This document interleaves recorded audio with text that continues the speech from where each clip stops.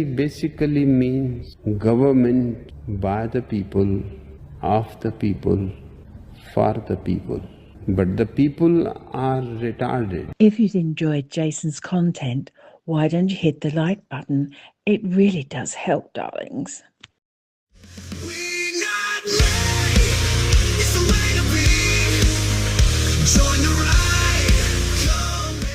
I am allergic to work.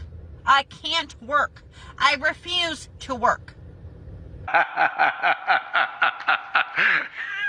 Fuck you. The whole reason I had kids was the amount of government benefits that you get for one child. In the quiet words of the Virgin Mary, come again. Because democracy basically means government by the people, of the people, for the people. But the people are retarded. If you've enjoyed Jason's content, why don't you hit the like button? It really does help, darlings.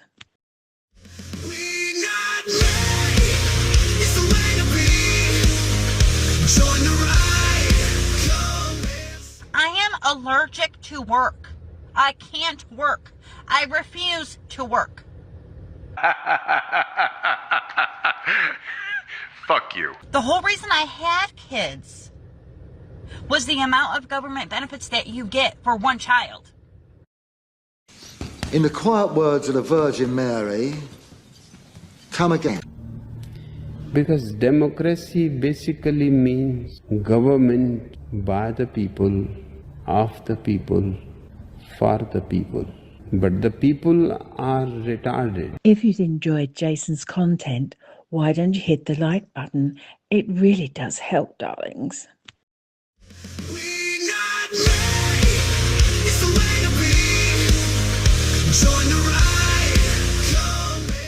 I am allergic to work. I can't work. I refuse to work. Fuck you. The whole reason I had kids was the amount of government benefits that you get for one child. In the quiet words of the Virgin Mary, come again. Because democracy basically means government by the people, of the people, for the people. But the people are retarded. If you've enjoyed Jason's content, why don't you hit the like button? It really does help, darlings.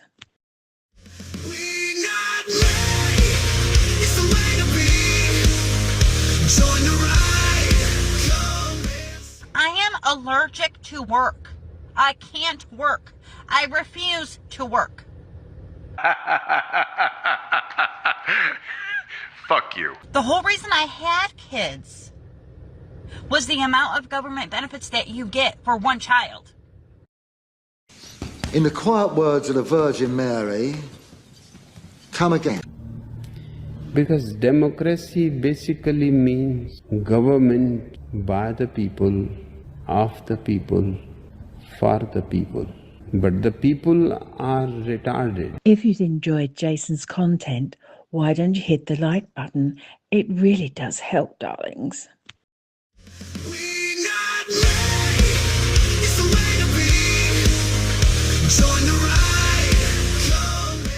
I am allergic to work.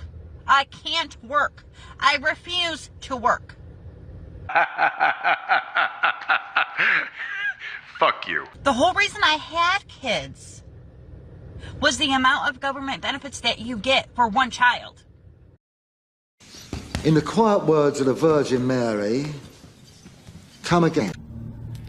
Because democracy basically means government by the people, of the people, for the people. But the people are retarded. If you've enjoyed Jason's content, why don't you hit the like button? It really does help, darlings.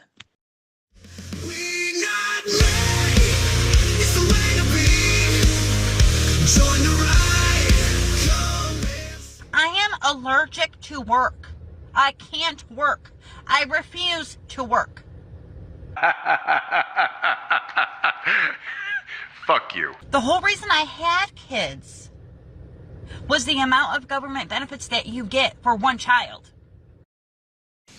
In the quiet words of the Virgin Mary, come again.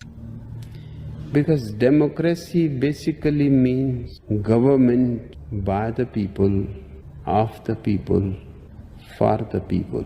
But the people are retarded. If you've enjoyed Jason's content, why don't you hit the like button? It really does help, darlings.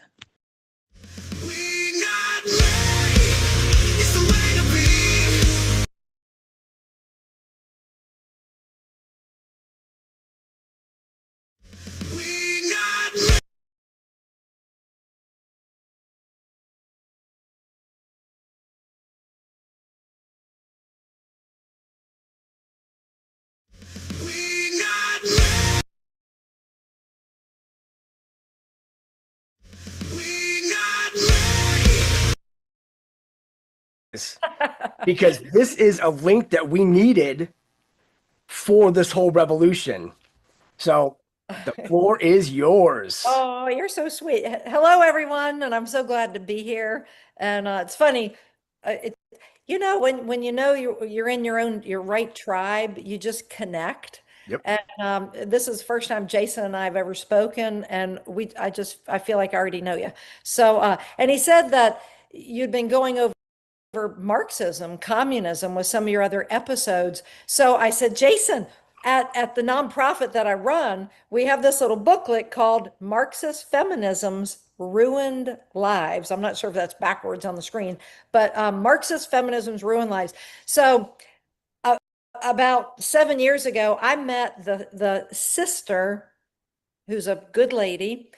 She's now in her early to mid 80s, and she's the sister of Kate Millett. So Mallory Millett is the sister of Kate Millett.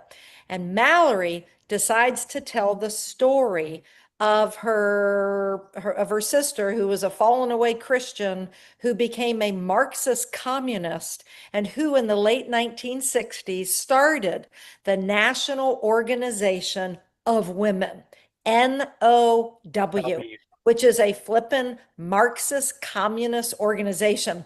And just as a little side giggle, when I was 18 years old, went off to university, I came home at Thanksgiving time, and I said, Dad, and my dad was very well read about Marxism, communism.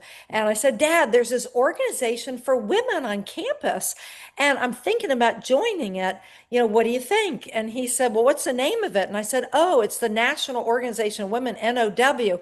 And my father looked really sternly at me, and he said, sit down. Yep. So now, decades later, oh no, it's only 1 decade later. No, just kidding. Decades later, I've got this booklet. So I offered to Jason, offered to you that I would open it up with the Marxist chant. Because if you've ever wondered what's gone wrong with millions of American women, it's not just American women, but let's just talk about the United States. It's called NOW, National Organization of Women. And so when Mallory wrote this booklet, and we tweaked it together, and then we put in, lots of pictures, lots of white space. So I won't read the whole thing, but I just want to get through the chant. And Yeah. it says, my sister Kate Millett was a Marxist communist who hated men, marriage, and America.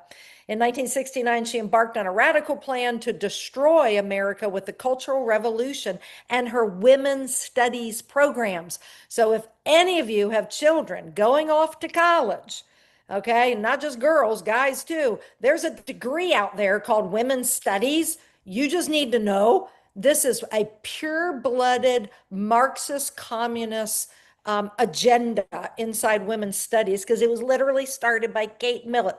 Okay. To accomplish this goal, she founded NOW. And this is my eyewitness account to how my sister's fanatical, militant, godless ideas took root and have nearly destroyed America. Okay, so I'm going to skip over a few pages. So Mallory, she married this businessman. They go to Indonesia. He worked for 3M, but they ended up in a divorce. Mallory comes back to America, and her sister calls her, and she says, hey, you should come up to Greenwich Village, move in with me, and we're starting a revolution. And Mallory didn't understand what her older sister meant by revolution. Well, she's talking about Well, you'll hear it in just a second. So here's little Mallory, probably with her 7-year-old daughter, and they're sitting in this, she's sitting in this women's group, and her sister leads the charge to this group of 20 or 30 women. And so the leader says, "Why are we here today?" she asks, and they chant back, "To make revolution." "What kind of a revolution?" she replied. "The cultural revolution." "And how do we make cultural revolution?" she demanded. "By destroying the American family." Root number one. Yep. "How do we destroy the American family?" she came back, and they chanted exuberantly, "By destroying the American patriarch." "And how do we destroy the American patriarch?" "By taking away his power," they insisted. "And how do we do that?" she pursued. "By destroying monogamy," they shouted. "And how do we destroy monogamy?" And here's a little personal bit. She says, "Their answer left me dumbstruck, breathless, disbelieving my ears. Was I on planet Earth? Who were these people?" And here was the chant. This is how you destroy monogamy: by promoting promiscuity, eroticism, prostitution, abortion, and homosexuality. Call it like it is. And they proceeded with a long discussion on how to advance these goals by establishing the National Organization of Women. It was clear they desired nothing less than the utter deconstruction of Western society. And the booklet has so much more, but it's a firsthand account. And what we got to do is make sure, because if we wait on the traditional media to get it out there, if we wait for universities to teach our young, it's like, that's never going to happen. It's left up to you, me, your listeners, and that's who I am and what we do at Jose Initiative. Yeah. And also when you say universities, it's like, well, that's where it's happening. Because you mentioned 1960s, right? Well, look at all the people that are in office now that were in colleges out in California at the time.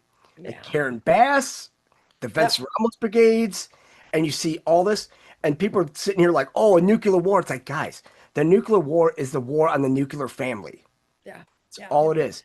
And the scary part is that if you look on YouTube, they actually have a channel, Revolutionary Communists of America. And it's like, so you guys do know that you guys are all in trouble, right? I mean, this is big because the stuff I'm going to go over later, afterward, guys, we're in it. Yeah. We're in it. But the key is, and I've proven it. I wrote a big book called What If We've Been Wrong? And we haven't even really gotten into all that stuff yet about Dr. Nathanson. But what I've proven is that if you can get enough people educated, they don't hold on to political party labels. They will stand for family values. So I've proven even the issue of life unites people, which if I can, I'll segue over to even how I got involved in this, because I had stepped out of the corporate world. I had worked in that from like 27 to about 40 years old, and I stepped out to homeschool my kids. And it was during that time, I homeschooled for 8 years, and it was during that time that I discovered that my local delegate, who marketed himself as a moderate, he marketed himself as a moderate Democrat. And I discovered that he had sold out to the abortion industry. And when I say sold out, what I mean by that is he had sold out my parental rights to guide, nurture, counsel my children, pray with my own children, should I need to, about, those kinds of issues.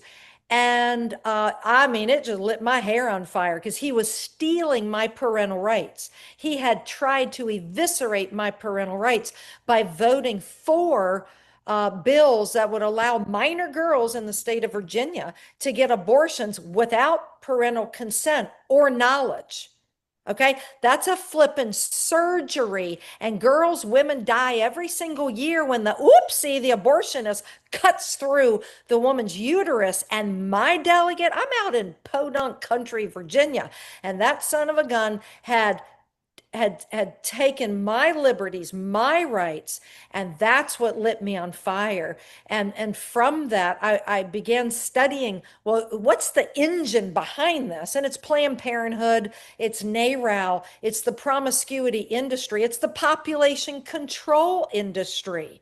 Because so my mission is to save the children, and the only way to save children is you've got to save parental rights, and you've got to meet people where they're at. And we do it at the 501c3 that I run. We do it through education. We don't do it through politics, because politics just really ticks people off.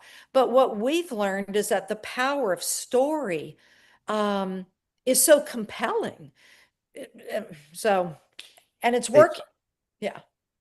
And just let everybody know that one big, beautiful bill act that was signed, that completely defunded Planned Parenthood. Yeah. It literally chopped the legs off. And that's sad, because when you think about it, we were funding this. Oh, yeah. We were funding the death of American children. Yeah. And to really, even if for any of your audience, if I lose internet connection, it's like, whoa, there's this huge storm. Same here. My pillow cushions just blew off the porch. Oh my God. And the screen door is like going back and forth. I'm like, woo. All right. I hope we can connect it here. So what people need to understand is that their tax money has been for decades. We teach seminars on the history of Planned Parenthood, and we literally go decade by decade. It's way too comprehensive, for this interview. But I think it's important for people to know that through some really brilliant marketing under the guidance of Margaret Sanger, the founder of Planned Parenthood, she managed to get Planned Parenthood a government-funded institution. Okay. And when she started out, she didn't have a fighting chance in where to ever have this thing funded. She could hardly get any support for her cause. And it just makes an interesting presentation. But anyways, fast forwarding, they've received billions of dollars of tax money, our money. Okay. It's not the government's money. It's our money. So wrap your head around this, America. We've been funding an organization. Actually, let me frame it like this. Do you think we should be funding an organization with our tax money, with our hard-earned income, that goes into, hypothetically, one city every year, like a small to medium-sized city, in the neighborhood about 400,000 people in that city. Let's say it's like Pittsburgh, Pennsylvania, Cincinnati, Ohio, Anaheim, California, Tampa, Florida, St. Louis, Missouri. All those cities I just named are about 400,000 people. Okay, and I just named, I think, about 6 cities. Imagine, Jason, in the last 6 years, this government-funded, taxpayer-funded organization chooses one city, and they have permission to go in and kill everybody in that city. This is what Planned Parenthood does. And so why do I say it? Oh, because in their last annual report, they took account. They killed 402,000, I think it was 402,350 babies. Okay. And so why in God's name are we sitting on the sidelines letting this happen? And if it's not a human life, then tell me, why does the Bureau of Vital Statistics keep track of it? The answer, because for well over 100 years, this goes on a long time, there's been a depopulation agenda that we're fighting, and we just saw the tail end of it, which was Dr. Fauci's jab. Okay, that was not a vaccine, that was a bioweapon, and now we've lost what's millions, globally. So anyway, there's a backstory, and this is why I love history, because if you don't know history, even just like a skeletal framework, you don't have to be an expert in Marxism, right? But once you understand that, but what you've already been teaching, the basic fundamentals of Marxism, and it only works if you destroy the family. Yeah. Right. And the only way you can destroy a family is you got to destroy the man's ability to lead. Right. And why do I say that? Because as a woman, I already know it. Men are there to protect. I got no problem saying it. Okay. And that's why I also say we will never, there's a better way. If somebody doesn't want a baby, for whatever reason, Adoption. For every woman having an abortion, and let's just call it out for what it is, because we're so desensitized about the word abortion, for every woman is going to choose, and this is not meant with any condemnation, okay? Anybody on this call, and there may be thousands of people, that none of what I say is meant with any condemnation, no judgment. Okay, because when everybody learns what's in this booklet, the 8-point strategy of how this man deceived our nation, you will better understand why either you or maybe your brother or your sister, whatever, got duped by the abortion industry. Okay, it was all based on lies, all based on propaganda. And so when people, learn the truth, then they won't fall into that snare. So I just don't want anybody to think I'm full of condemnation, because I'm not. Let's see. Now I forgot where I was. I just want to make sure that nobody receives this. So just know we've been in this big depopulation agenda, and we've got to save the children. And the only way you save the children is you got to save parental rights, and you've got to be able to meet people where they're at. That's where I was going with this. And sometimes they want to know, well, who was Dr. Bernard Nathanson, the father of America's industry of abortion, who became pro-life? What? As an atheist? Because it doesn't require Christianity to be pro-life. It doesn't. We can respect life even if somebody's not a Christian, right?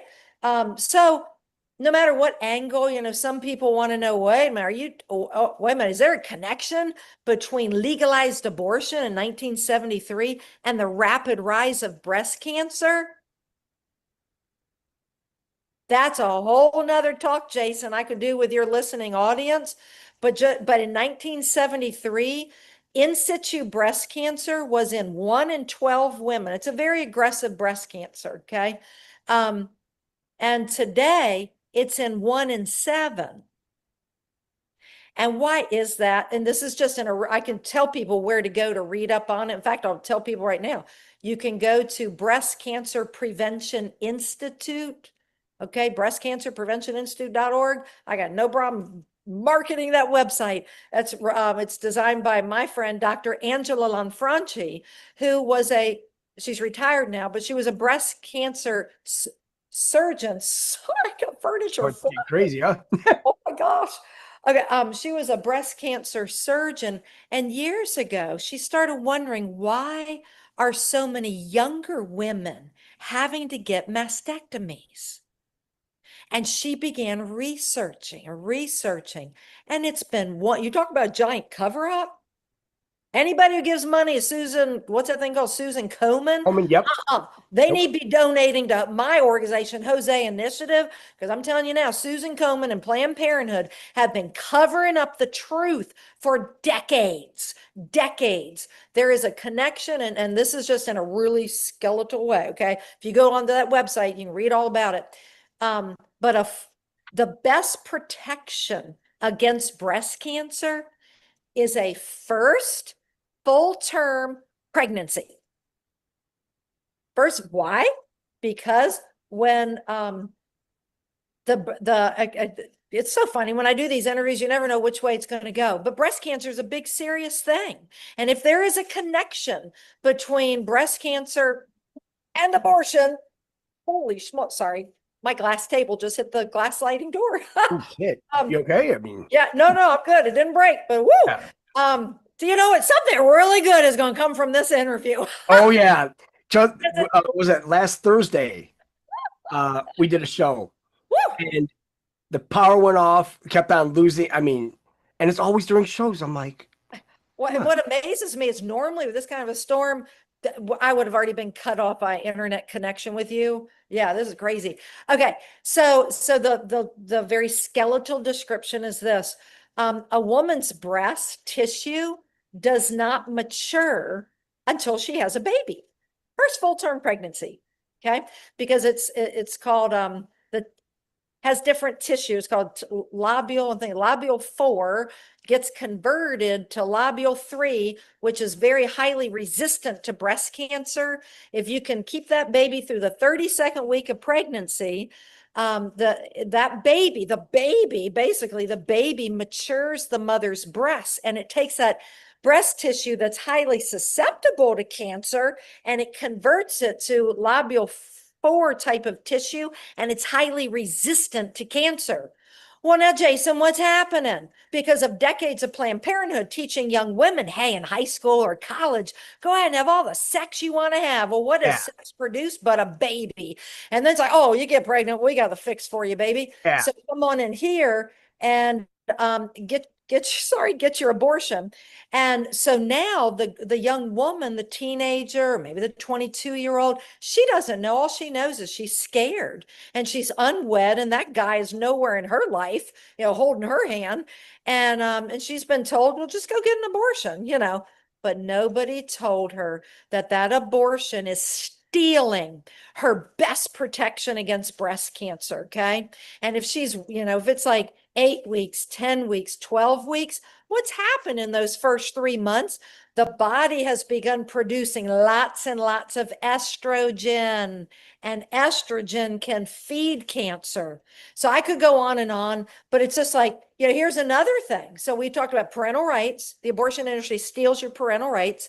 Like I already talked about that. 2, breast cancer connection. 3, mind you, this organization, Planned Parenthood, that we're spending millions and millions and millions of dollars on, or maybe it's $1 billion, I don't know, every year. Let's see.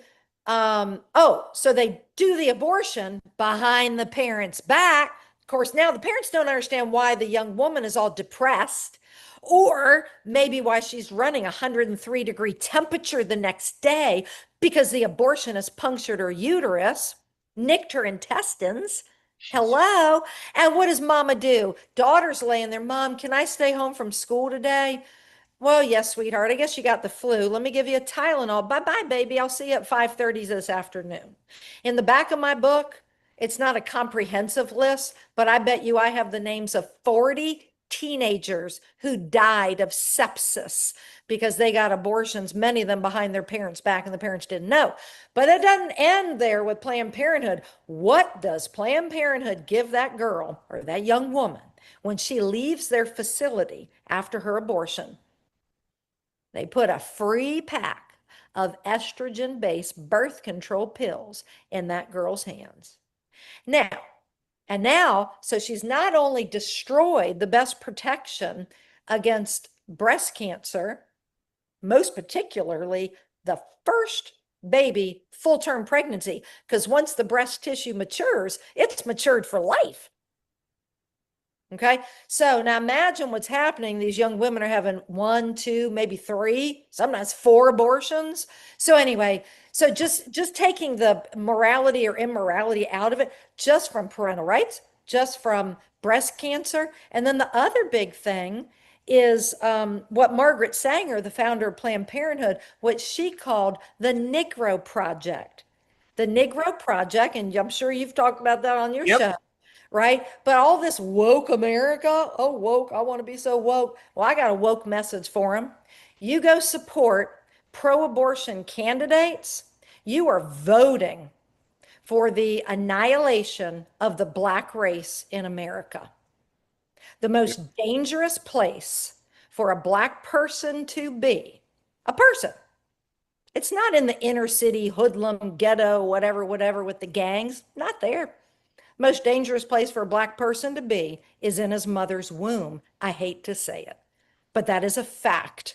When you look at the statistic, because when you study the numbers behind this, and again, maybe they pivot, a little bit year to year, but they're about, say about 1 million abortions per year. Okay. 36% of them are on or of little black babies in America. So about 36%.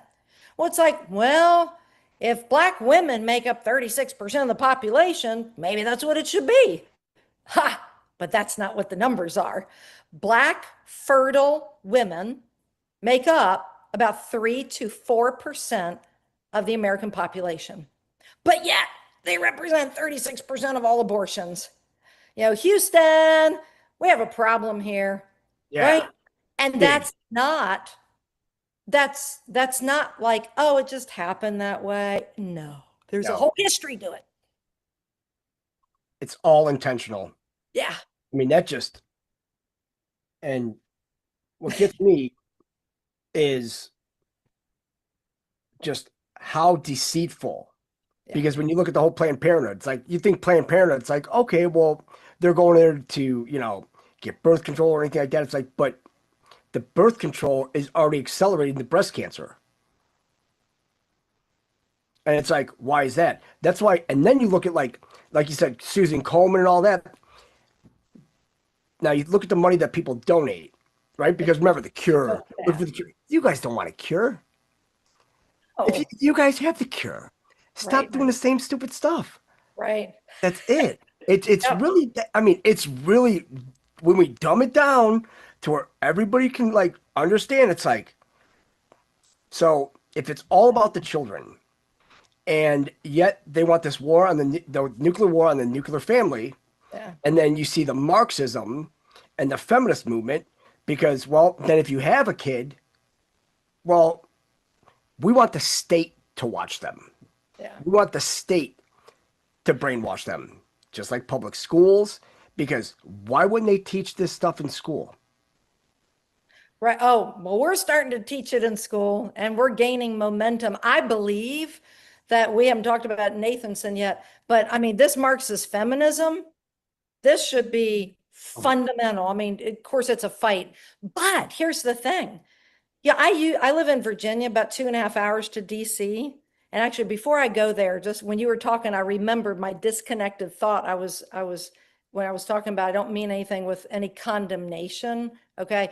Where I was leading, I wanted to complete that thought is for every for every woman who has an abortion, there's literally a couple out there who want to adopt an infant. The numbers are almost identical. So it's like, why would anybody choose to kill? And, you know, and this is like a barbaric way to kill too. This is nothing humanitarian about what an abortion is. Okay. So anyway, so just know that it's like, no, it's called adoption, you know, and to be able to provide a life and a future through adoption, that's just it works with everybody. Right. So I just Yeah. want to make sure I completed that thought. And then what were we talking about right then? Well, I mean, and then when you look at the whole adoption, right?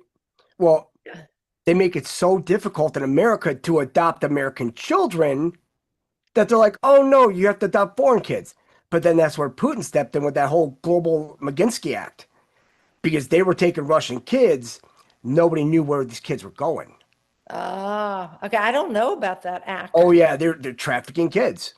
Oh, So now they bring, and it's all in Ukraine. I mean, this is what this war is right now. I mean, Oh, this yeah. is war for humanity. Well, what's happened to the children? Talk about save the children. I mean, the ones you can see. Yeah. 300,000 crossed our southern border. Where in the hell are those kids? Yeah. Where are those children? Where are those children, President Trump? Where are they? Yep. I think they know where they are. Okay. I do think they know where they are. And it's sad when President Trump says, you know, I mean, a lot of people want to sugarcoat it. At least he comes out and says, hey, you know, some of them are dead. Yeah. I mean, and the thing is, people are like, I can't believe you said that. It's like, he's the most honest person we've ever had in any office. He's telling to us straight, even though it might hurt feelings. It's like, that's the truth. Where are all these kids? No, I'm grateful. I'm very grateful that he's calling it out. And I wish all of them, I mean, anyway, I don't even know if we want to go down that crazy bunny trail, but you're right. This is You can all go down any trail you like, because the destruction of the children. You know, Dr. Nathanson, the father of the abortion industry, he Well, maybe we should share with who he was and who he became. Do you want to go there, or you want to talk Southern border? I can go either way, whichever you want to We talk could about. go any way you like. Let's see. Well, okay. Margaret Sanger, the founder of Planned Parenthood, she started her dirty deeds. She was a member of the American Eugenics Society. Okay. And then the American Eugenics Society needed another organization with a woman who would be the front face of it. And let's just start talking about sterilization and birth control. And they considered sterilization as birth control because that is controlling births, as a really good thing for women, and to be able to, monitor the size of what she didn't, talk about was this was all about, controlling populations of people the American Eugenics Society deemed not worthy to be alive. Okay. And this is and I don't mean to make any of this like about faith and all that, but even if somebody's listening who's an atheist, one has to take this into consideration. Okay. If you're a Marxist communist and you don't believe there's a God, that means you do not believe you will ever be accountable to any force bigger than you, right? Because you are it. You're the big kahuna. Okay. So nothing phases you, nothing scares you, because there is no good, there is no bad, everything is relative, right? So if you think Black people are not worthy of living or thriving and get rid of them in really sneaky ways, well, you'll set about with an agenda, right? And it can thrive if it's being pushed among people who are totally godless, faithless people, because there's no accountability and they have a certain worldview.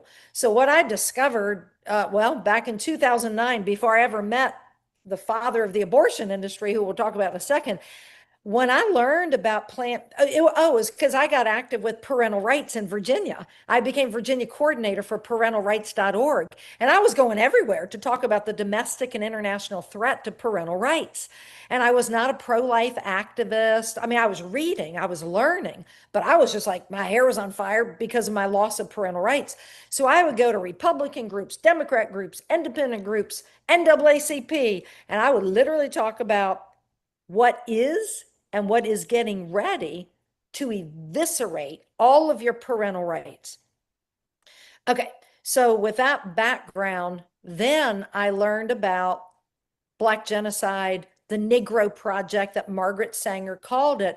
And about that time, I was calling on a Black minister in Virginia. We kept playing phone tag, and I was calling him to go over, it was a parental rights amendment. And we kept playing phone tag. And then I saw this movie called Maafa 21. It's MAAFA, Maafa. And it's on YouTube still. And I recommend everybody watch it. And it's a 2.5-hour documentary of the racist history of Planned Parenthood against American Blacks. Okay? And I watched this film and I'm like, Lord, do you want me to be calling on that minister and show him this movie? And Jason, that's what happened. I called him that day and my mind was made up. I'm going to ask this man for a 2.5-hour appointment. And he answered the phone and he said, we talked for a while and he said, Terry, you really need a 2.5-hour appointment? And I said, yes, sir, I do. Now he said, no, I said, I need a 3-hour appointment, 2.5 hours to watch this documentary with you, because I wanted to invest my life into his life. I didn't just want to give him a DVD. I wanted to sit there. And let me tell you something. It was because I didn't know this man. It's the first time I'd ever met him. And I watched that film. It's like the third time I'd seen it, watched the documentary. And at the end, I was so uncomfortable because obviously I'm white.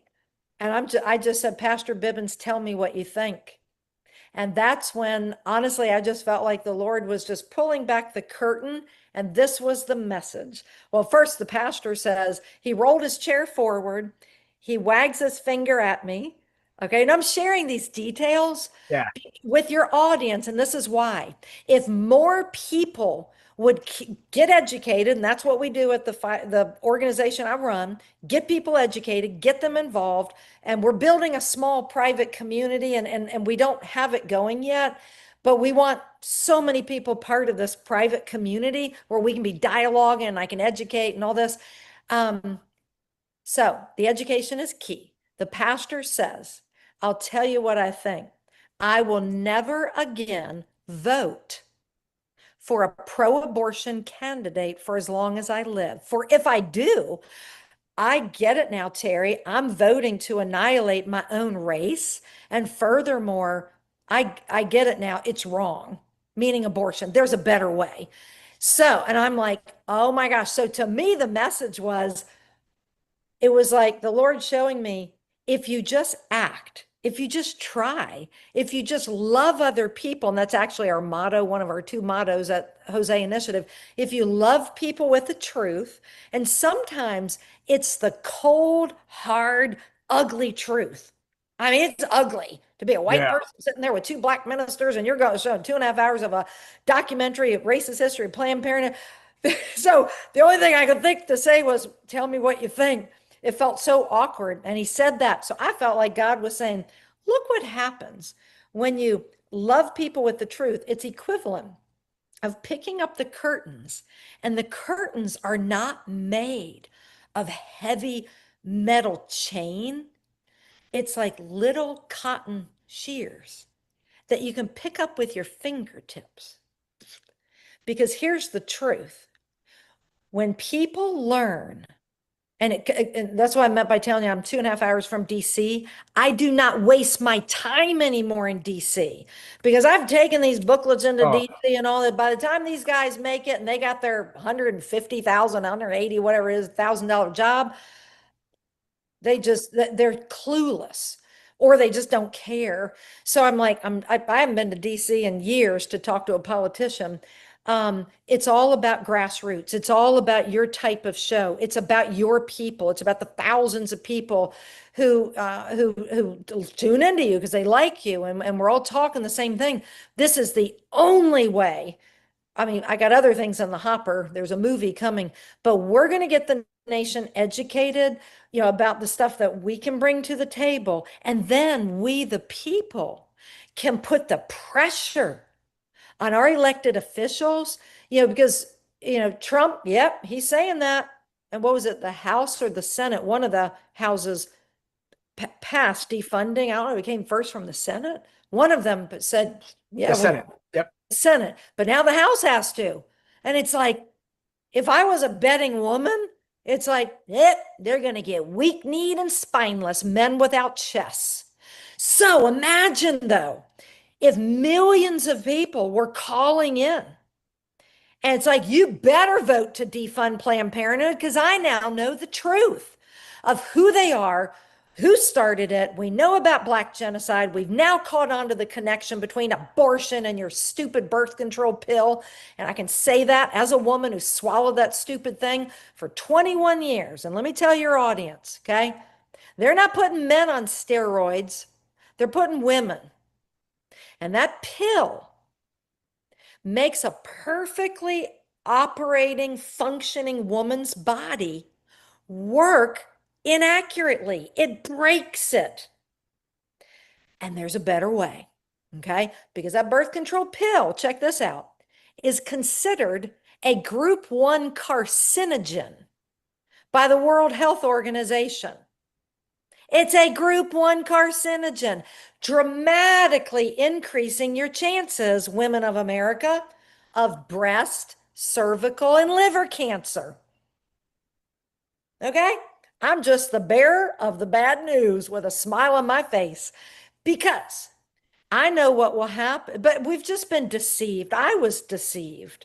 And what the other thing most people don't know, and I teach about this all over the nation, most people think, oh, the birth control pill prevents you from getting pregnant. Well, guess what? That's not true. No. For many people, yes. But what a lot of people don't know is all it does is it thins out the lining of the uterus. I say all it does. It makes the whole body work inappropriately. Hormonally, interestingly, for many, many women, it makes you not attracted to your own mate. So imagine that. Somebody gets married, starts going on birth control pill, and it's like, I can't stand you. I don't even want to get close to you because it so screws up the hormones, the pheromone. Pheromones. Yeah, Pheromones. yeah. So it's so bad. And we teach all about the history of the birth control pill. And as a woman who swallowed that thing for way too many years, one of the many problems with it, in addition to increasing the chance of breast, cervical, and liver cancer, is the baby can still, the egg can be fertilized. And what do you call an egg that's fertilized? A zygote. That's a new human life. Okay. Yep. But if the lining of the uterus is too thin, that new little human being, already infused with a soul, cannot find any place to latch onto and is sloughed off and discarded. So now what's Planned Parenthood doing? Of course, now they offer so that's bad enough on the birth control pill. So then now they're offering the chemical abortion. So it's bad enough for decades, the women going in, and I want to appeal to your audience, who I know, some people listening, maybe you believe that it's a woman's right to choose. Okay, well, we'll cover where those words came from in just a couple minutes. I just want to get people, put the morality part for momentarily to the side. Okay, it's just, why are women, why are we being told at very young ages in high school, I mean, no, not even that, middle school, right? I met somebody recently. Well, I went on the birth control pill at 12 years old, right? It was to help with my acne.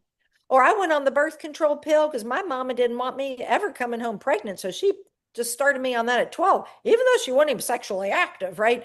It's like, it's so screwed up. But if people knew the history of how we got to this place where now first graders or second graders, or maybe it's third graders, they're putting condoms on bananas. Oh, seen it. Yeah. So there's a history. So this is what we do. And it doesn't even matter.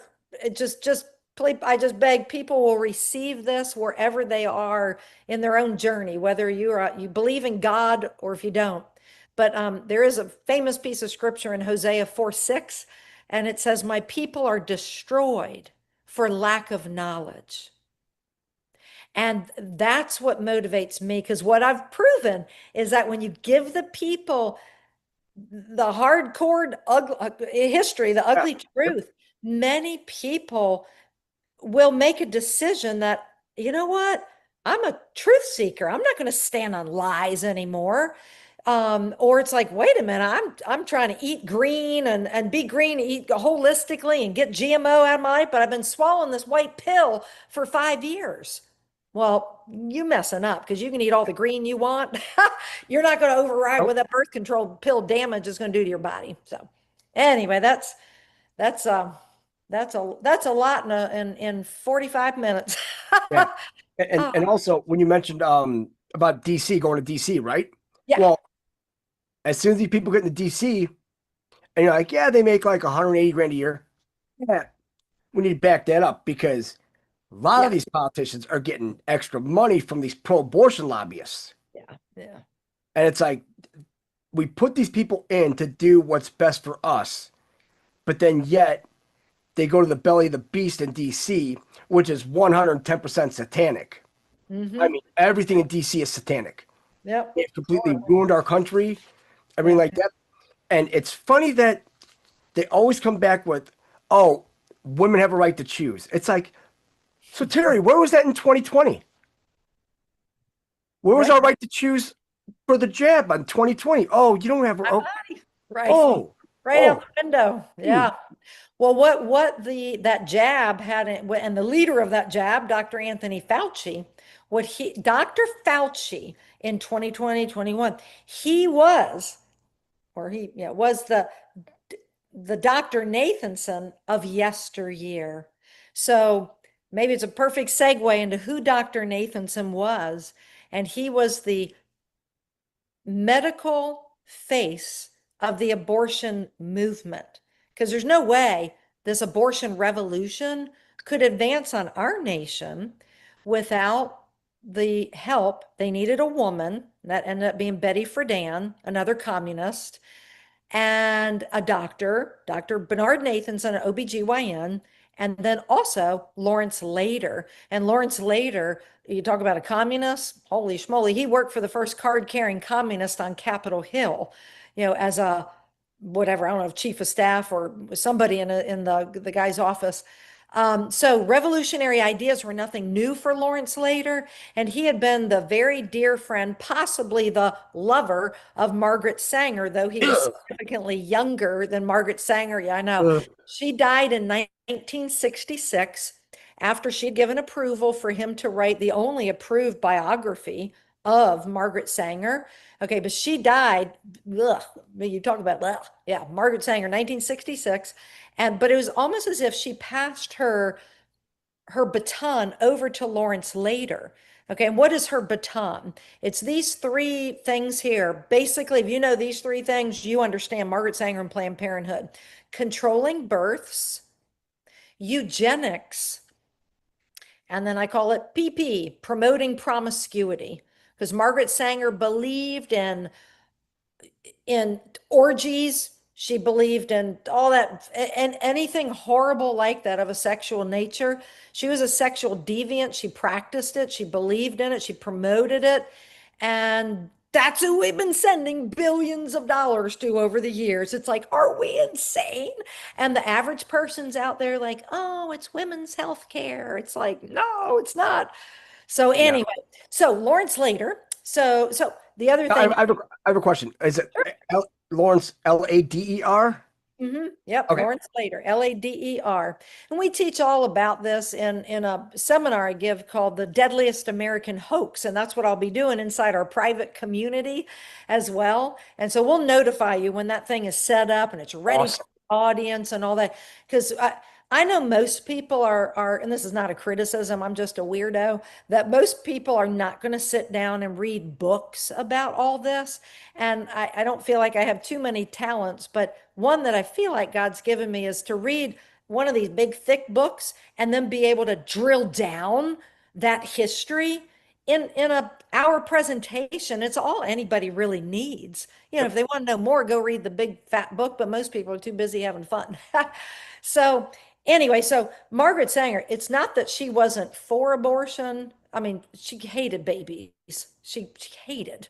Yeah. And I mean, she even said that the best thing a large family can do is I think the quote was kill, get rid of, kill, the next one coming along. But anyway, she knew legalizing abortion, it was a bit too early during the 1920s, 1930s, 40s, 50s, 60s, and she died in 1966. But she passed that baton over to Lawrence Lader, and Lawrence Lader was, thinking in a revolutionary way was totally ingrained in him. And he was a spoiled trust fund kid, an adult out of New York City. So I don't know how he knew Dr. Bernard Nathanson, but Nathanson was an OBGYN. They were both, interestingly, Jewish by ethnicity, okay? But as far as I can tell, they were both flipping atheists. There was no faith in either one of these men. Well, I know there's nothing in Bernard Nathanson. And he said he had not a seedling of faith. Okay. So just kind of file that little trivia piece up on the shelf. And then, so Lawrence Lader knew he needed a doctor and he needed a woman. So he chose Betty Friedan. And interestingly, at least, ethnicity, she was Jewish too. And I'm not bashing Jewish people, but I do find it quite interesting that the three partnered up. So they had the woman, the doctor, and they had the revolutionary architect, okay? And just cutting to the chase, they hired so Lawrence Lader knew that they had to have a political victory, okay? So the Terry Beatley quote is, if we can get enough people educated, we the people will cut the umbilical cord of the abortion industry. And the abortion cord, that umbilical cord, is politics. But the only way we're going to be able to cut that political umbilical cord, it's not politically. We got to get we the people educated. And then we the people are going to force those elected officials. I don't mean in a physical way, but Yeah. we will through phone calls and letters to the editor, we will make sure they've heard our voice, and they're not going to stand a chance not to vote to defund Planned Parenthood, crush the abortion lobby, and get this kind of stuff into public schools, right? Because I already know how kids respond. I, Terry Beatley, have stood in front of 10,000 youth across this nation in schools, most of them parochial schools.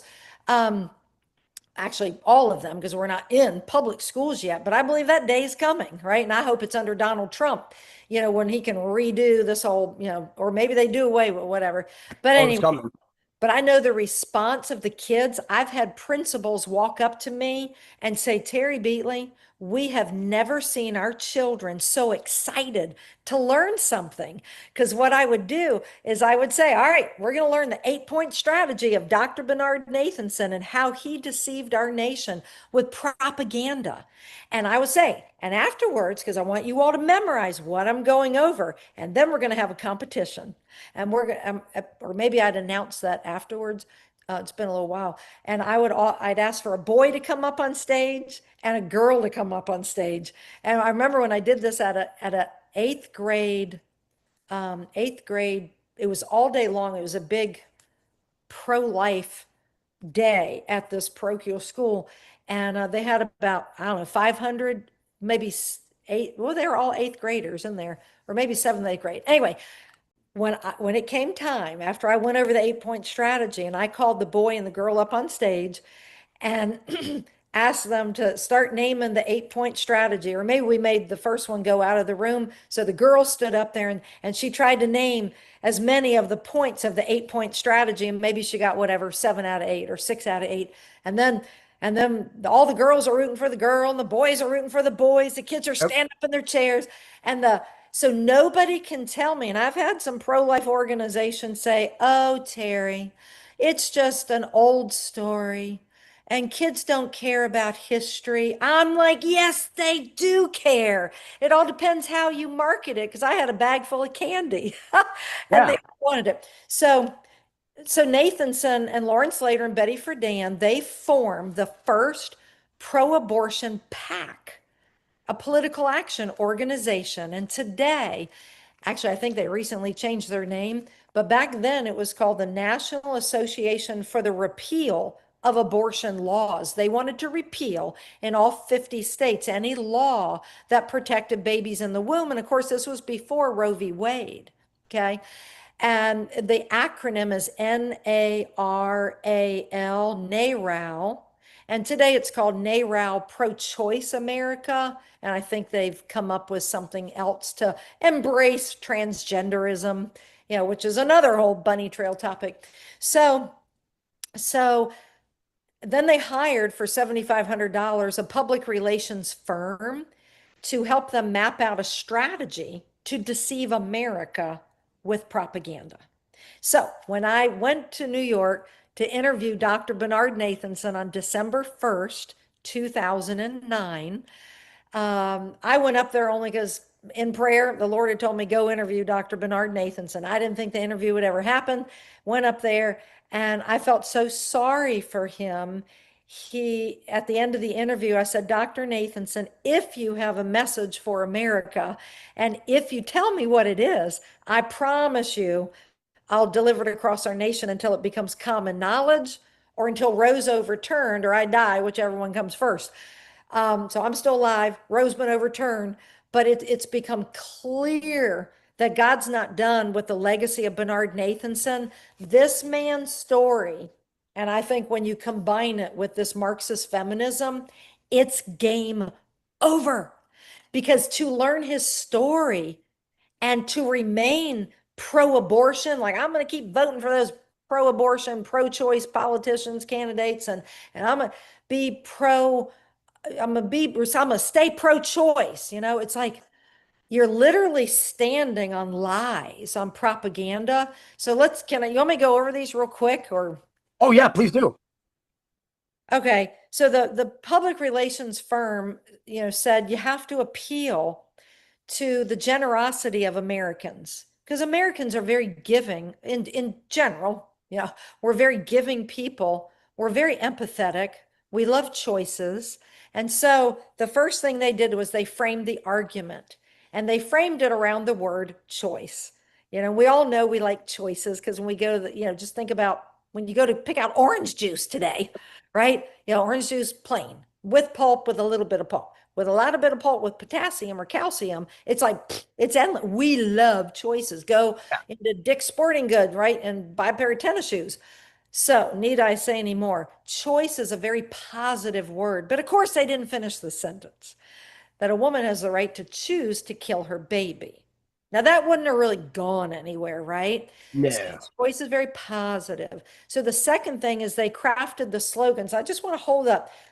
We wrote this little booklet because we knew not everybody would read my big book. So it's a 4-inch. We literally measured a pair of men's Levi jeans so this could fit in the back pocket. And we have men put their wallet and this booklet in their back pocket every single day. Okay, because they know the story and they want to share this booklet with people. They want to give it away.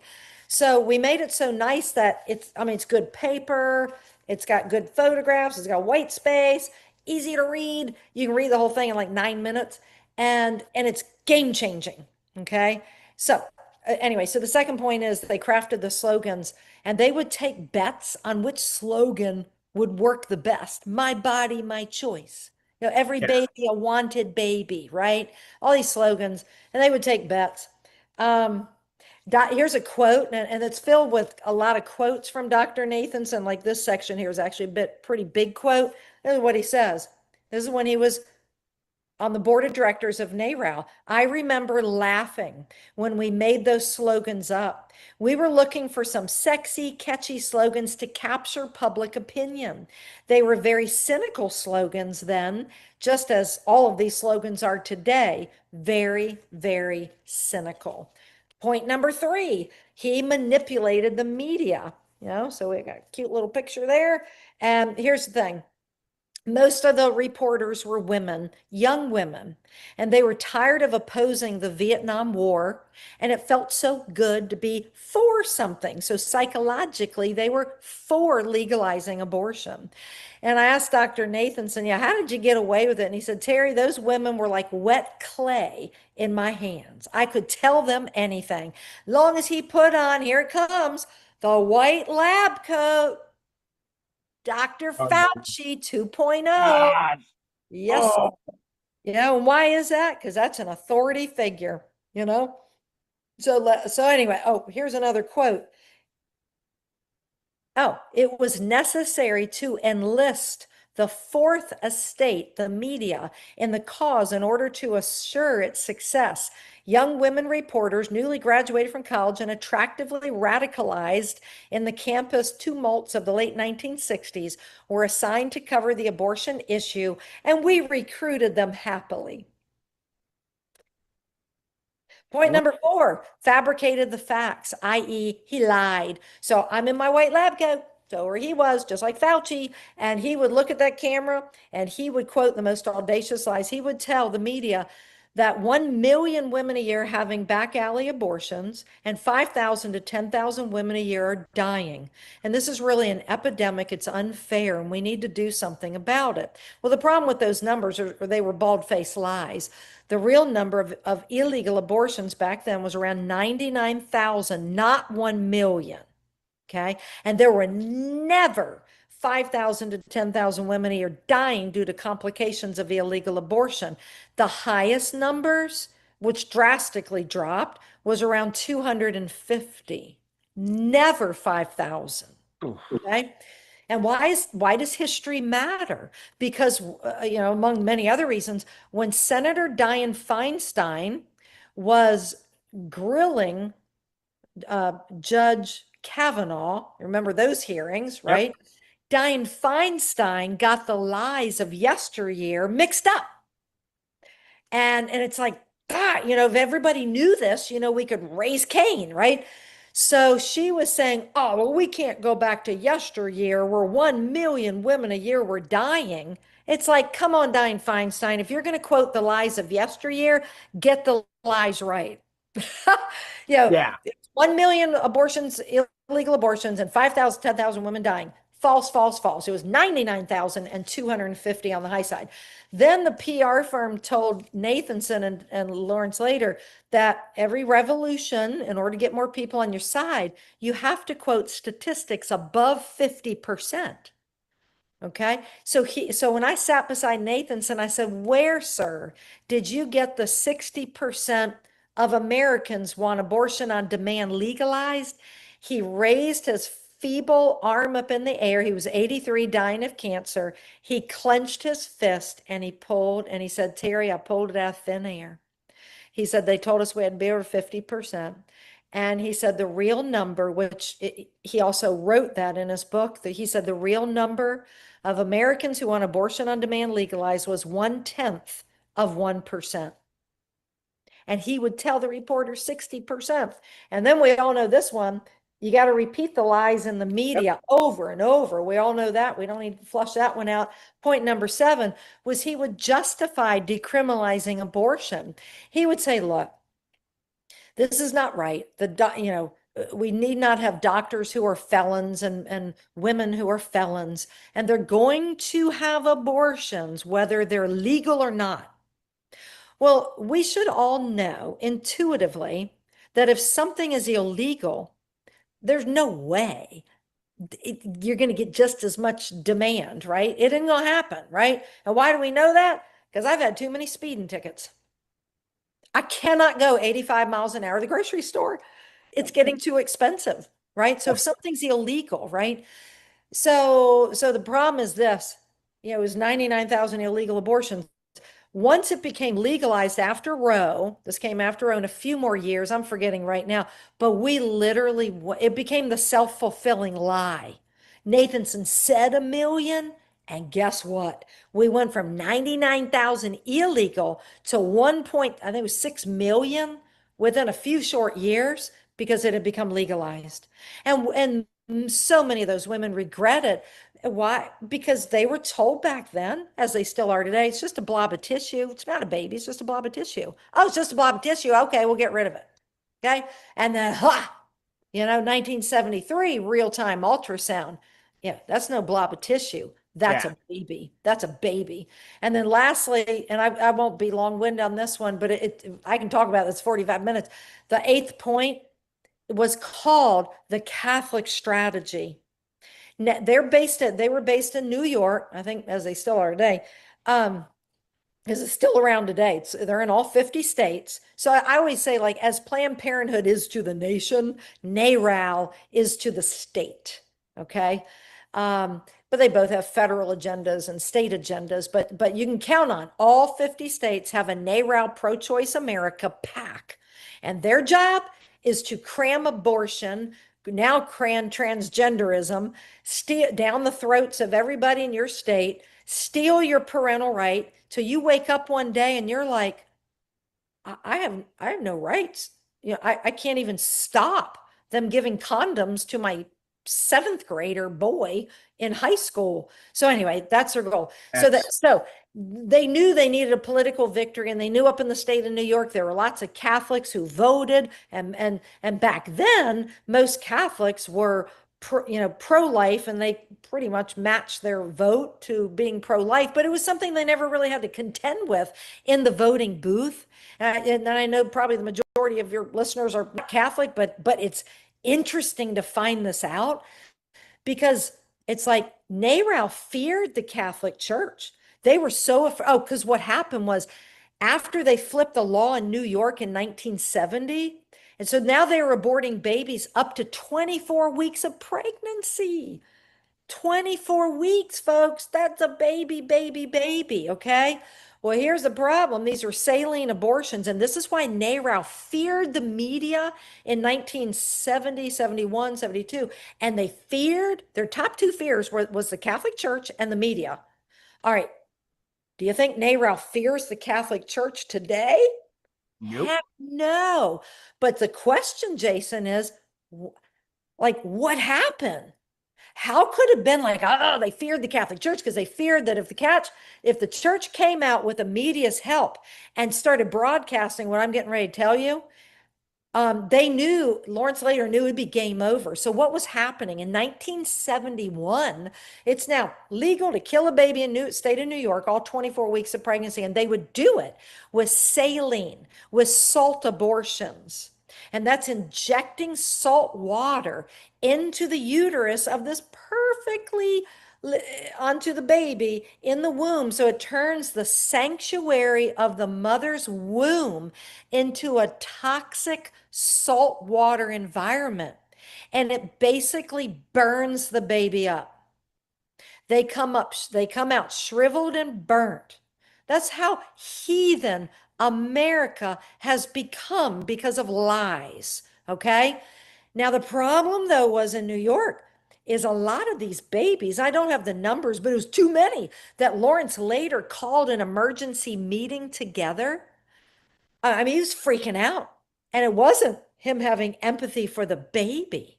Yeah. He was scared to death that, oh my God, if the Catholic Church pairs up with the media, we're toast.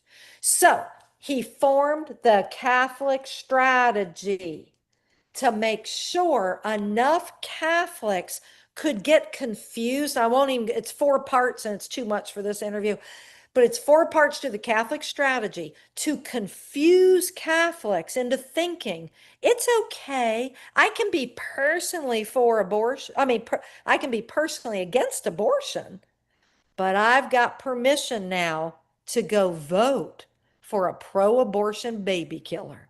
Catholics.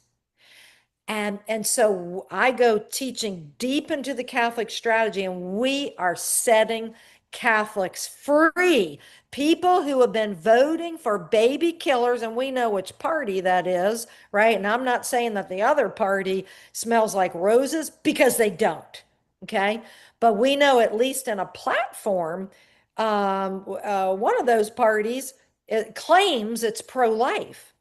So now if we the people can get educated, this whole industry of slaughtering God's children, throwing women under the communist Marxist bus, we can save millions of children. I bet you're going to see a reduction in breast cancer because there's going to be fewer abortions. And then we're going to see, Black America awaken to the truth. They've been duped, by these lies. And we're going to see the restoration of family, because Dr. Nathanson, by the way, he became 100% pro-life. His conversion, believe it or not, started in 1973, the same year we got Roe. And he had quit the abortion facility that he was running. They were killing like 900 babies a week there back then, which now it's like 900 a day or something.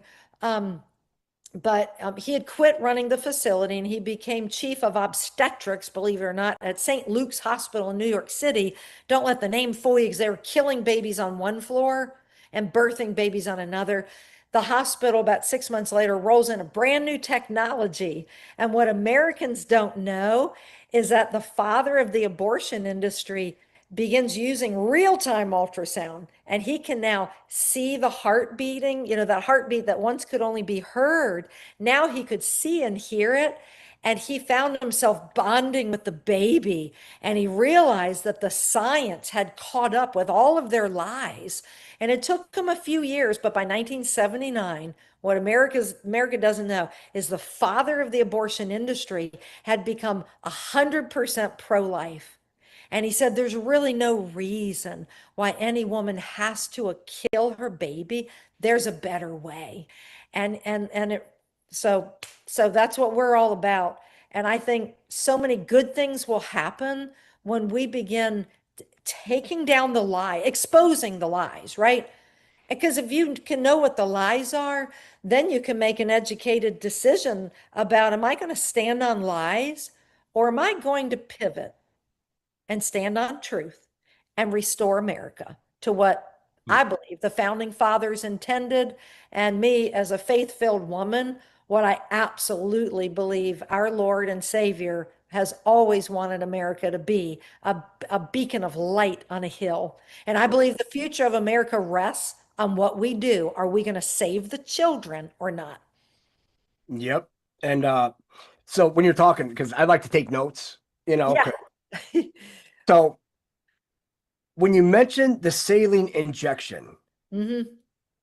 that literally just, I was stunned. Yeah.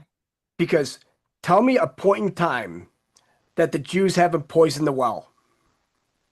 That's poisoning the well right there. Yeah. Also, Absolutely.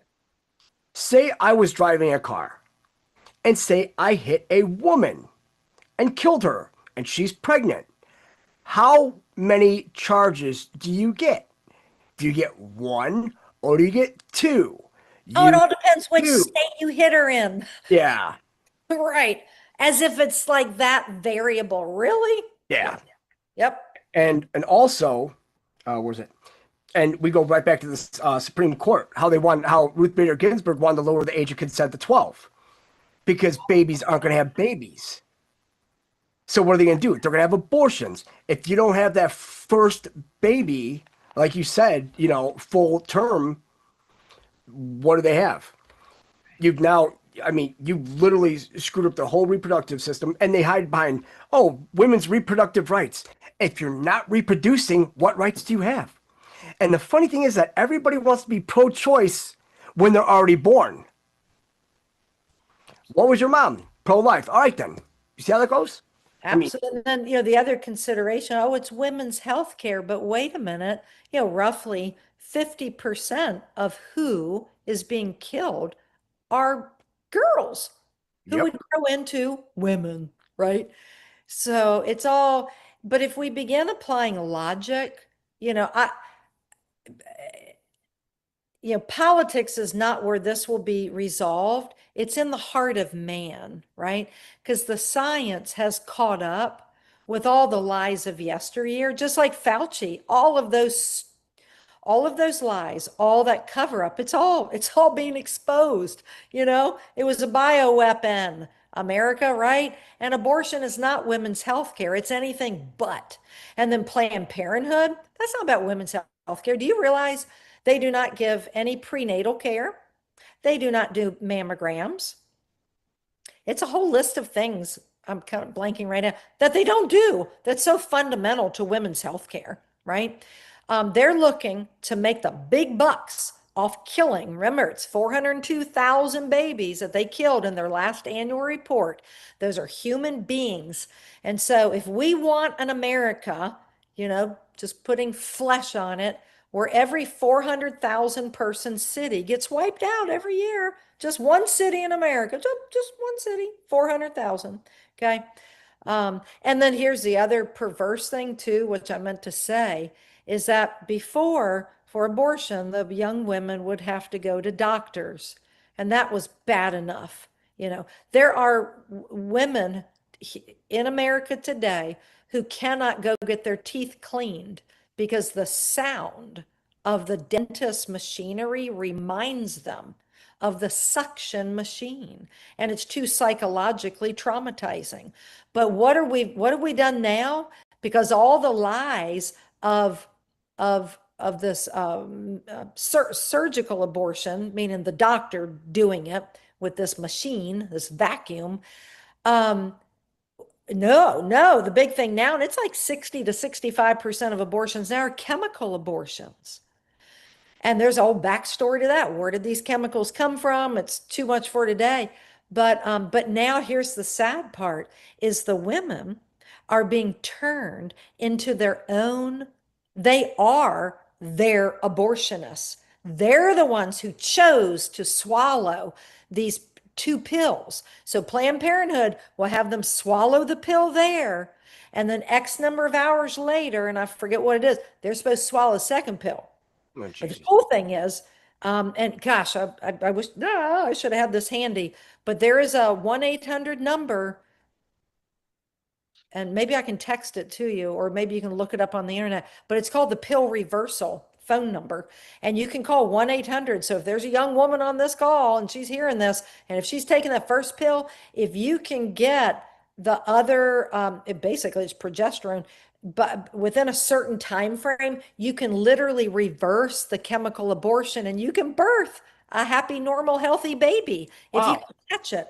Yeah, I'm gonna cut my phone on because I think I have it stored in my phone. Yeah. But this is something we all should have in our phone so we can share this. And my bad, I should have had this thing. Oh, it's okay. Because Um, I I, mean, I think it's like 1-800 pill reversal, but it's something like that, but I'll get it for you.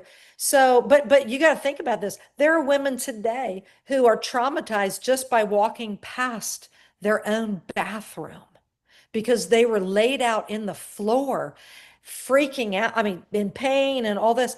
And then whether it's on the floor, in the toilet, or in the bathtub, they're freaking out because they were told this is just a blob of tissue. And they're literally holding a little baby called an embryo, but that baby's like 8, 6, 7, 8, 9 weeks. That's a baby. That ain't any blob of tissue. That's a baby. Okay. I think it's very, very important for us to, recognize this. So, but so much more to share. But the good news, to end on a happy note, it's this. God's word says, my people are destroyed for lack of knowledge, right? But Christ says he came to give us life and to give us life abundant. And that is what we should be pursuing. Our tax dollars to go kill babies to an organization that's been government funded for decades, has had received billions and billions of dollars. It's time to cut it off, support President Trump, call your House of Representatives, tell them you finally got the scoop, and you call your representative and you demand, and you got to do this, because they have to get at least 50 phone calls before they're like, whoa, something's going on here, okay? They only get 3 phone calls. That ain't going to shake them at all. They get 50, 100, 200 phone calls about you better go vote and defund Planned Parenthood. I've learned the truth. And name the pieces. I've learned about breast cancer. I've learned about the Negro Project. I've learned about the 8-point strategy of Dr. Nathanson. I learned how they're eviscerating parental rights. Boom, boom, boom, boom. It's game over. But until we, the people, do that, it's never going to get defunded. And if I was a betting woman right now, I would bet there are too many men with hollow chests. That comes from G.K. Chesterton, if anybody's a reader. Men without chests, hollow chests. There's nothing in there. There's no heart and there's no muscle. There's no spine. And that's what we need. And I always say this at Jose Initiative is that when more and more men get educated and enlightened in this, because men are to be women's protectors. Yeah. Men. It's like men. That's a job of men. So when men learn this, boom, and this, and you can go to our website. It's Hosea, Hosea. It's not Jose, okay? It's Hosea. That's after the book in the Bible. Hosea, the number 4, YOU.org. If somebody's so inclined to make a donation, please do. It's always costs money to run this and to bring in the right, professionals. But we're in it for the long game. And I'll let you know when the private community is up and running. I got so many big plans for this thing. And I just hope we end up with thousands of people in it with great content. I'll be doing some special interviews with some really interesting people, like Kelsey Grammer, who was in Cheers, see the actor.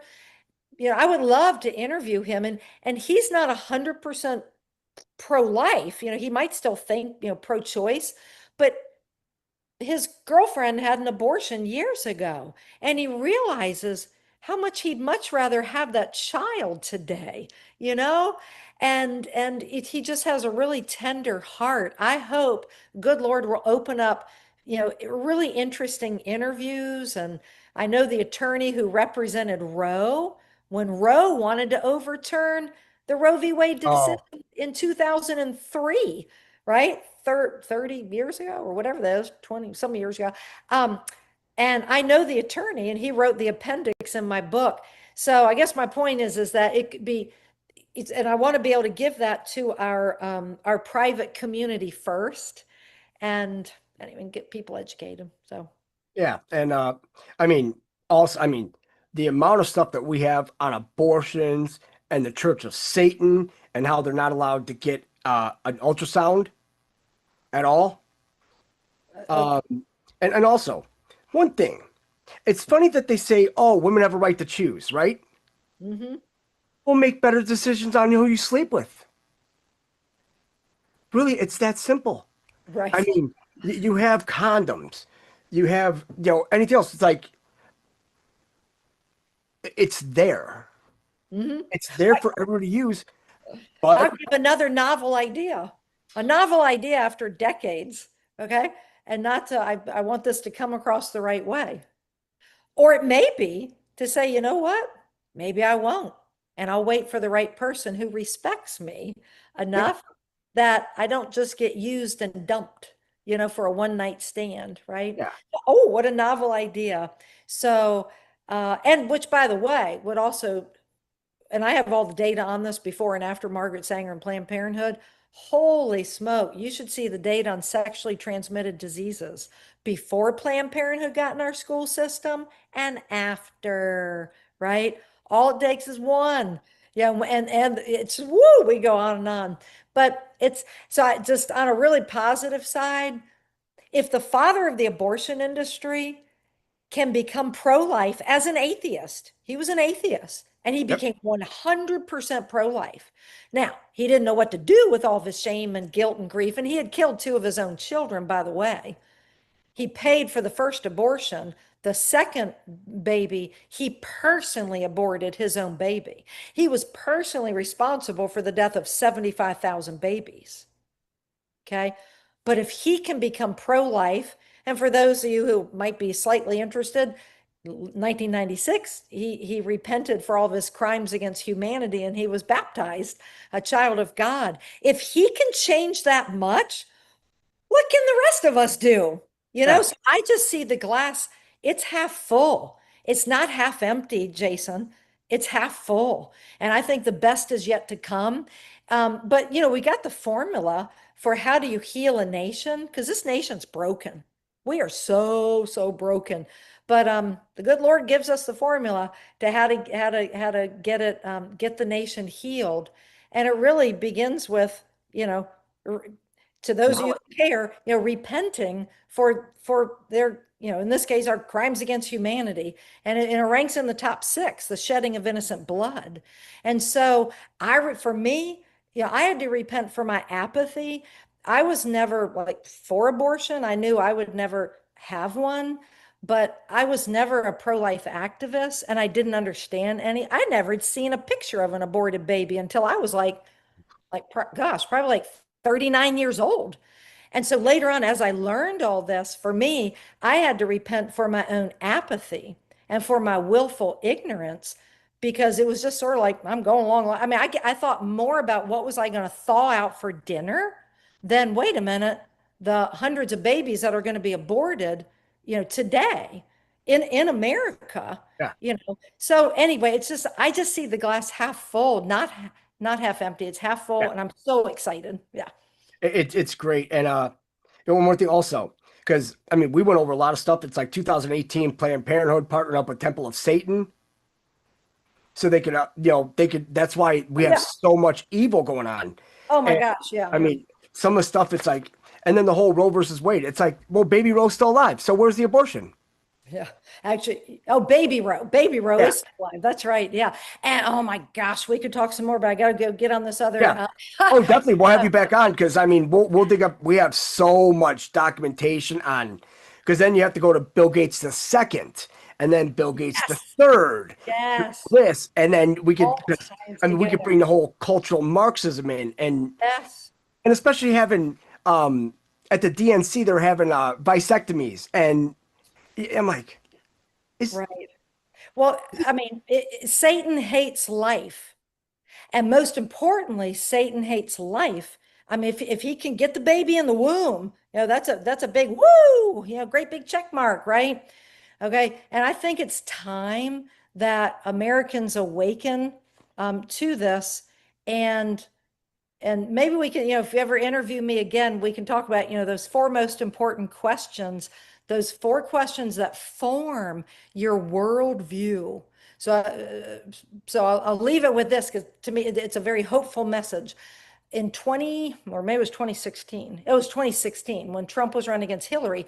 I was asked by a Black minister in the city of Richmond to come in and give a talk about Planned Parenthood and the impact of worldview, right? And I explained the worldview of Margaret Sanger, which I don't even want to get into questions. It'll get too long-winded. But once people understood, we got to stop looking at like political parties. You got to understand their platforms. And if one says we're totally for killing babies, and the other one at least says it's pro-life, then by golly, we got to get everybody educated and then hold that one accountable, right? With pressure. And if not, get those people defeated and get our people in there, right? Who are going to promote a culture of life and family and protect the Constitution and save the children, right? I will tell you that by the time I left that church in Richmond, Virginia, it was like a 180-degree turn. And people were like, well, we can't go support who we were gonna go support. And I'm like, I just educate. I'm not a political organization. Your job is to go connect the education into the voting booth and make it happen. And then go tell 25 people. And that's exactly what they did. And there was a Planned Parenthood facility about 7 blocks away.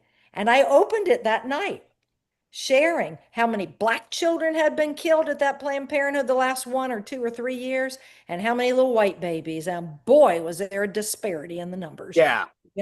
So it's pretty cool. Life leads. Life leads. I've been saying that for 12 years. Life leads, life leads, life wins. Yep. And it's just because definitely got to have you back on. Okay. So much meat left on this bone. It's not even funny because my head was going round and round because I mean, we've talked about, because at first I was like, I hate talking about like the children and all that because it hits you differently. It's like, you want to fix it all. It's like, but what we got to do, You gotta do. That's right. And that's the thing. We will save millions of lives. Millions of lives. I mean, it's the equivalent of, who runs around supporting, slavery in America again? No, you'd be looking like you're flipping insane. Yeah. The day is coming when we look at all of this, okay? They're not even going to be women swallowing steroid pills to make their body function in a wrong way, right? And we can talk about that on the next show. It's just, all I see is victory, victory, victory. So I think I get that from my mother. I think we get everything from our mothers. It's like, there's so many, so much personal stuff on my side that, we could discuss. And it's because I don't see the point in, with the whole abortion thing, because it's like, well, if you have a right to choose, well, then it takes two. So you had to have the guy and the girl. So if you're not making good choices, and then you look at the promiscuity, and then like the OnlyFans and the porn, it's like, who created that? Same ones. That's right. Oh, there's so much more I could around that. Wow. Oh, and one more question. Yeah. That Betty Friedan, is it F-U-R-D-A-N? Friedan. She was very instrumental, and she was on the board of directors of NOW. And we can talk about on the next time, when NOW was started, abortion was nowhere in the platform until Lawrence later befriends Betty Friedan, and he strokes her and gets into her head for 8 months. And when they have the second NOW national conference, Betty Friedan has she's got it stacked against, the women who were just there for equal pay and job opportunities. And all of a sudden, Betty Friedan is pushing for legalized baby killing. And it almost breaks NOW in half. A lot of women walk out and leave. And so it's just, when you know the history, you can stand firm. You can put me anywhere. I can be in Washington, D.C. with a body pierced, tattooed, dread, whatever you call it, locks, black taxi Uber driver. And by the time he gets me to my destination, we're talking Margaret Sanger and Black genocide. Yep, because we're just trying to help them. It's like, hey, we want to help you guys too, but it's not our fault. We have to point out the problem, but without an educated populace, who do you have voting? That's it. Yeah. So what we're going to see is people, we the people, all people, black, white, every color in between, every economic bracket, male, female, we're going to be coming together and standing on truth. And I'll say it right here on your show, that when President Trump learns what's in here, and when he sees this thing here, because I'm gonna get these booklets to that man, okay? Yep. I think he'll shout this across the nation. Okay. Oh yeah. I think he'll shout it across the nation.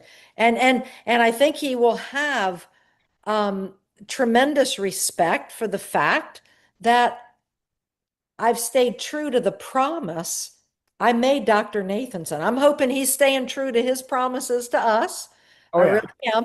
You know, sometimes it might be 4D chess, right?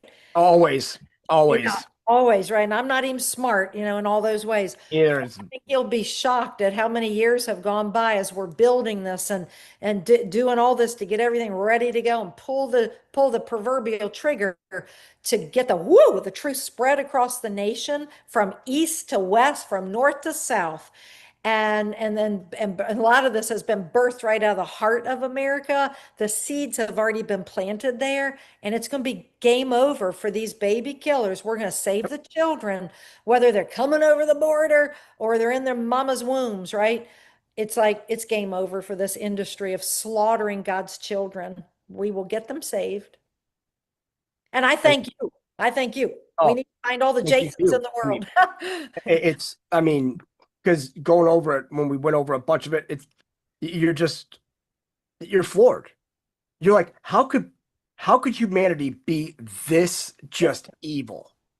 But then you realize it's funny that it's always a certain religion that's all atheists, but then yet they use the Bible to say, oh, well, we're doing this because God said we could do it. It's like, well, that's a complete, yeah. It's like that would be an interesting take. But for 2,000 years, you know, from the fathers of Christianity, they've made it very well known that abortion is an intrinsic evil, and there's nothing good that ever comes from killing God's children.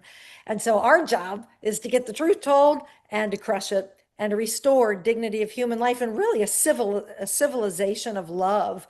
And then just wrapping it up, and then I'll roll, is Dr. Nathanson, not only did he say teach the strategy, he said, and tell America that the co-founder of NARAL says to love one another. Abortion's not love. Stop the killing. The world needs more love. And I'm all about love now. And that's when I shook his hand and I said, Dr. Nathanson, I don't know how, I don't know when, but I'm going to get this job done. And all I can tell you is it's been a long journey, but God's had my back the whole time. He's not done with this man who went from deception to divine mercy for such a time as this to set this nation free. Because if we think we're going to save America, we will never save this nation if we're slaughtering God's children. This is numero uno. We crush this, everything else will fall into the line. Yep. Yeah. So thank you. Oh, thank you so much. God bless you. And God bless I hope you too. people will consider supporting us in as many ways as they can. And I'll let you know when the private community is roaring or can open up and, you know, to get things going, and you'll be first in the docket. Okay. And then, get a hold of Dina, and we'll set up another show. Cause I mean, there's so much more that I have questions, and I can bring out documents, and cause I think people need to learn this. I mean, humanity has a compassion issue. Yeah. It's as simple as that. You know, if you could sit here and say, oh, abortion, it's a baby. That was all of us. That's it. It's like, you don't understand. It's like you abort this baby, but who knows? What if that child grows up to be, you know, somebody that changes the entire world? Right. You don't know. Exactly. And that's a shoulda, coulda, woulda. It's like, you don't want to be in that camp. Because I mean, as I see it, there's only a big man upstairs that we have to answer to. So, I mean, anybody can do anything down here. And it's like, it even shows that even after doing, you know, all these evil deeds, that even he could turn around. But we can sit and say, oh, he's still, it's like, but we're not here to judge. Right. That's the between him and beauty of God. repentance. God is a merciful God Yep. to those who repent. That's the beauty of this. And that's where the bondage of shame and guilt and all that sets people free. So for anybody in your audience, and it could be a guy, it could be a guy who urged a girlfriend years ago to have an abortion. It could be 20 years ago. Okay. That's still there. It's in the hearts, in the minds, guilt, whatever. You try to push it away or whatever. Some people call them being an alcoholic or whatever. But the good news is for God is a merciful God to those who repent. And that's where the freedom comes in. And that's my message for everybody is to be set free. And it's not to be set free thinking, well, I'm just going to be a pro-abortion promoting, political activist. No. So anyway, well, I got people calling me, Jason. Cool. Thank you so much. And we will definitely see you again. All right. Bye-bye. I did pin the message in the chat, thehoseaforyou.org. So Okay. everybody definitely check that out because the information there is insane. And we'll definitely have you back on because there is so much left on this. And Thank you. people need to know that, this is the only ones that can change it is us. That's it. That's it. Thank you. Thank you so much. God bless All you. right. Bye. God bless you too. Have a good one. Bye-bye. Man. Oh. So just not many topics just really hit. It's just that one.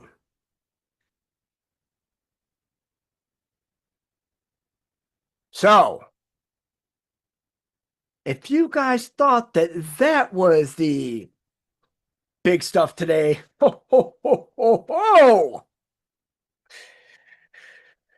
we are going to learn something that I know personally nobody else has. Because I think we figured out the drops, the dates, the weeks. It's all mathematical. But first, let's see, I have got, one second here. Let's see. Oh, yeah. I do have a video that I want to show because I've got to go to the bathroom too, but this video, right? It is insane. You know what? Hold on a second. Okay, so to criticize hold on a second. Israel. Answer.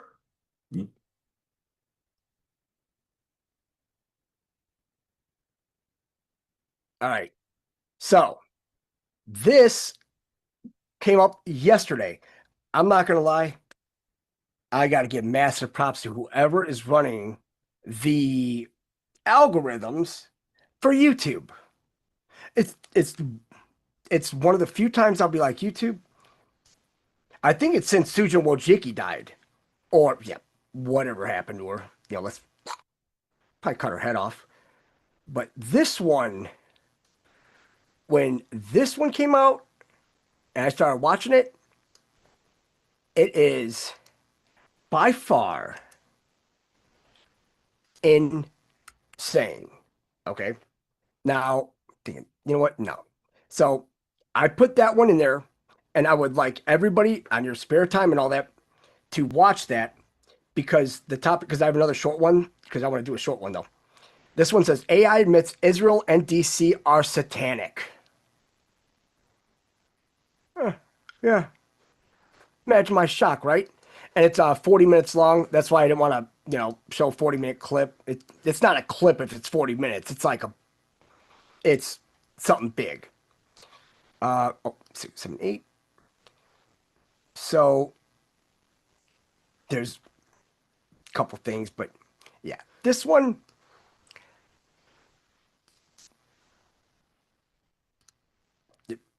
This is it. All right, this one is 6 minutes long. Yeah. Oh, Israel's 110% satanic. I mean, that goes without saying. It's like they're all atheistic. Look at everything going on in the world. If we didn't have them, now do you see why Hitler was pissed off? They're probably aborting babies back then too. Right? But this one, it's actually 551 long. But, oh boy.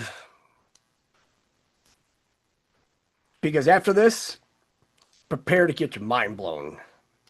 The owner of the World Trade Center was close friends with Netanyahu and other Israeli officials.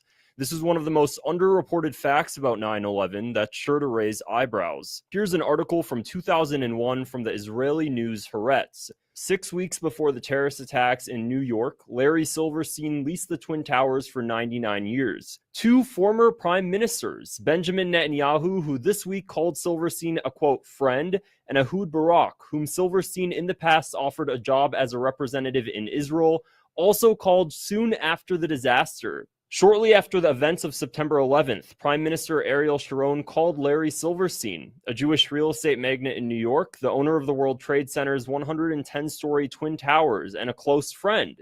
Many Israeli officials are acquainted in one degree or another with the 70-year-old Silverstein. What's most interesting in this article is right here, close ties with Netanyahu. The ascension to power of Benjamin Netanyahu opened a new chapter in the saga. The two have been on friendly terms since Netanyahu's stint as Israel's ambassador to the United Nations. For years, they kept in close touch. Every Sunday afternoon, New York time, Netanyahu would call Silverstein. It made no difference what the subject was or where Netanyahu was, he would always call, Silverstein told an Israeli acquaintance.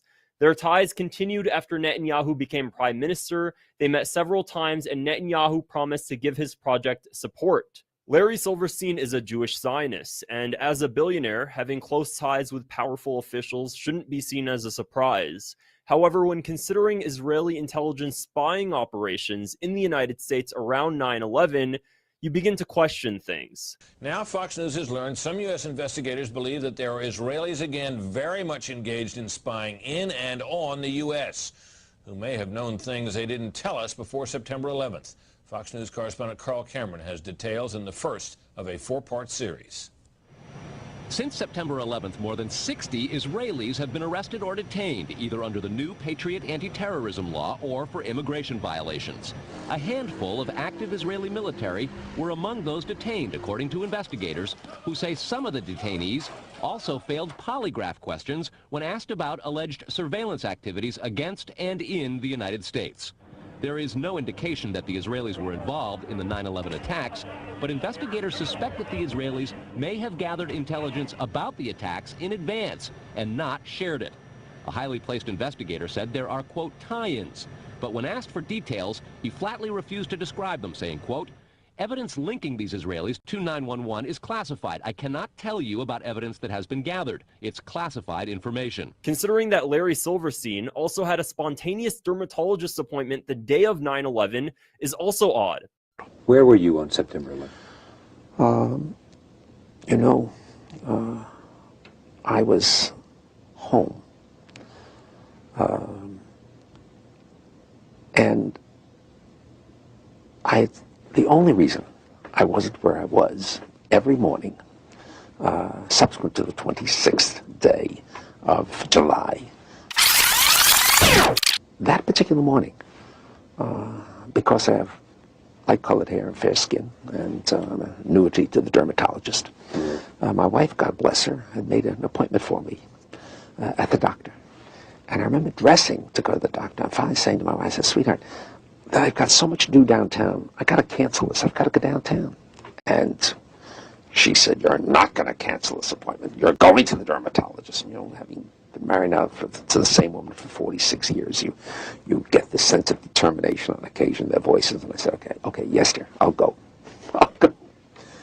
And then just minutes later, received a telephone call to turn on a television set and witnessed this horrendous circumstance. The fact that both of his children were late to work that day continues to be odd. However, what's so bizarre is just 2 days after 9/11, Larry Silverstein was already speaking about rebuilding the World Trade Center, while thousands of families mourn the lives of their loved ones, and Larry Silverstein lost employees of his own. He seemed to lack total empathy and was so focused on regaining his losses. 2 days later, the tone had changed. Silverstein's spokesperson told Reuters that Silverstein thinks a business district of the same area as the one that was destroyed should be rebuilt.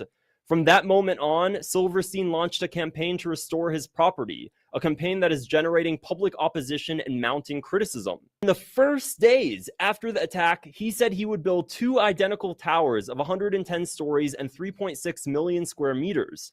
More recently, he has been talking about building 4 towers 50 stories each, covering the same area as the twins.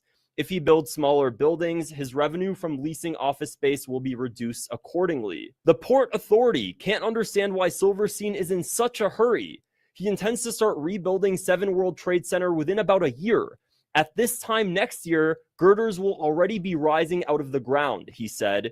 Construction will be completed within 30 months. Construction of the new Twin Towers will be completed in another 6 years.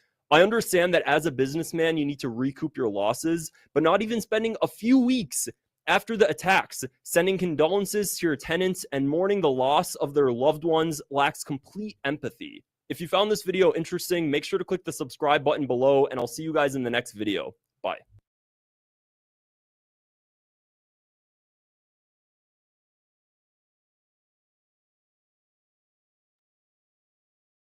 All right, so yeah, isn't that odd that, his kids didn't go to work that day, and Howard Lutnick didn't make it to work that day, and, oh, I had a dermatology appointment, I've been... Look, man, we don't need this shit, all right? And then he's wanting to build, he's wanting a casino license or some shit like that in New York. It's like, get this fucking guy out of here. Just out. And, let's see. Dina did send me something, and all right, hold on one second, I'm gonna pull it up.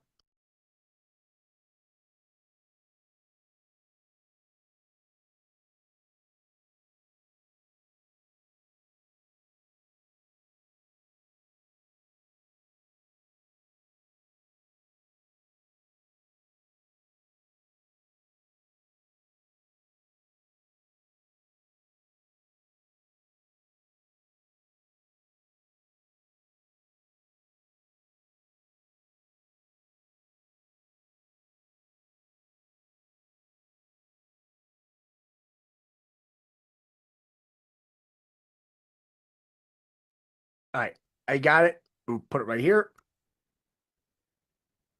And this will be a, let's see. Let's see.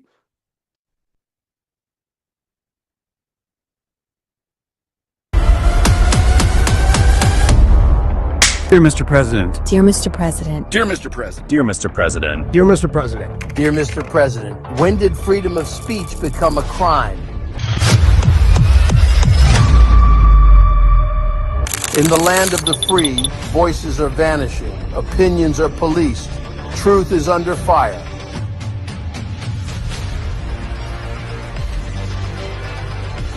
They say it's about safety, I say it's about silence. Who's watching the watchmen? Who's filtering your feed? Who benefits from your silence? From the classroom to the newsroom, from Silicon Valley to Washington, D.C., who decides what you can say? Censorship. Censorship. Censorship. The censorship. Censorship. It's a much bigger threat to democracy than anything that we've seen in this country in the last 4 years, in the last 40 years. Our First Amendment is under assault, not just by big tech, but by government agencies. Voices are being silenced. A world without censorship would mean we can freely expose the elections and, of course, child trafficking. I believe the American spirit would kick in if they had access to the real information. We've had channels taken down from nearly every form of social media. We knew when you uttered the term fake news that you were up to something different. We're honored to contribute to this documentary on censorship.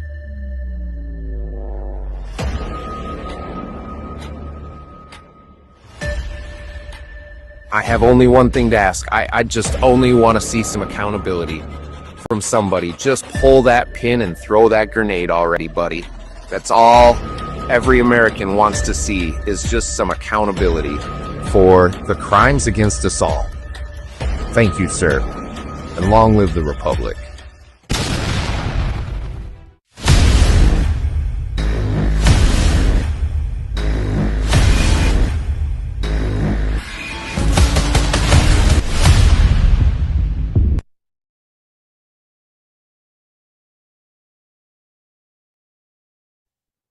And yes, we actually put a clip in there too. So we're all a part of this. You know, like I said, you know, when we're representing all of us, you know, because it's we, not me. I mean, censorship, let's face it. I mean, we've had some issues with censorship. Not anymore, though, because we are going to take a big trip, right? Now, I'm saying so there is like some really weird shit going on, right? But today, I was watching Colonel Damo, right? And I had to take a picture from his podcast because you're not going to believe this shit. Not at all. So, Moody's affirms Israel's BAA1 rating, warns Iran conflict to deepen fiscal strain. Now, when you look at that, you think, okay, BAA1, no. That's bail. That's exactly what that is. I mean, it's literally right there. And also, let's see. This. All right. Now, here is where shit is probably going to hit the fan because we have got 8 pages of handwritten notes, and I wrote them all out so that it's very easy to follow along. Because, you know, everybody's like the boom weeks and, you know, when's this going to happen? When's that going to happen? It's like, okay, well, if we use every bit of information that we have gotten over the 8 years in doing this, actually 7 years and let's see, it's 7 years, 7 months right now. Because in October, because the funny thing is that Josh Reed and myself both started with the Q drops in December of 2017.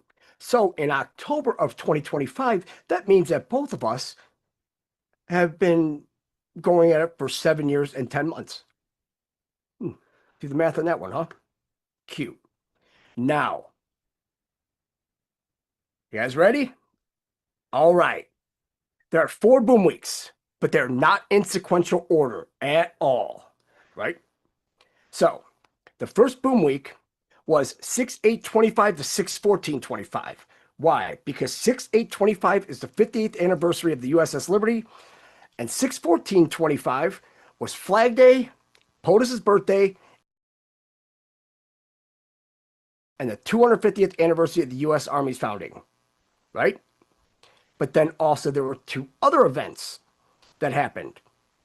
One here and one in the UK. The one here was the No Kings protest. The one in the UK was the King's birthday parade. Cute, right? So we skipped 2 weeks. Everything's done twice. If you skip a week, you have to skip another week. So the weeks of 6/15 to 6/21 are skipped, and 6/22 to 6/28 are skipped. You'll see why.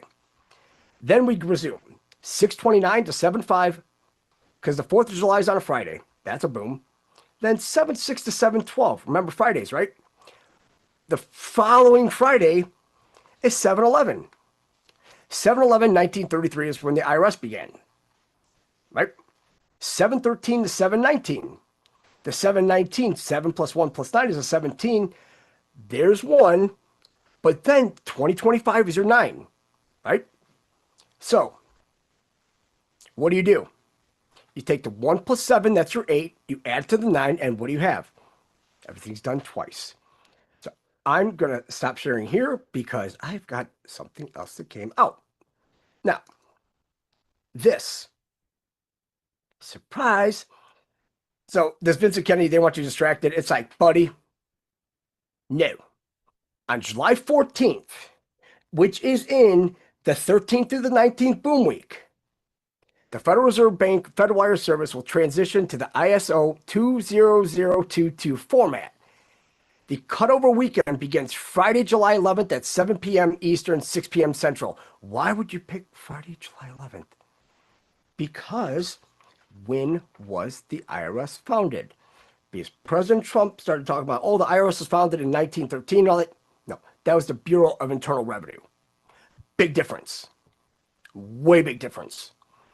When the Federal Reserve opens on Sunday, July 13th at 9 p.m., 8 p.m. Central, the new format will supersede the FedWire Application Interface Manual, the FAME format. After the transition, any wires not updated to comply with the new format will be rejected by the Federal Reserve System. So why in the hell would they pick that day? The 13th, huh? Well, I'll tell you exactly why. Well, it's funny that July 13th, 2018, when he decided to take the Queen out, remember, hey, you're my caddy, kicked her in the head, let's go, walk around. He inspected his troops. That was on 7/13 of 2018. And why was that such a big day? Because it was a Friday the 13th, right? Because you have to think, Friday the 13th, where does that come from? The Freemasons, right? 1307 to 2018, right? October 13th in 1307, that's when they arrested all the Freemasons, Jacques de Molay and all them. But then also, that's a 7. But then 7/13 of 24, what happened then? Psst, psst. When they tried to kill Trump. So who tried to kill Trump? It's not Iran. It's Israel. It's 110% Israel. 150% Israel. So we're going to go back to this because when you see how this shapes up and how it all plays out, ooh, child, this is going to be fucking awesome. So from 7/19 to 7/29 is your 10 days, right? Because 7/29, 7/30, and 7/31 in 1942, ex parte queering was argued and decided. On August 1st, it went into effect. The funny thing is that Trump said today, he's like, yeah, the 1st of August, everybody pays. They do. They do. Oh, we're going to get in the list too, because we can all stop sweating about this stuff because, it's all about catching the bigger fish, guys. Catching. You got to catch them all, right? So, 8/1 it went into effect. But there was an extended opinion filed on October 29th, 1942. What is that the next day from? The Q drops. 10/28, right? Now, queering has been cited as a precedent for the trial by military commission of any unlawful combatants against the United States. So, why would that be so big? I don't know. I mean,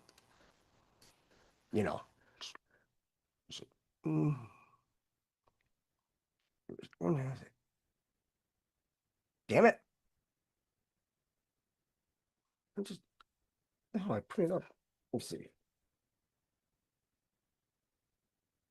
No. It's a drop. Sorry, guys. Myself.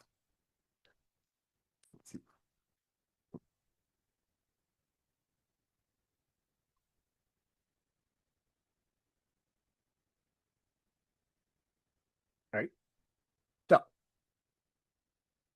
4696, September 13th, 2020. The United States of America will be designating Antifa as a terrorist organization. So technically, Antifa being a terror organization, they're unlawful combatants. Right? Right. Also, now, we showed that, right? Now, we'll go back to the photos because I do believe we did this. There's quite a few drops we want to go into because when you see how it all lines up, it's going to be just legendary.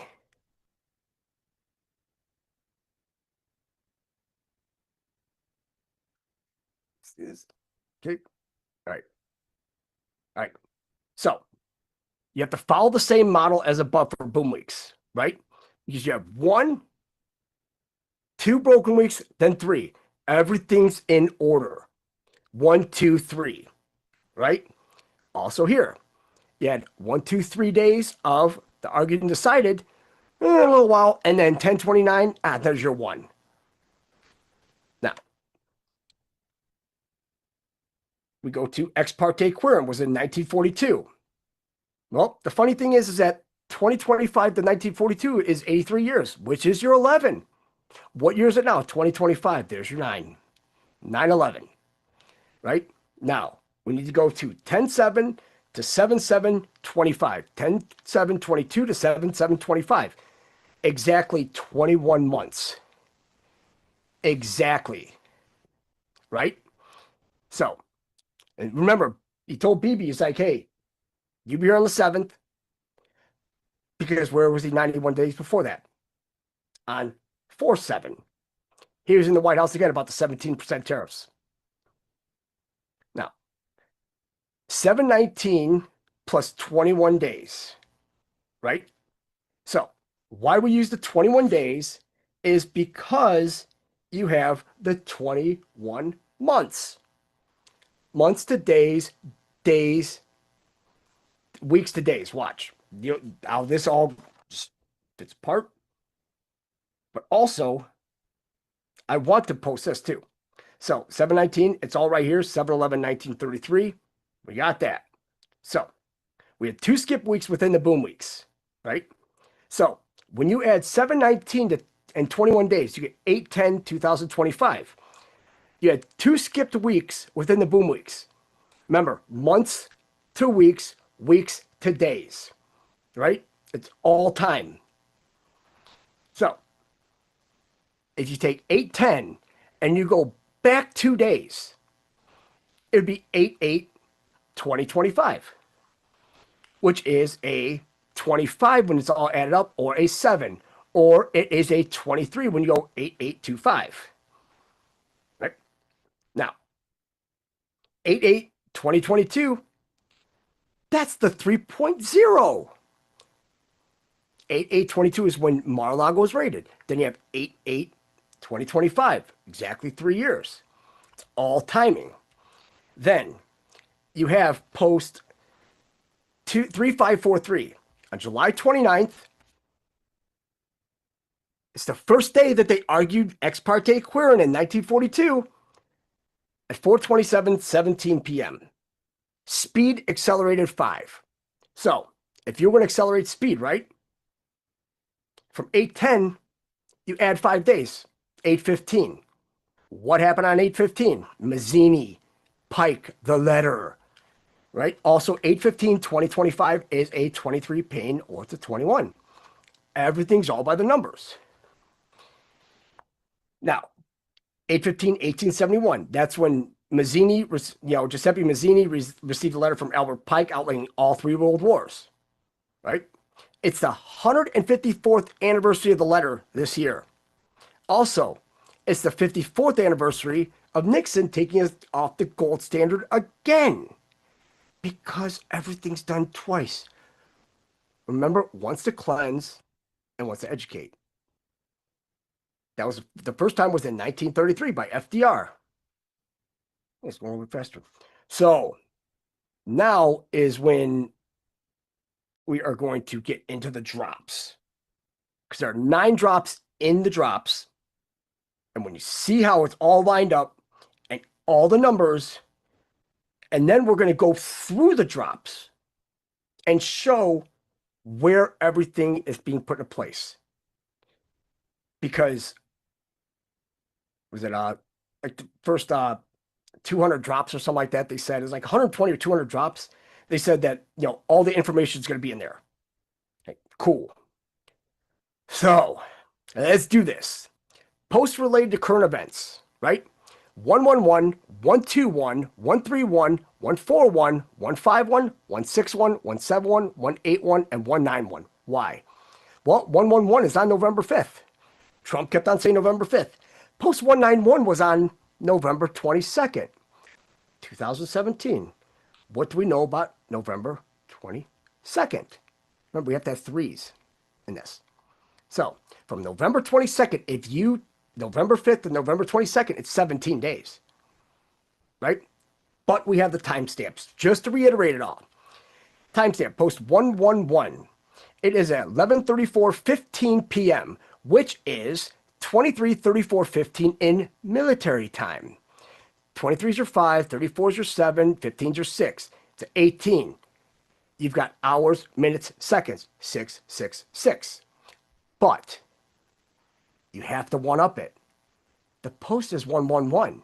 If you add 666 plus 111, what do you get? You get a 777, right? So then we go to post 121. And when you see how these posts, because we're going to read the post, all of them, that is at 4:52:24 p.m. Well, 45224s are 17. Q. Then we go post 131. 3:55:14 p.m. Right? Now, you have 35514, that's an 18. Or military time, it would be 15:55:14, which is your 21. All right? Post 141.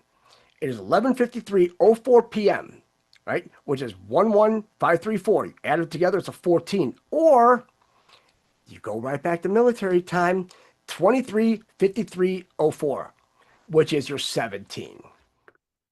Now, we're going to post 151. Is at 12:51:10 p.m.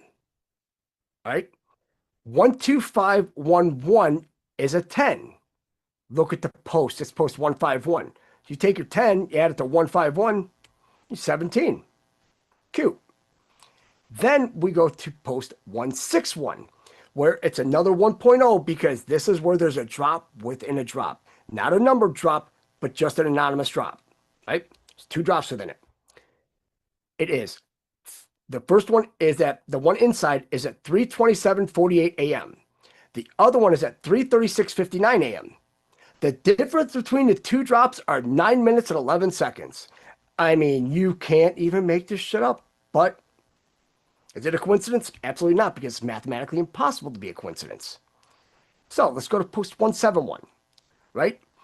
7:17:08 p.m. 7178, add that up, it's 23. Or you go 19:17:08 in military time, which is a 25, which is a 7, right?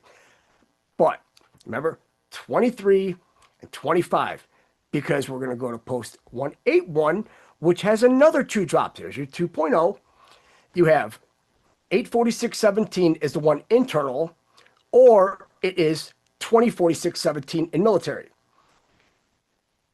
The corresponding post, the main post, is at 9:10:09, or it's 21:10:09 in military, right? The difference is 23 minutes and 52 seconds. This one's just inverted, the same number. Right? Now, we're going to post 191. There's your 3.0 because it has 2 drops in it as well. Now, it is at 1:33:54 a.m., which is inside the first drop, right? 1:34:58 a.m. was the main drop, right? The difference is 1 minute and 4 seconds. But 1621, because that's a 16, that's a 21, but you add together it's a 10. Post 191 is an 11. 10 plus 11 is 21. 777, but also 2 plus 1 is 3. It's your third one. Now, why everybody's flipping out? Why was it on Sunday everybody's losing their shit about the Epstein files? Everybody's done twice, right? Oh, hold on a second. Let's see. Damn it. All right. It wouldn't let me just slide over. Down. Okay. Number 5. Page 5. Day 187 of the year. Landed on 7/6/25. The same day they killed the Epstein story. Because remember, C before D, D before E. So Diddy, remember his trials last week, and said, oh, he's going to walk, they only got 2 charges on the Mann Act. Well, the Mann Act is under 11.5 in the law book. It's the White Slave Trade Act. Catchy name. But that was on 7/6, because who's coming to dinner next day? Day 188, 7/7/25. 188, you're 17. 7/7/25 is a 21, or it's a 23. There's about some pain coming. BB was at the White House 2 times, one on 4/7/2025. There's your 11/9, 9/11, and also 7/7/2025, which is your 23 pain. 2 events were related on 11/22 also, right? Because why I want to make this big deal? Because 2 events, what was the 3rd event? It's dropped 191 on November 22nd. If you just shuffle around, it's a 9/11, right? The Secret Treaty of Verona, 11/22/82, or 1822.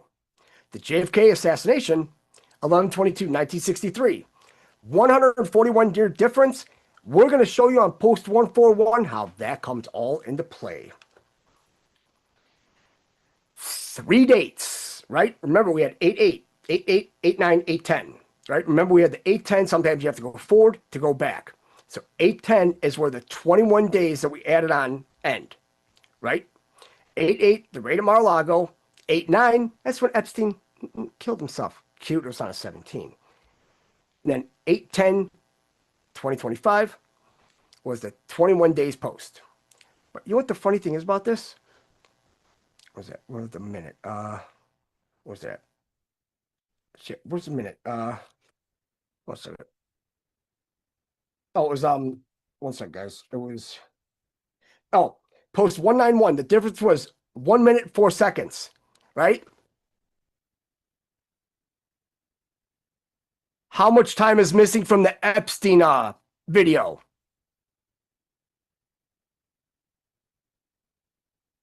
One minute, 4 seconds. Now, if you notice, 8/8/2022, 8/9/2019, 8/10/2025.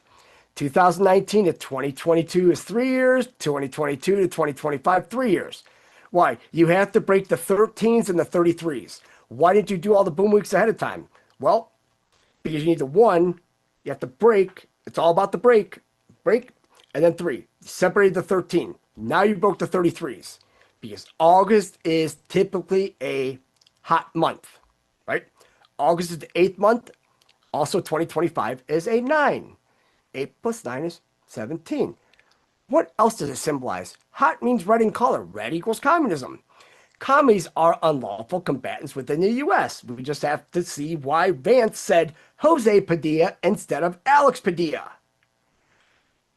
Because why would they do that? They're both 17s. Jose, that's a 1 or a 10. Alex is a 1.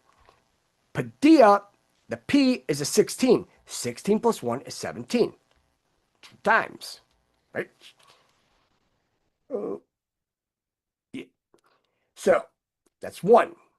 Also, hot month. You have the Tunguska event, right? Where 80 million trees were leveled. And then they said, oh, the whole morning sun brings heat and everything like that. C before D. The whole crown flash before it all happens. And why do we know this? Because why did he sign in his first term the Trillion Trees Act? If there are 80 million leveled in Siberia in 1908, June 30th, you don't think it can happen again? But they said, it was a meteor, it was a comet. Tell me what's getting past the firmament. That's all we need to know. Oh, cute.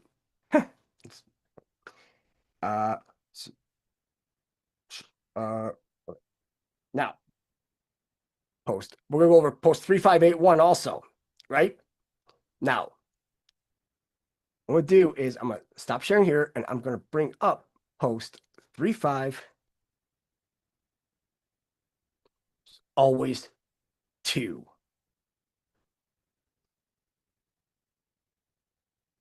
Now, November 11th, 2019. Calm before the storm, POTUS. Month day Q public campaign initiated. 10/28/2017. You know, the next day after the additional what is it? What the hell is that? For the ex parte queering. July 9th, 29th, 30th, and 31st. But then the extended opinion was filed October 29th. It was still in play. Month day Durham initiated. What famous crime family did Durham target? Also spearheaded mob prosecutors of the Gambino, Genovese, and Patriarchia family. What ABC agency did Durham target? How were messages sent? Then you have December 12, 2018. What if there's another prosecutor outside of D.C. assigned by Sessions with the same mandate authority? Q. Do you believe in coincidences? Not at all. 5-5. Be ready. We're ready. Because you have to think about who's the second one. So, using Durham, now 11/11/2019 is at 6:23:51 p.m. 6 plus 2 plus 3 plus 5 plus 1 is 17. Post 3581. What does that come out to? Again, a 17. Right? Using Durham as a model in the drop. The other prosecutor outside of D.C. is Huber. What ABC agency did Durham target? The CIA, right? Everything done twice. What DEF agency did Huber target? The FBI. Probably the Tel Aviv station. Right? Because it's funny that the Tel Aviv station FBI, they would actually have a way to get into the metropolitan prison in New York City, because who runs New York City? Das Juden. The mega group, everything. So, Durham was targeted Italian mob families. Who's Huber going after? The Jewish Russian mob families. Also Mega, the JDL, APAC, and all of them. Got to get rid of them all. Then, we go from 6/8 to 7/19. Total span, right? It's 1 month, 11 days, which is a 3. 5 weeks, 6 days, which is an 11. Could be 3/11 start. 11.23% of 2025. 11/23 is a 7. 5 and 6 is 11. And 1 plus 1 plus 1 is 3. 7 plus 3 plus 11 is a 21. Cute. Now, also, that's the one with 4696, right? Which is a 25, September 13, 2020, 6:29, 16 p.m. Antifa as a terror organization. Well, that's standard time. We go to military time. The number's all there, right? So, you have 9. I'm going to get to 91322. Where shit that come from? Hold on a second. Sorry, guys. Well, I'll find it. And 4696. Yeah.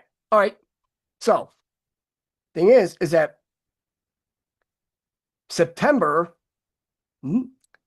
that is a 9th month.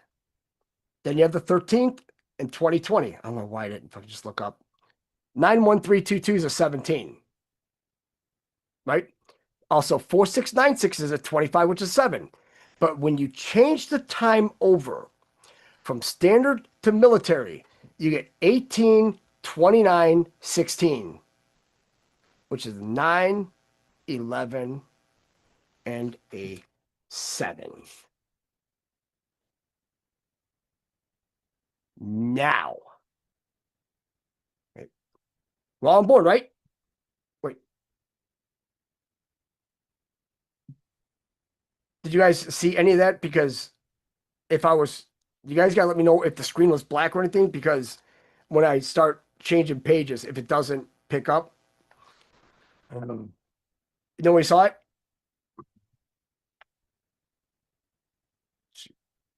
Don't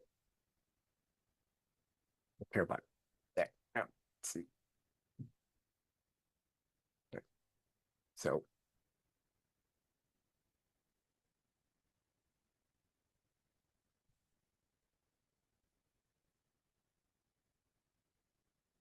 all right. So the funny thing about post 111, when you Safari drop, when you go 111, right?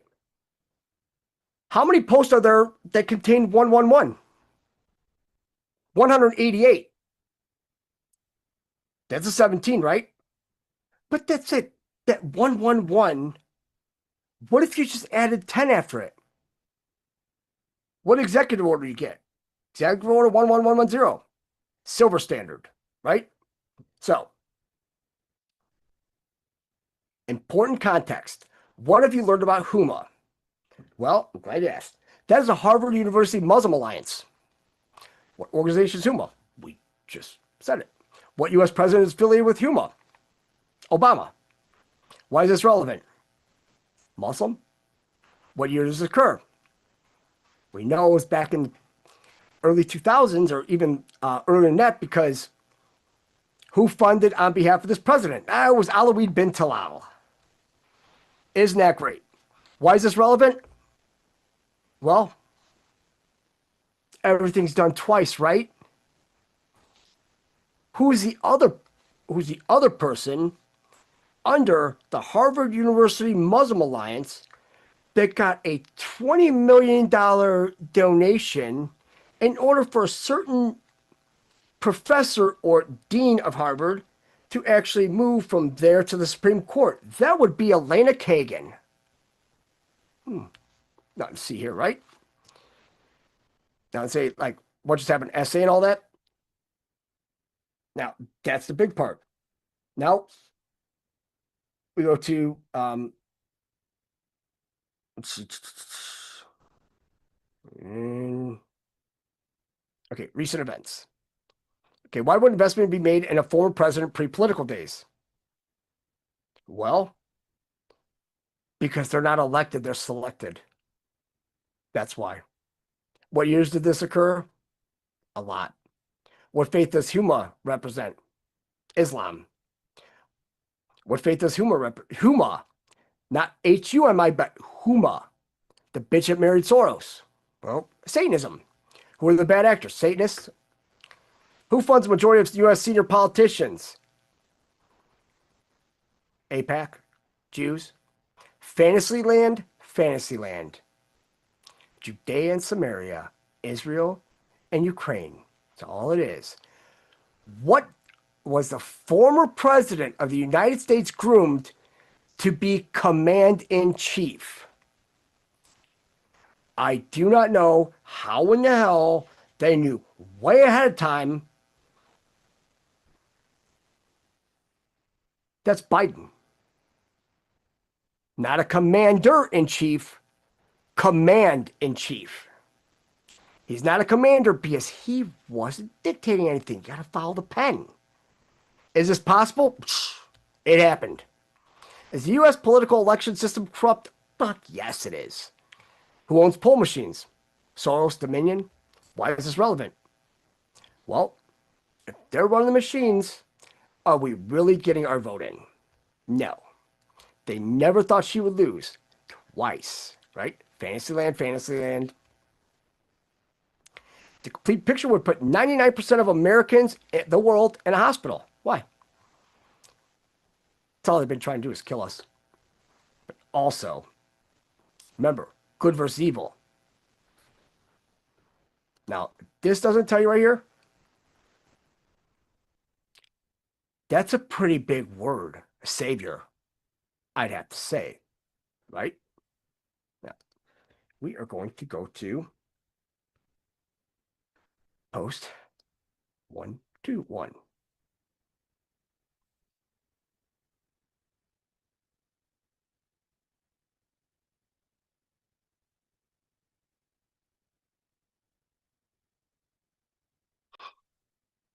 Yeah. Now, who shot down a missile from Yemen. Funny how we're still in Yemen, right? But we keep on going down, right?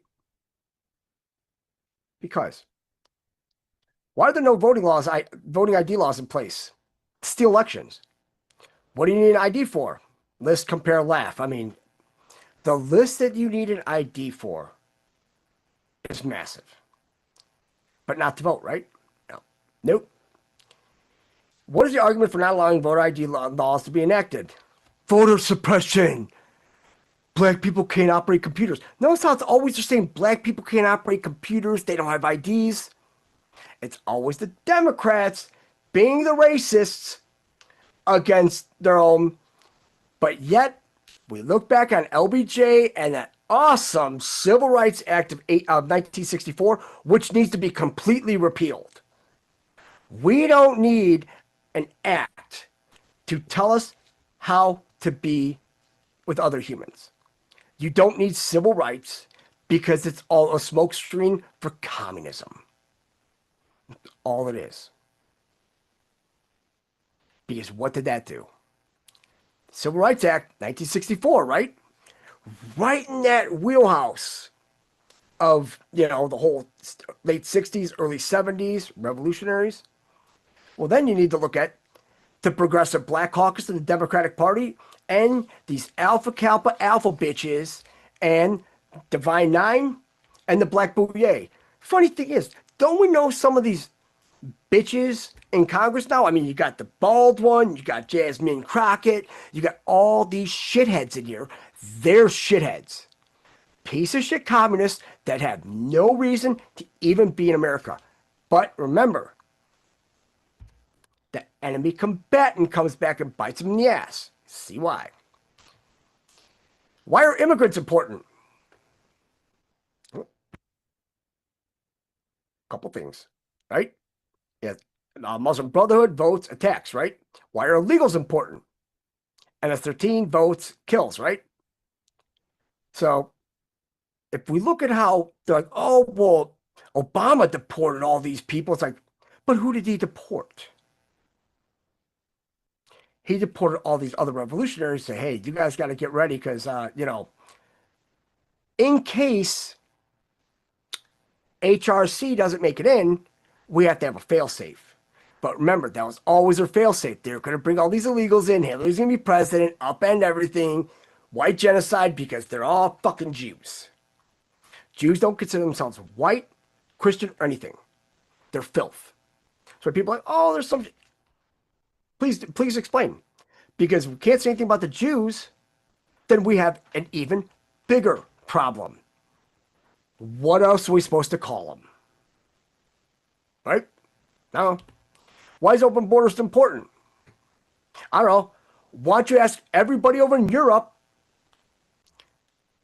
how open borders are in the Schengen area?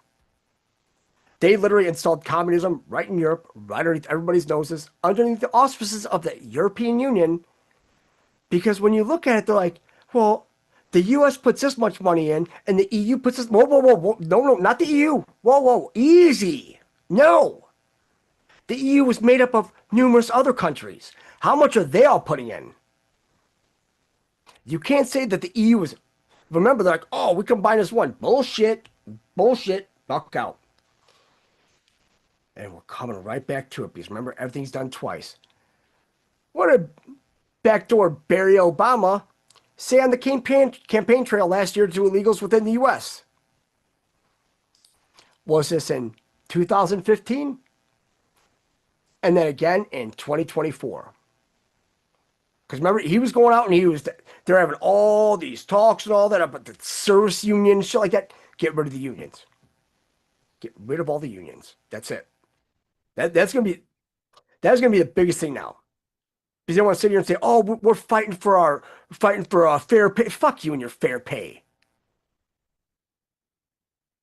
What you're doing is you're protecting the slugs. That's it. Because if you're worth the fuck, they'd keep you working and you wouldn't have to have union representation because you know how to do your job. What did BO encourage? Well, I mean, let's see. revolution, call to action, everything. Who owns sizable stakes in voting machine companies? Good question. Good question. Probably BlackRock, Vanguard. Who decides what voter machines are used in an election? Probably states. Because I know in Indiana, they ran it great. Because not only did you have a computer put it in, but on the side they had the paper readout. You check that with the paper readout and you're good. They even tell you, check this with this. It's fail-safe. Plus, the polls closed at 6 o'clock p.m. on election night on 11/5. 6:01, they already had the numbers in. Done. Cool. Why are some important counties still manually hand counted? So they could cheat. Why did it take California fucking 3 months? They're probably still counting. You know, they have everybody with their shoes off so they can get an accurate count. They're filth. They're all communists. Every single one of them. Now, your two.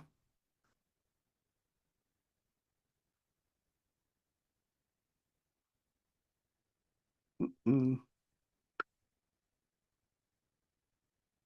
131. POTUS NatSec e-briefing 3:02 a.m. Please stand by.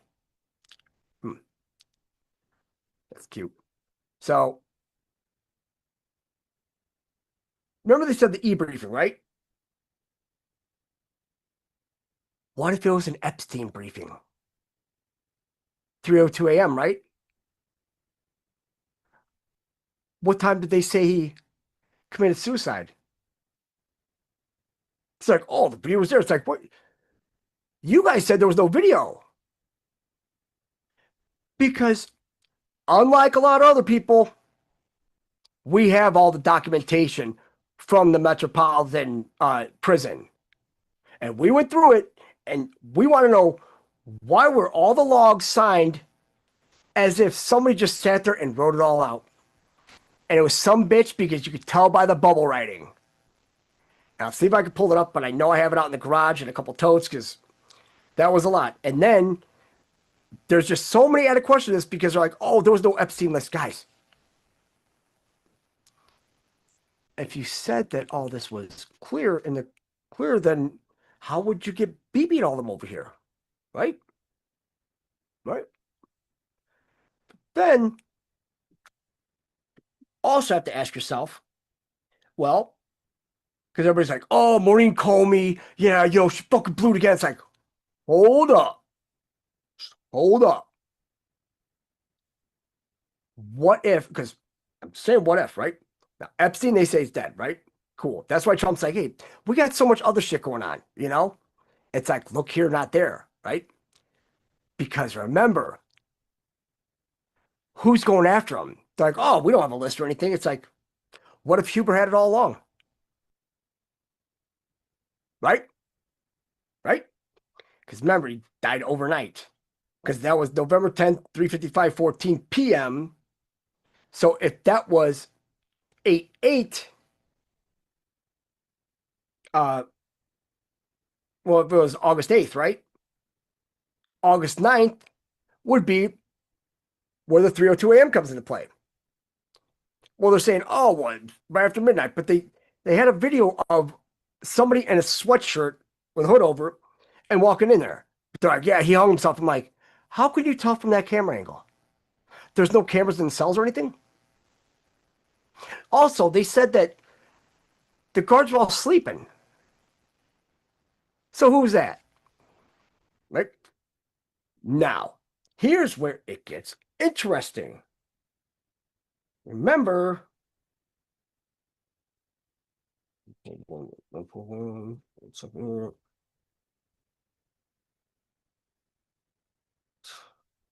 shit. 1 second. There's that 141.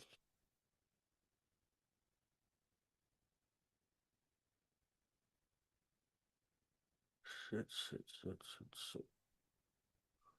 Oh, stop.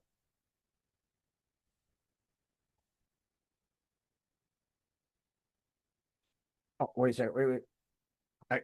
So, here we go.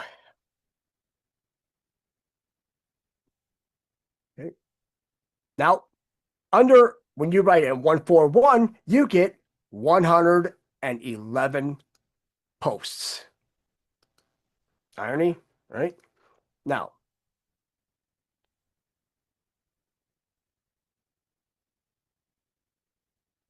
"141, rogue operators are here, failed to shut down site, protected. This will only get worse. Archive and coordinate. Crumbs drop will soon paint the full picture. The picture will open the eyes of the world. We can't do it without you. God bless you all." Well, funny thing is that post 141 from 11/22/1822 to 11/22/1963 is exactly 141 years. So who are the rogue operators? Probably the same assholes that under the secret treaty of Rona, remember, they wanted to thank the Pope for everything he's given them. What did the Pope give you? Besides chlamydia. Right? Now, go to 151.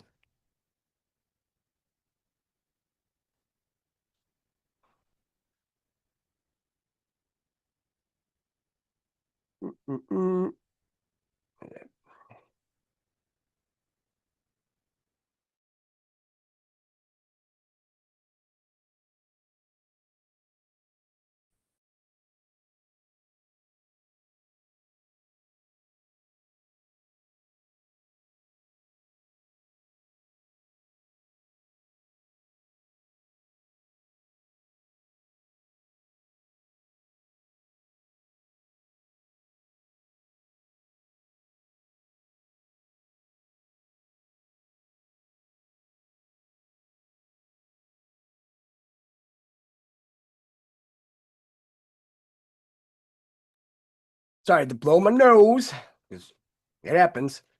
No, I'm good. Thank you. So, post 151. How do you capture a very dangerous animal? Do you attack it from the front? Do you walk through the front door? Do you signal ahead of the time you'll be attacking? How do you distinguish between good and bad? Who do you trust to keep secrets? How do you prevent leaks? Who do you trust to complete the mission? How do you prevent warnings being sent? Why is Admiral Rogers so important? Why was the source code to former NSA collection Ps publicly released? How do you blind the clowns in America? Right? So, twice. How do you capture a dangerous animal? Do you walk through the front door? No, you throw the bitch through the side door. There's your first dangerous animal. It was Hillary. So everybody's like, oh, we're going to arrest Hillary. It's like, they fucking already did. They did on 9/11 before the election. Yeah, the truth of put 99% of people in hospital. Yeah, when they find out that all these people are nothing but clones and drones, yeah, lose your shit then. Don't come blaming us. You blame them. Because remember, James Comey was the one that prosecuted Martha Stewart. Why was Martha Stewart in prison? Because she was insider trading. What stock? I am clone. Now, we go down to here. Right here. Right? What group has vocally supported RM repeatedly? Who's RM? Robert Mueller or Robert Maxwell? Just asking. How do you capture a very dangerous animal? Who is best to conduct the attack? What is the one force necessary to retain control? Military.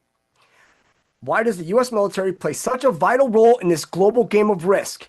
The global game of risk. You mean the Total Diplomacy, The Art of Winning Risk by Isan Hanari. It's a book. Definitely get it. It's like $12. Everything's in it. But also observe that there's a page that's empty. Page 322. Cute. So, who's this very dangerous animal? Why did POTUS depart Manila 30 minutes ahead of schedule? Always at a time. Why is Air Force One landing in Hawaii? Does Air Force One have in-air refueling ability? Nothing is as it appears. Well, Air Force One landed in Hawaii because there is a portal in Hawaii that takes you directly to Alaska. And who did President Trump have on Air Force One? He had the full might of the fucking U.S. Marine Corps. They're the president's men. They went in there and did some shit. Because the Air Force operating in Alaska, very, very dark. Also the Army up there. Not the whole thing's bad, but you do have these satanic elements that are within our armed forces. They have to be removed. What was the DC vote breakdown between Trump and Clinton? Clinton swept it, right? What was the nickname for DC? Swamp. Why would sealed indictments be outside of DC jurisdiction? I'm glad you asked, because wouldn't that just go in line with, I don't know, Huber? You know, and because remember, Durham. Remember, there's two Durhams. His son is in the the Eastern District of New York, prosecutor. I always watch that. What purpose would this serve?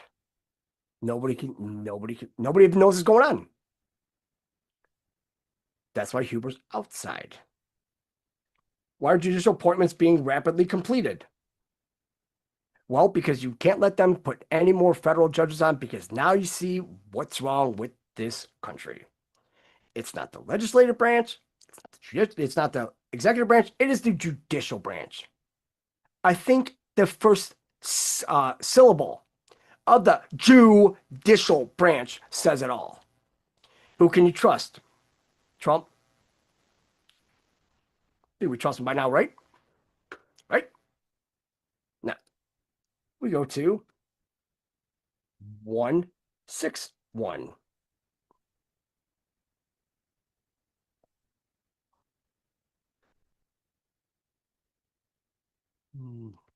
Now, how do you lure a dangerous animal into a trap? My fucking sides. All posts are connected. Graphic is key. Notice the graphic. It's an upside down cross, right? Remember, why would you have XXX? All right? Now, remember, from 3:36:59 a.m. to 3:27:48 a.m., it was a 9-minute and 11-second difference. So, remember, in 151, it says, how do you capture a very dangerous animal? Then it switches over, how do you lure a dangerous animal into a trap? Look at everything Trump's been saying about Bibi. He's a great guy. You guys need to just pardon him. He's our boy. I mean, they're doing shit right? So they think that they have carte blanche to go and just slaughter a bunch of people. I don't think you understand who you're talking to. You know, you have the Redeemer, and then you got the asshole, Bibi, and his wife, Sarah. Shitbags. Then we go to 171.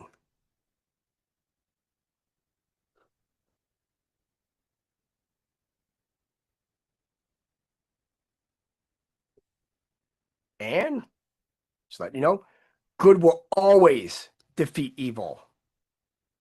Always. Not sometimes, not half the time, all the damn time.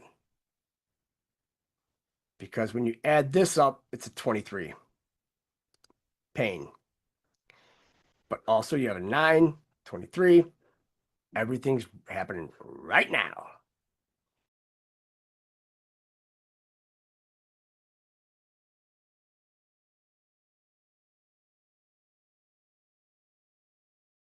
You know, 181.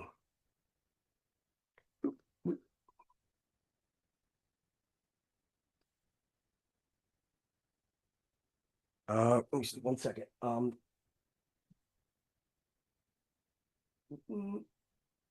Shit. Okay. Here it is. Sorry, guys. Right. So, post 181. We have to use everything in this, right? Every possible bit of information we have to use. Everything is connected. Everything's relevant. Dear Q, Jesus Christ was fucking pissed at his apostles, most of the time because they were stupid fucks at the time that couldn't piece together even the most basic of clues. We are no different and are even more clueless. We are trying, but you really do have to spell it out for us. Sorry. We believe you are speaking the truth. To whom else can we turn? So put up with our shit and help us, and we'll do what you ask. Well, sniffer frogs would kill the site. Huh. Wonder where that would be, Beas. Remember when we look back on Israel and how in their Tapia program was the Samson options and everything? Well, wouldn't they know it's about them? Why do you think Israel is not mentioned once? Is mentioned here only once? And for a reason not mentioned. Right? Now, everything had to be carefully crafted and tooled prior to release. Godspeed, Patriot. So, that's cute. So is Jesus pissed all the time? No, he wasn't. Because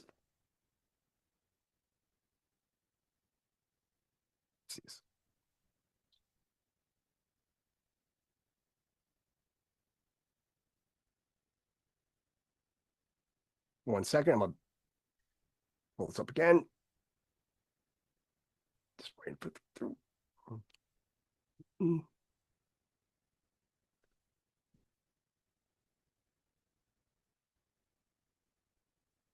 So, now. Oh shit, I gotta get out of this. 1 second. Okay.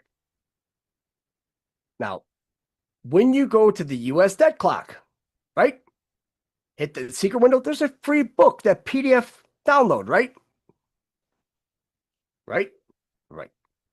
So, it has a cover page, correct? Cover page, index. So, this is page 1, and this is page 2 of the booklet. But it's 3.0 of all 34 pages, which is the 7. A den of thieves. And Jesus went into the temple of God and cast out all of them that sold and bought in the temple, and overthrew the tables of money changers. The second temple in Jerusalem. Money changers. Interesting. The only time Jesus showed any kind of aggression or physical display of anger in his entire ministry. Has the Lord withdrew his disdain for cheating people out of their money through trickery? No. Right? Screen's black. Can you guys see it or no?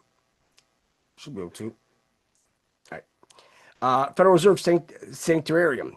Today we are witnessing a money-changing crime of monumental proportions. Every day our labor and life energy is being stolen from us by a system that was designed to transfer the wealth of all working people to a small elite class of money overlords whose only desire is the power and control, with nothing to offer but misery and bondage.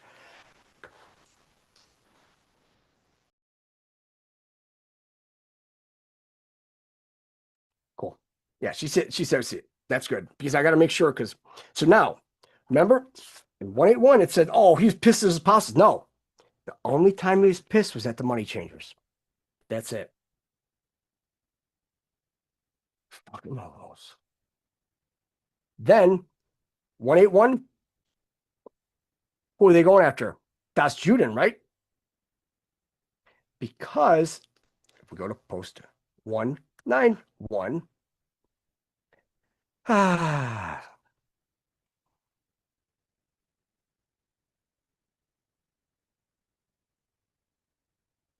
yep. You don't say. The Jews and the Roman Catholics. Funny, they're the same ones that are funding the invasion of America. Huh. Isn't that just a hoot, right? Right? Now, we're going to go to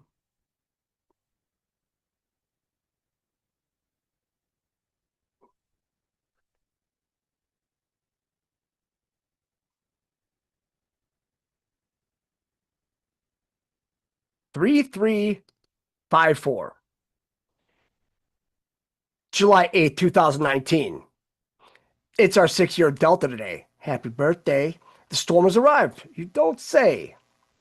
Just because the public is unaware of something does not mean nothing is happening.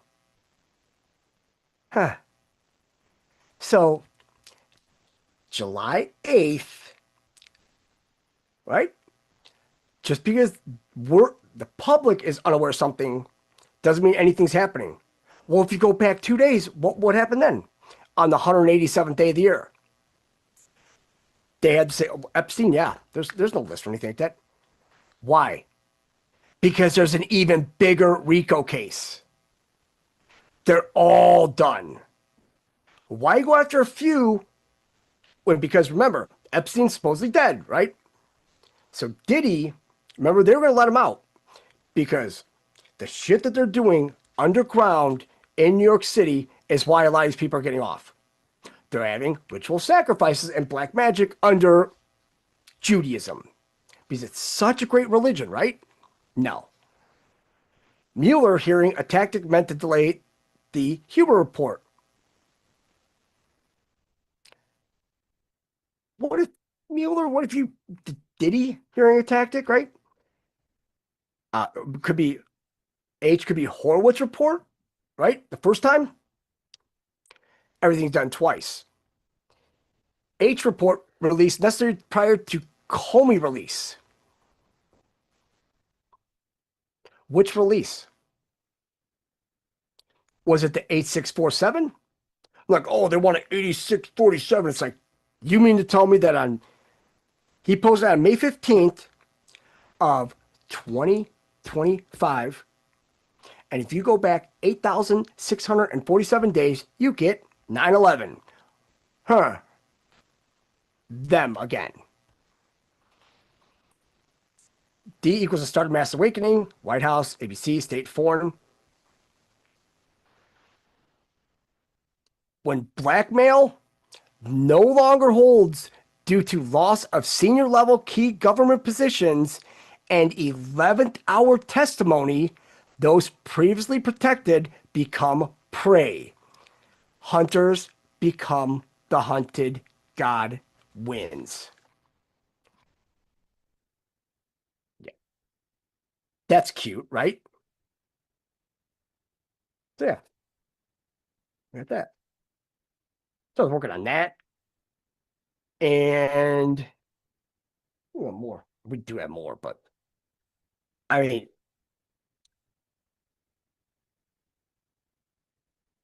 111. If you got 111, 121, 131, 141, 151, 167, it's less than 10, right? It's 9 drops. There you go. And let's see. This we got. Having fun yet? I hope so. This. Because also remember, Il Donaldo Trumpo keeps posting, you're gonna need some popcorn this week. Yeah, move. Now, funny thing is, right? Think 11-4 start. Well, if 7-4, yep, 4th of July, it was on a Friday, and then 7-11 was on a Friday as well, 2 Fridays. Whose dog was named Friday? Yep, his. Junior's. Right? This is going to be such a massive RICO case that I don't think people are even ready for this. Because you could actually do a RICO case, you could actually push it right to the tribunals. So please tell us about Alligator Alcatraz again. Because everyone's like, oh, it's going to open up Alcatraz. Well, you know, there's so much work to be done. You ain't got to do shit. You have an Alcatraz on both sides, right? You got the one over in the harbor, you know, over in the bay. But they don't have the counts like Alligator Alcatraz right now, do they? Because they already had their first victim. I think the alligators like Mexican food. Just asking, right? I'm just saying. It's like, if that doesn't scare you, I mean, you have pythons, alligators, right? P starts with a 16. It's a 16, right? What's 16 plus 1 again? 17. Maybe they need a 3.0. Maybe they need hippos. I would love to see some hippos brought in. Because if you thought they were scared of the alligators and pythons, it's like, I would be terrified of a hippo. Right? Definitely terrified of a hippo. And also, I love corn, right? Well, if we love corn, P equals C, what do they enjoy? Porn. Just great people. I mean, it's awesome. And this was weird. So yesterday on YouTube, this showed up on the screen. I had to take a picture of it because I'm like, there's no fucking way, right? Look at how diabolical the search was. And then this, which this I say because it's fucking hilarious. You gotta love AI. I mean, I don't use AI for, information because we can find it on our own. Who's to say the AI's right? Right? So I do have a video as well because, well, remember when, damn it, why did I do this? The Tunguska event, right? And we're going to go over that too. We went over a little bit, but we didn't go over it all. Also, I'm going to put another video in that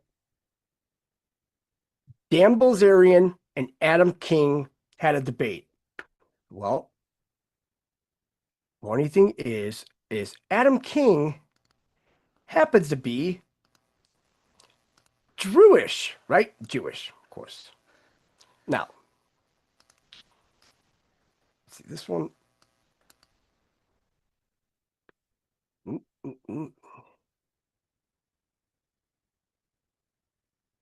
And it is on Jake Shields' Fight Back podcast, which this episode, it is 1 hour and 7 seconds. You can't even make this up. But the funny thing is that I have a snapshot of the video, right? This is great.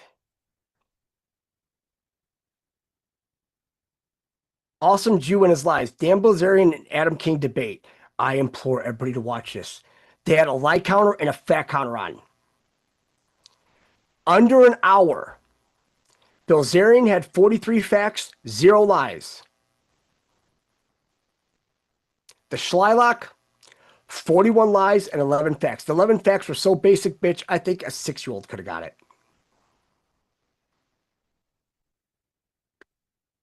But, I mean, who's telling the truth, right? It's going, and he starts making excuses like, I came here to debate, Jake, and then you said, damn. Okay. Well, if you came to debate him, you're still going to lose because you're still putting up a bunch of lies.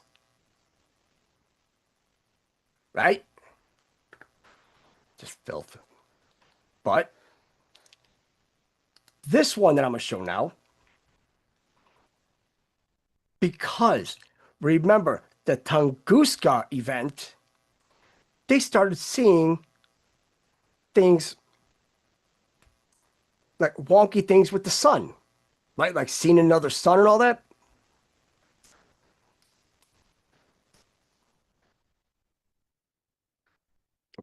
Comes up to me and says, James, have you noticed how there's something weird about the sun? And I'm like, no, I haven't. So, and this came out yesterday, by the way. He says that the sun seems to be rising too early, hotter than usual, and certain farmers are noticing how their sunflowers are not following the sun anymore. So I'm like, okay, let me check this. I go to Reddit and social media and I find hundreds, if not thousands of videos of people talking about the same thing. No, that's not the moon. The moon is above us. I don't see. That's there, and that's there. And that's not the sun. That can't be the sun because the sunset is over there. Shay, that's a planet. The sunset is over there. Mommy, that's a planet. And the moon is up here. Yeah. So that must be a planet. I mean, that's the sun, but it looks kind of weird and it's setting in a different place. But that's just a coincidence, or maybe she's mistaken, right? I absolutely hate videos like this, but I am going for my morning freaking walk, and I have got to be tripping here, dog. I gotta be tripping. Every morning I go for a walk, and every morning the sun glare is in the same freaking spot. Blinds me right from that direction. So tell me why the sun is over here. Why the hell is the sun over here when it should be over here? What? So we got a couple of people noticing the same thing about the sun. But looking for more of this, it's not just the sun setting in a different place. So if the sun set way over there, what is this? Like, what is that? People were noticing several glitches that they could not explain. The welding mask, so I don't know what, if it's like electromagnetic energy coming at us right now, being pulsed. That is so weird. Yo, it's what, 7:25, something like that? The sun supposed to go down. Why is it even looking like this and up this high? Look at this. I don't know. Something is seriously up with the sun. The sun is coming up way too early, and it is setting way too late. Who else is noticing this? So in the month of June, we got a lot of people noticing how the sun was acting weird. What am I seeing? It's like a, oh my God, what was that?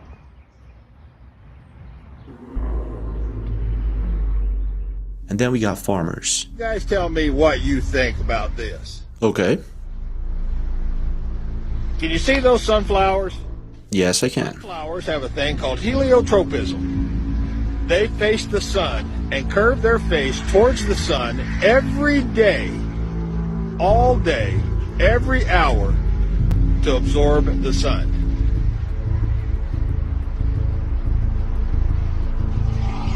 Can you see there? Yeah, they got their face turned away from the sun here. Okay, so that's really weird, but still, what he says next is even weirder. I don't know what's causing that, but I'm inclined to say that the very people that took down my videos also might be responsible for this. Wait a minute. So it seems that the original video was actually deleted. Why would this happen? I mean, he's talking about sunflowers. So digging deeper into this, I actually found out that there's a huge rabbit hole, and a very scary one. It involves China's fake sun, and this would explain the sunflowers. It also involves this crazy theory that there's something hiding behind our sun causing these anomalies. And there's also people suggesting that CERN broke the simulation that we're living in. But nothing is as scary as the Mars theory. The theory that Mars was once the moon of a larger planet that was destroyed by something that came from outside of our solar system. And some suggest that whatever this thing is, it's coming back. So let's try to find out what's really going on. And let's start with the basic. And that would be the videos of these anomalies people are seeing. Okay, so we got a few anomalies going on with the sun. And most of them are on the month of June or May. This is interesting. Then we got this video in March, if I'm not mistaken. Let's take a look at this. So I'm out here at the farm scouting for turkeys. And it's like between 6:55 and 7 o'clock in the morning. And I was like, I'm just gonna take a good video. The sky is really pretty. The farm will look really pretty. Sure. And as I'm taking this video, the sky done something weird, like it glitched. And I wasn't looking through the phone. Like I was scanning the field, but I was like looking at the field. And I seen the sky do it. Oh my gosh. And I was like, what the world? And I stopped the video and I went back and my phone caught it. I don't know what it is. Okay, so this is really wild. Let's check this out. it's weird for sure. I'll show you guys a video. Check it out. Tell me what you think. It's kind of weird.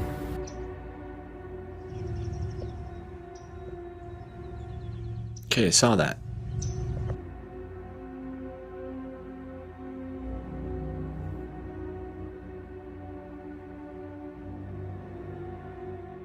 What the heck is that? Let's take a look at it again. That was really quick. It's like some sort of sunburst, and if he saw it with his own eyes, that's not a camera glitch or anything like that. It's kind of weird, isn't it? Let's check for solar flares. Maybe that would explain. But before doing that, let's take a look at the comments. Posted by Log Cabin Chad. I work outdoors 8+ hours a day, so I always have a clear view of the sky. I've seen this happen 3 or 4 times a month for the last 2 months. I'm glad to know I'm not the only one seeing this. So this is kind of weird. We got more people seeing the same thing. Let's take a look at this. Another person says, that's a sun simulator glitching. Solid catch. Eric says, sun simulator. Okay, so a sun simulator. Oh my god. Chinese artificial sun sets a record towards fusion power generation. China's artificial sun sets new record with dual temperatures exceeding 100 million degrees Celsius. What? Okay, so if they have a fake sun, they could maybe send it to space. But I don't see why anyone would do that. Unless, of course, there's something wrong with our sun and it needs to be replaced. Sun is likely to cool down in the next 30 years, causing a mini ice age on Earth. Huh. Now that would be a good reason maybe to set up an artificial sun.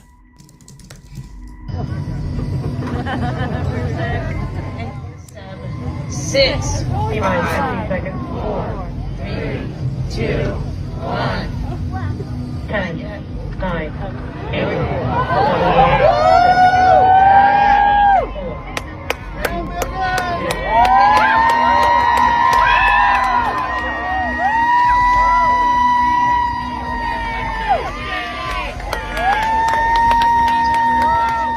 So looking for more videos of this fake sun being sent to space, I found none.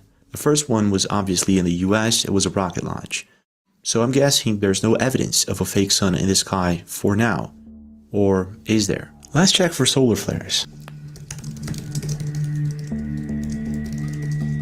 Oh wow, on March 28th there was an X1 class flare and they're rating it a strong radio blackout event. A day later, on March 29th, then he uploaded his video. But wait a minute, can we actually see solar flares with the naked eye?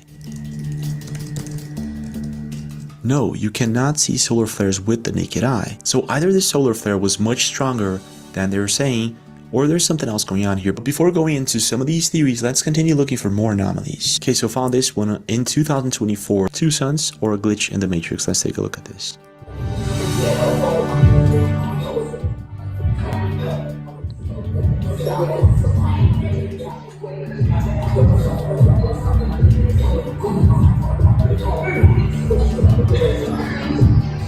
Could it be a reflection of the sun in the glass?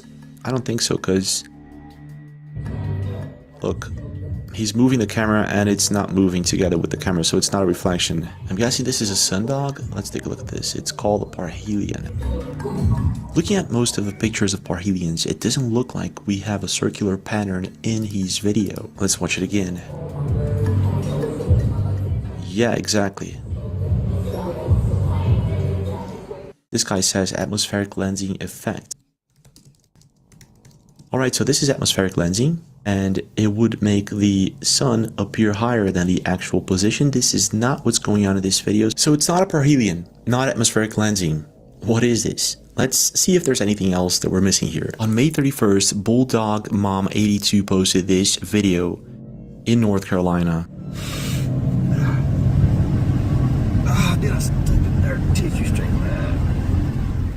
That's the sun, right? Jordan, I ain't never seen nothing like that. Have you? Is that the moon?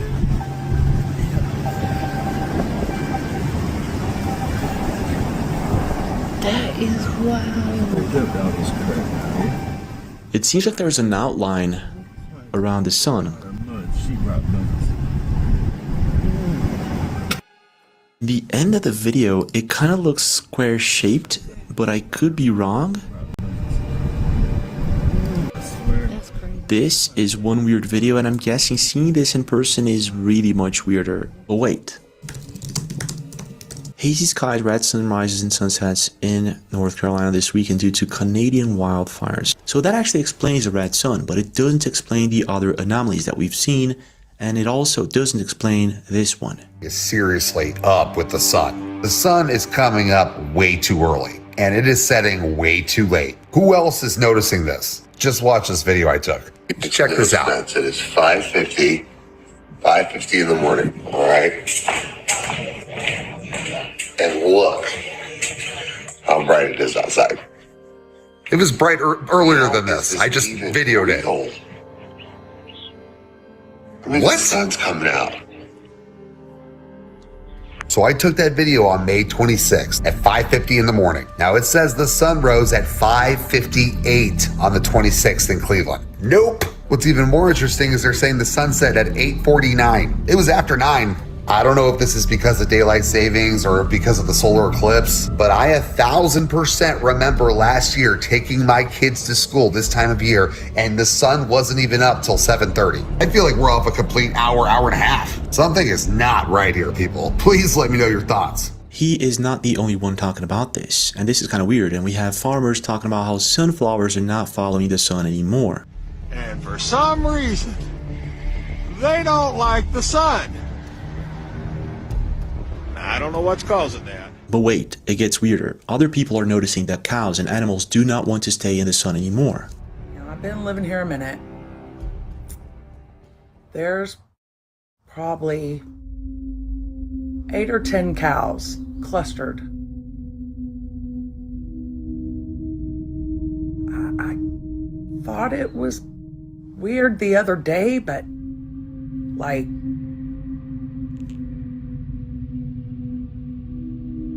it's not even hot here yet. It's not even hot. Look at them all. Yeah, they seem scared, like they don't want to be in the sun. And the babies are under the back tree. Look at them. So this video was recorded just after the eclipse in 2024. Wait a minute, I remember something about this eclipse. It's coming from Mayan Princess in Massachusetts. So she used a welding mask to view the eclipse. I don't know why that's happening right now. I'm using a welding mask.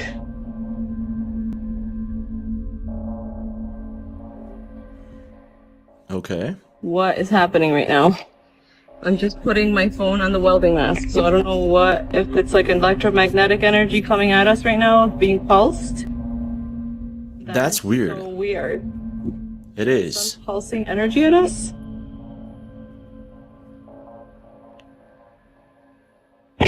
I am so confused.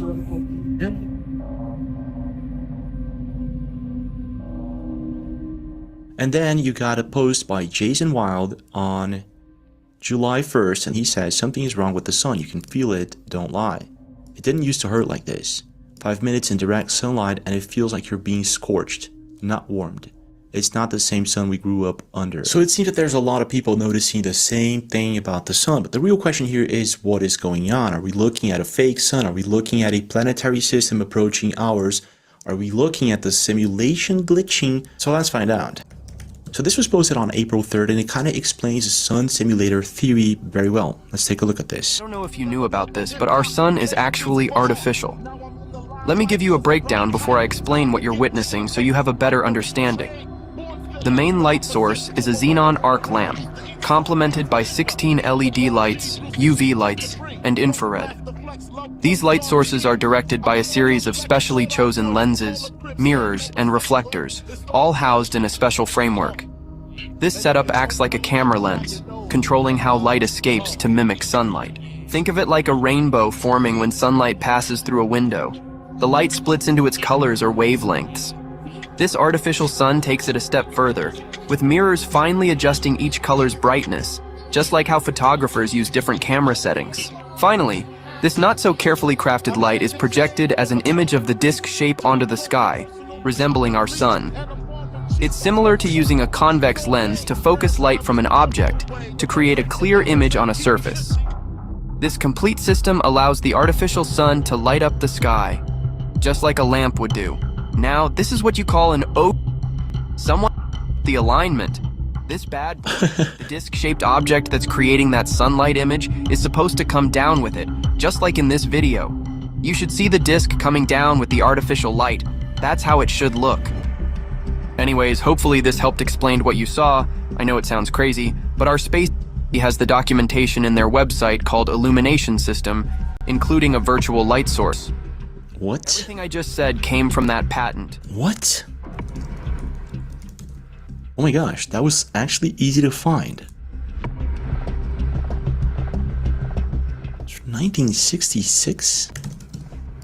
Oh my gosh, there are actually more patents for solar simulators. Why would someone want to replace the sun? This is another patent. It's pretty similar to what he was talking about.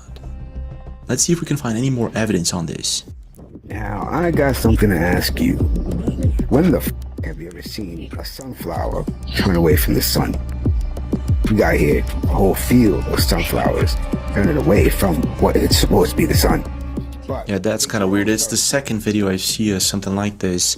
I mean, sunflowers, the older they get, they do tend to not look at the sun or follow the sun anymore. But all of the sunflowers in one field not looking at it or not pointing at it, that's kind of weird. Let's see what else we can find. You guys are gonna think I'm nuts, but watch this.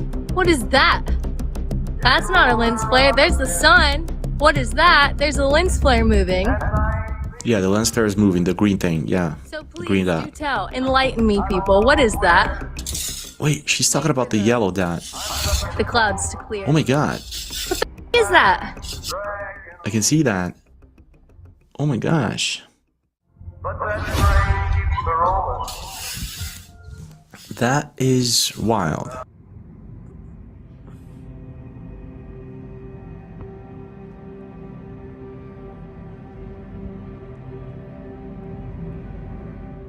Again, the same thing in another video. Something that I've noticed in most of these videos is that it's either a very polluted place or it's a cloudy day. So this would mean that this is most likely not a second sun, like a fake one, or another planet or anything like that. This doesn't explain the sunset anomaly, the sun rising and setting in different places and time. And it also does not explain several of the other anomalies. So this leaves us with two theories. One is that CERN may have opened up a portal at some time and we're seeing glitches in the simulation. Another one is the Mars theory, very well explained by the Y Files. You can watch the full video in his channel. Check this out. Millions of years ago, a massive planet called Maldek was part of our solar system. Maldek had an enormous moon that could support life. It was warm, it had oceans and an atmosphere. And on that moon, a civilization of giants built pyramids, monuments, and great cities. They created intelligent machines to mine Maldek for resources. But the machines evolved, turned on their masters, and claimed Maldek for themselves.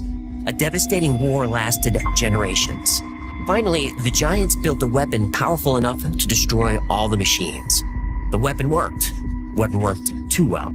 The explosion destroyed Maldek. With their planet shattered into a billion pieces, the giant's moon was adrift. Soon the atmosphere vanished, the oceans froze, and the surface turned to dust. Their civilization collapsed. We don't know what the giants called their moon, but we have a name for it. We call it Mars.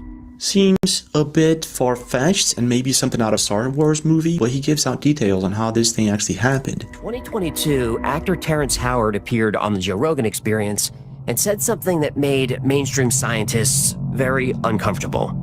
To explain how planets form, NASA teaches the accretion model. After a star forms, leftover dust and gas start clumping together. These clumps, called planetesimals, gradually collect more and more material, like snowballs rolling down a hill. Eventually, they become planets. Sounds reasonable? Yeah. That's what we were taught in school. But there are serious problems. So right now he goes on to explain how several anomalies in our solar system cannot be explained by the current model that we learn in schools. But there is another model, one that explains Mars and many other anomalies. But astronomers keep finding what they call hot Jupiters. These are massive gas giants orbiting closer to their stars than Mercury orbits our sun. According to NASA's model, they shouldn't exist. Dr. Tom Van Flandern spent 20 years at the U.S. Naval Observatory calculating planetary orbits. He saw these contradictions firsthand. The accretion model couldn't explain what he was seeing in the data. So Van Flandern proposed something radical. The planets didn't form from dust. They didn't form from orbiting the sun. They formed inside it. And when the sun thought they were ready, those planets were born. In this other model, planets are not formed out of dust. They're actually formed from within the sun. In early stages of the universe, the sun has too much mass and too much energy, so it has to get rid of some of that. While it's spinning in the universe, it starts spitting plasma around it. And when this plasma solidifies, it becomes the planets. And this is one of the reasons all planets are usually aligned perfectly around their sun. But there's something about Mars that just doesn't add up. Van Flandern noticed something else. Planets seem to be born in pairs. Earth and Venus are nearly identical in size. Jupiter and Saturn are both gas giants. Even their positions follow a pattern. Their orbits have specific ratios to each other. The math works. But some planets in our solar system don't have partners. Mercury's orbit is all wrong. Pluto acts more like a captured moon than a planet or planetoid. And then there's Mars. Mars was the real problem. Too small, wrong orbit, wrong density. It didn't match any pattern Van Flandern could find. That's when Van Flandern made a bold conclusion. Mars wasn't a planet that failed to follow the rules. It was a moon. So theory goes that Mars was actually the moon of a larger planet in our galaxy. Something swooshed by and destroyed it, becoming the asteroid belt. Mars is still there, but its orbit is wrong, and many of the other planets in our galaxy's orbit is wrong too. And this most likely happened after this thing swooshed by. But when it comes to this bizarre theory, there's more. In 1766, a German mathematician named Johann Titius was playing with numbers when he noticed something strange about our solar system. The planets weren't randomly scattered. They followed a mathematical pattern. That sequence perfectly predicts the orbits of Mercury, Venus, Earth, Mars, Jupiter, and Saturn, right where the math said they would be. But the formula predicted something else. Between Mars and Jupiter, at exactly 2.8 astronomical units from the Sun, there should be another planet. So that would be Maldak, but the question is, if there was something there, what really happened? He found something disturbing. The Martian surface had unusual concentrations of xenon-129. Now here on Earth, that isotope comes from exactly one source: nuclear fission. Not volcanic activity, not cosmic radiation, nuclear explosions. The concentrations were highest in two locations: Cydonia, where the face on Mars sits, and in a region called Galaxious Chaos. So this is quite interesting. Either a civilization exploded the planet for some reason, such as robots or AI, or something swooshed by pretty quick. And this would explain why certain orbits, like Mars and other planets in our galaxy, cannot be explained, except by the idea of a huge object swooshing by our galaxy from time to time and creating chaos and changing everything. But if this is what really happened, it might happen again. What we're looking at right now, these anomalies with the sun, may actually be a sign that whatever this thing is, it may be getting closer. But again, this is just one theory. The other theory would be CERN, opening up a portal and messing up with our reality or simulation. 2 years ago, Z Media uploaded this video of Dr. Astrid Stuckelberger talking about how CERN was opening portals. Checking out her name, it appears as if she is a scientist and writer at the Institute of Global Health, the University of Geneva. So yeah, she should be someone who knows a lot. Portals coming in and out. It's physicists from the CERN who told me this. They've testified to beings coming in and out of portals. Yes, they have apparently in the bottom of the CERN this portal, this door where they are dealing with all the subatomic dimensions. They say there are 17 different dimensions of reality. So because of these supposed portals that are being opened by CERN, many people think that this is somewhat meddling with the dimensions and realities that we live in, causing these things. So what do you think? Maybe this is all just a coincidence. It's pretty far-fetched, I know. Or do we have a fake sun, an artificial sun, replacing ours? Whatever destroyed Maldak, is it coming back to haunt us? Or did CERN alter our reality? I'm inclined to think that the answer is simpler than we imagine. Leave a comment, Don't forget to subscribe, smash that like button, and I'll see you guys this week.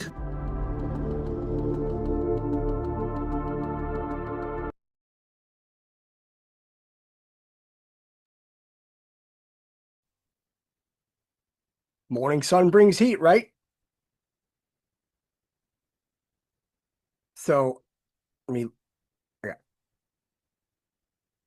Jeez. Search.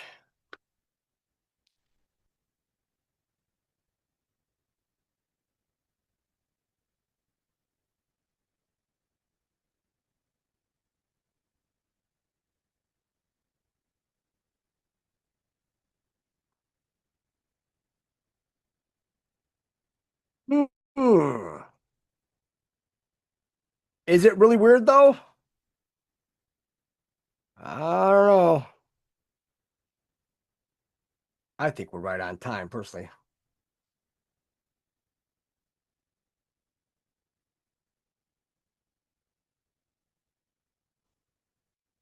Okay, see this one. All right. So let me shut off.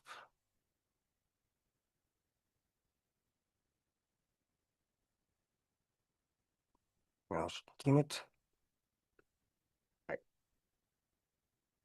right. This came out on July 2nd, 2025. Right? Summer 2025. We'll have 3 of the shortest days on record as Earth's rotation unexpectedly accelerates. Really? Really? No. Time is not on your side this summer. The Earth is set to have 3 remarkably shorter than average days in the coming weeks as the Earth's rotation unexpectedly accelerates. According to scientists, a pale blue dot daily rotation is normally equivalent to 86,400 seconds or 24 hours, but 3 days this summer will see as much as 1.51 milliseconds shaved off the clock. Huh. Wonder where that fits in, right? International Rotation and Reference System Service. Yeah, defund them too. Nothing's rotating. Cut your shit. Found that July 9th, tomorrow, July 22nd, and August 5th will be victims of the time splicing, putting them among the shortest since 2020. Scientists say these dates will be when the moon is furthest from the equator, which will impact the rate of the Earth's rotation.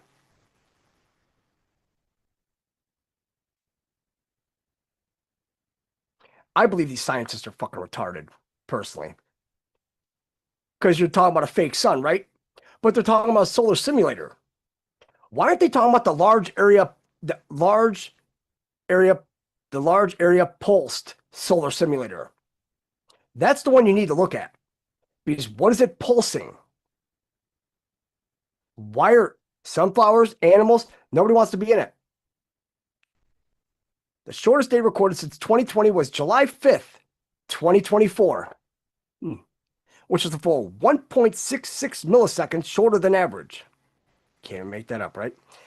With experts unable to pin down the reason for the increased acceleration.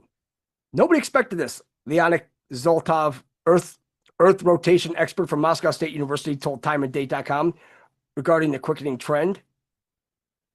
Yeah. An Earth rotation specialist. You can't get any more retarded. The cause of this acceleration is not explained. Most scientists believe it is something inside the Earth. Ocean and atmospheric models don't explain this huge acceleration. We can. Earth's official timekeepers may need to take a first ever drastic measure to keep up with the new pace and stating a negative leap second in 2029, according to a study published in Nature last year. Oh my God, let me get this straight. So these guys are all flipping out about milliseconds, right? Why doesn't anybody mention anything about, Pope Gregory the 13th that decided to switch all the calendars? Because right now, and when was that? That was October 5th to October 14th. In, was it 15 something. But Remember, it all goes down the line because a bunch of them jumped on early. They were the 10 days of darkness, and now we're 13 days of darkness. Well, if 3 days of darkness and you have 10 days, and then another 3 days, where's that time? Right? But,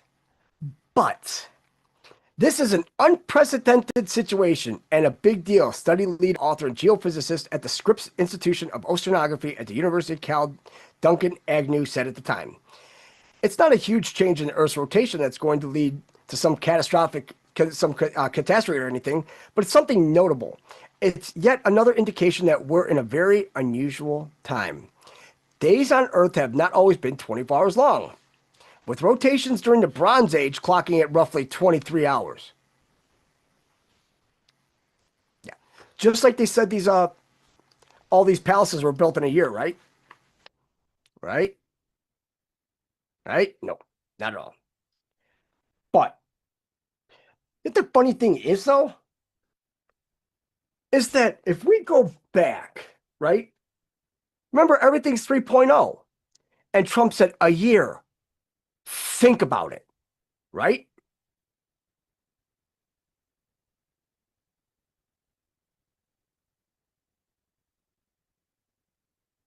Four 2025. It's when Bibi was at the White House about the 17% tariffs.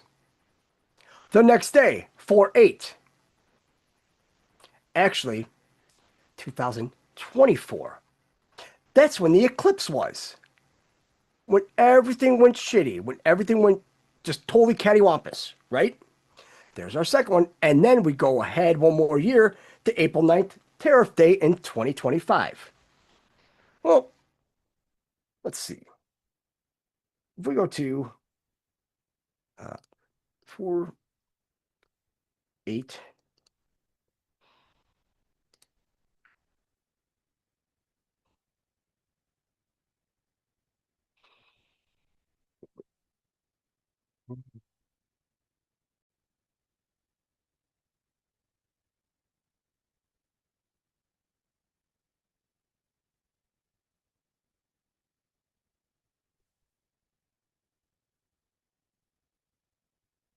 Eight.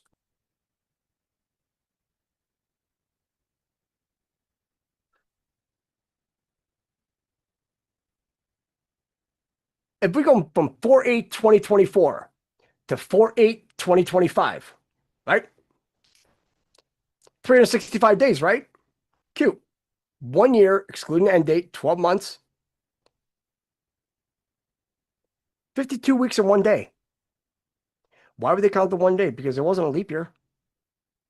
Remember, it was after February 29th. Why is there a day added? How could you say it's 100% of a common year when you have 365 days?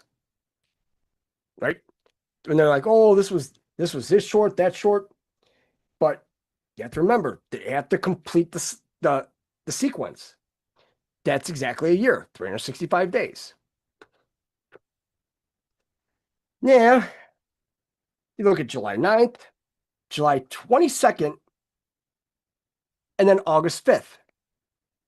There's our D5. From 7/9 to 7/22 is 13 days, which is a 4, which is a D. 7/22 to 8/5 is 14, which is a 5.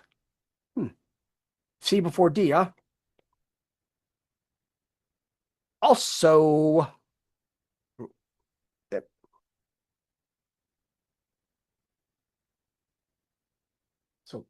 so today is July 8th. Tomorrow is July 9th, the short day, right? What's our 3.0? The buck moon. July 10th, 2025. Remember, Trump loves corn, right? How do you catch a fish? Buck moon.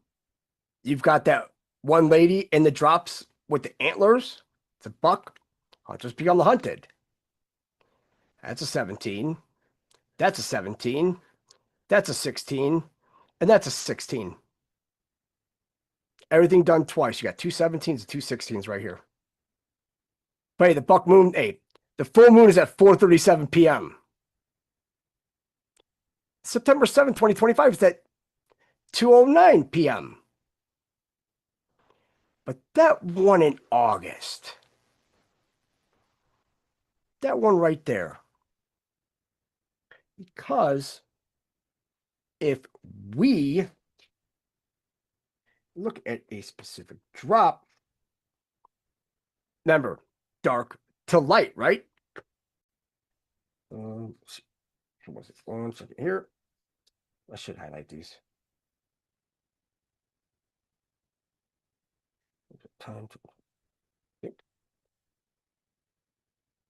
right. Then we go back to here. We go back here to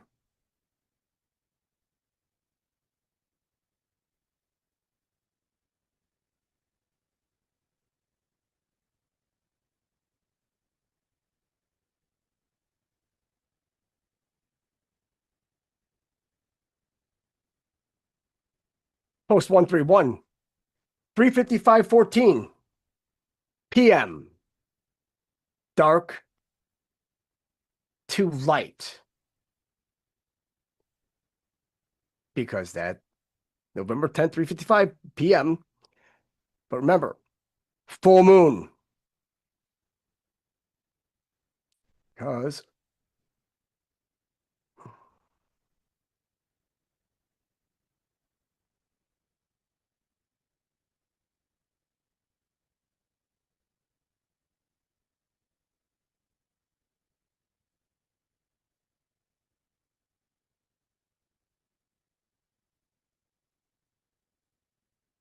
(15:43), which is 13. D, morning sun brings heat, full moon coming, undiscovered stars learned, missions forward. Remember they said that wasn't for us. What if it was? We just didn't know enough then. Right? Yeah, JJ. And I'm glad you mentioned that, because they are saying that, like I said, I haven't gone through all these documents yet on the Tunguska event, which is the sky event. Let's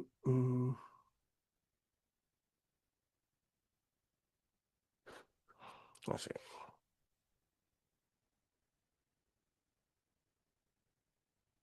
Let's see.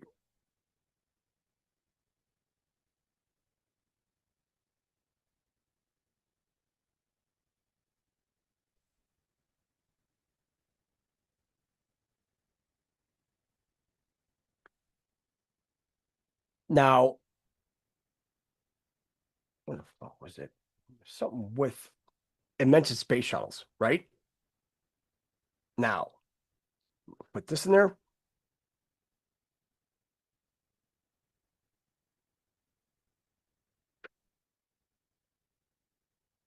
This is a 100, I mean, you can't even make this up, right?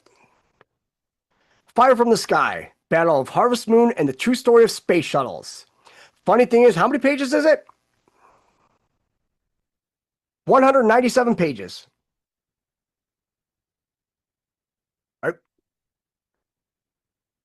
They talk about, they said it occurred a straight U.S. airplane crash in Pennsylvania. Next day, plane crashed in Moscow, planes, trains. CNN told the fireball that was reported from Bakersfield, California to Medford, Oregon. They said it occurred about 6 or 6:15 in the morning on Saturday, September 10th, 1994. 6 is a dangerous time. And was so bright that the light shining through windows woke up some people. They showed a house in San Rafael with a hole in the roof from a piece of something falling from the sky. Right? I said, this document is massive because they tell you the truth about the whole Jonestown massacre. It was not a big suicide because Jim Jones was a Mossad agent, because he never died in it. He ran off to Israel right afterwards. And when they found all the people, it's not like you drank the cyanide, drank the Kool-Aid, and just all dropped everywhere. They had the children first, the women laying on top of the children, and the men laying on top of the women. It was almost like a I don't know, culty.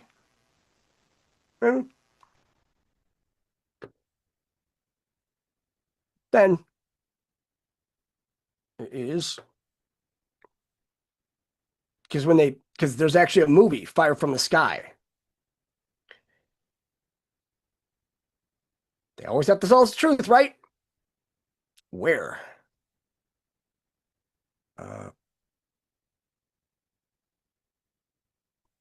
Mm, mm, 1 second here, guys. See.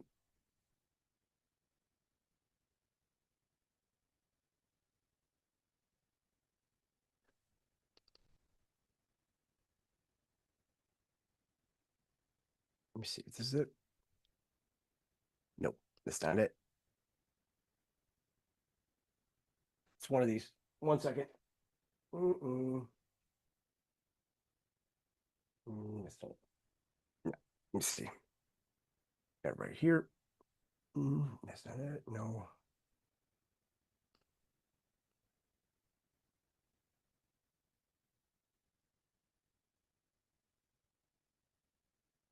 Here you go.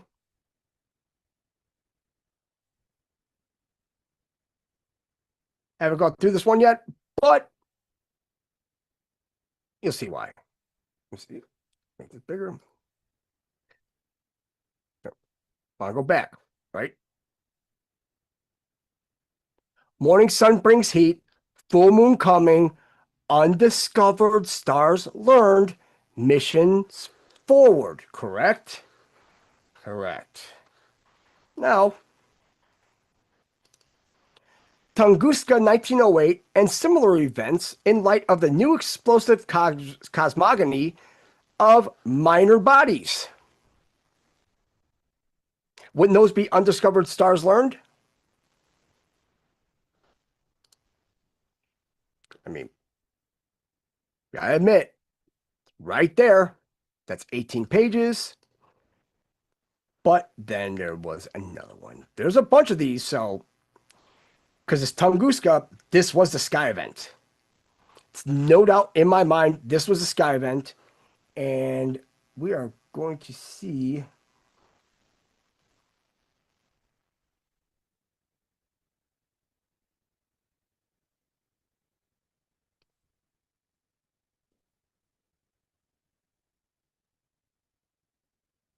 What the hell is this?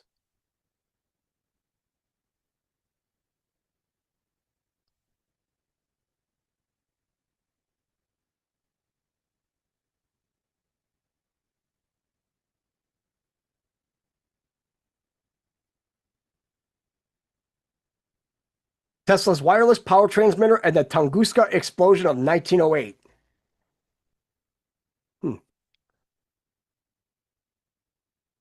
Yeah, JJ, it was. But also, the whole alien abduction, it's not abduction. When you actually sign a treaty with these same evil pricks that are stealing our kids, stealing the cows, everything, making a deal with the Greys is like making a deal with the Jews. They're one and the same. They're just shitbags. That's it. I mean, this shit gets so deep that it's like, yeah. It's almost like you don't believe it, but then you're like, well, there's a lot there. And 1 second, guys. This. All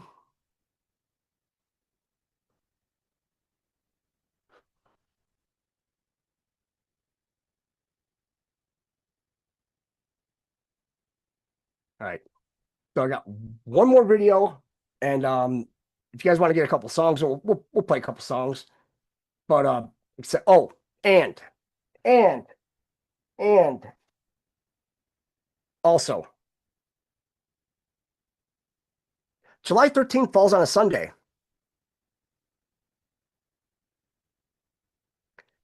So what should we do special for Sunday? I got it. Everything has to be done twice, right? Philip Turney's coming back on July 13th because we have a lot to talk about.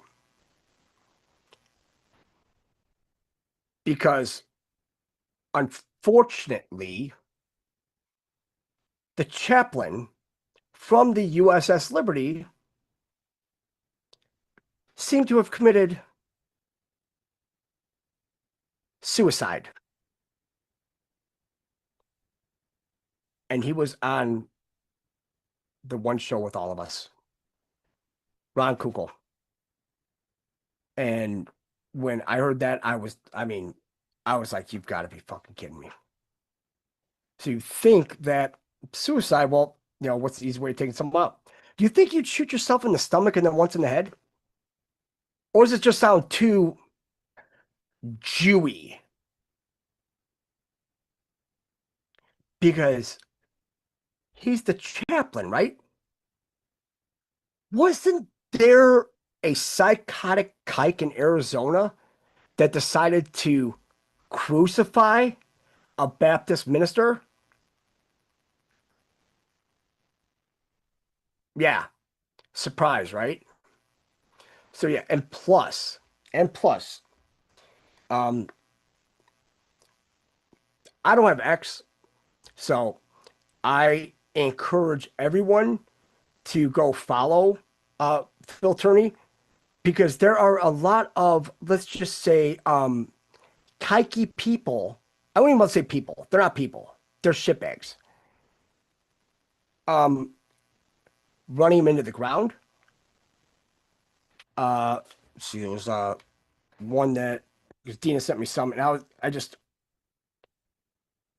pissed off. Is all I could say.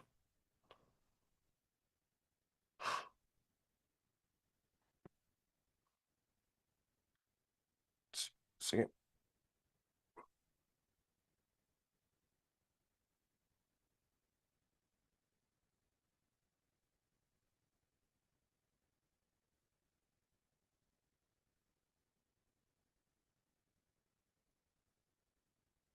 So, if anybody wants to go after this Yankee Doodle cunt, oh look, what is it? Oh, MAGA Maha, fuck you, kike. Drunk, illiterate, racist, homophobe, Jew hater, liar, disgrace.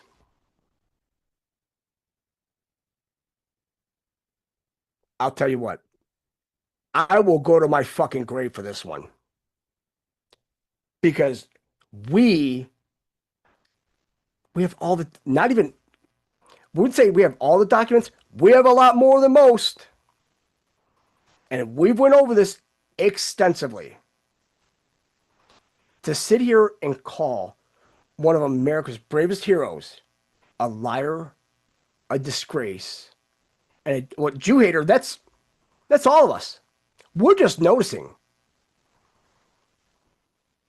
So yeah. Do as you will.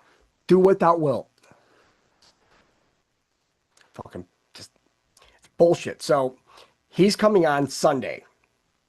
And we are going to have it's going to be a emotionally charged chat. Because Ron was one of the co-authors of Remember the Liberty.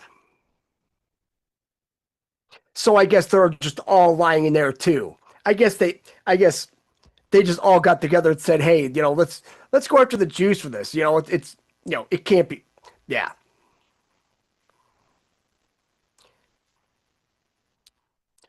I've got a lot of Jew fatigue now. But I think Shameless Spurg, definitely follow this guy. I've got a video for you.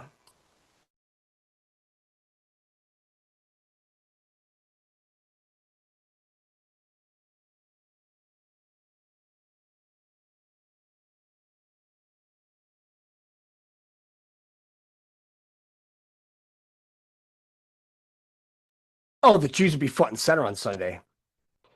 But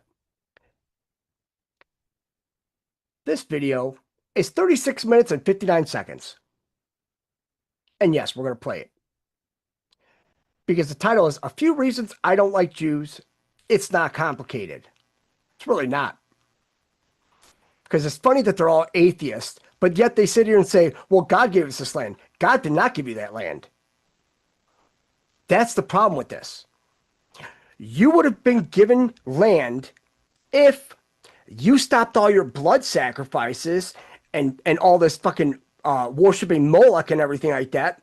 But hey, Winston Churchill said Hitler worships Moloch. Fuck him too. Hitler didn't worship Moloch. Because at the same time that Hitler was trying to help Germany, the Jews were over here in Soldier Field having a big Moloch day. I mean, I'm tired of Israel. I'm tired of the Jews. Tired of all of them. The only way that this is going to get rotted out is by Space Force. Military is the only way. Because unlike everyone else, they took the bite that has no cure. So not only did Space Force and us actually poison the well, because they're so going to poison the well, because it's just like Terry said, right? With what is it? 1971, legal to kill a baby in New York. Saline injected to the womb of mom to burn the baby alive.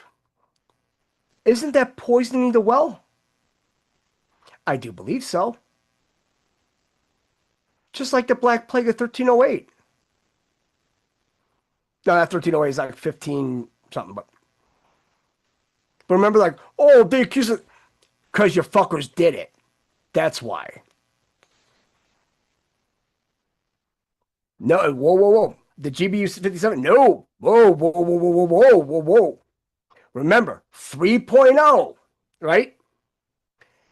Does anybody find it odd that President Trump said, no, this is the 12-day war? Why would you call it the 12-day war? So, oh, that's right. Because you had the 6-day war, you had the 12-day war, and now you've got 1,800 MK-84s coming to drop right on your fucking heads.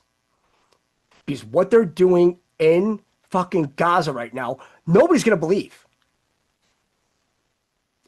I mean, it's funny that they sit here and cry. It's like, oh, they're hitting, oh, we're special people. Nope. But remember, Trump's like, hey, which skies did President Trump say that they were in control of? Not the Israeli skies, the Iranian ones. So now, 6, 12, 18, there's your 3.0. But how do you lure a dangerous animal? Well, what do you do with a narcissist? You keep on padding those stats. Yeah, we got the, yeah. And BB's still in DC right now, too. What if 710's day he gets arrested? Funny thing is that when you look at the whole deep state, well, who's the deep state? Who's the ones that are trying to kill all of us? Do you know OnlyFans? OnlyFans is a top donator to AIPAC. So when we go back to everything we were talking about earlier, in the first hour and a half, isn't it funny that they're all Jewish?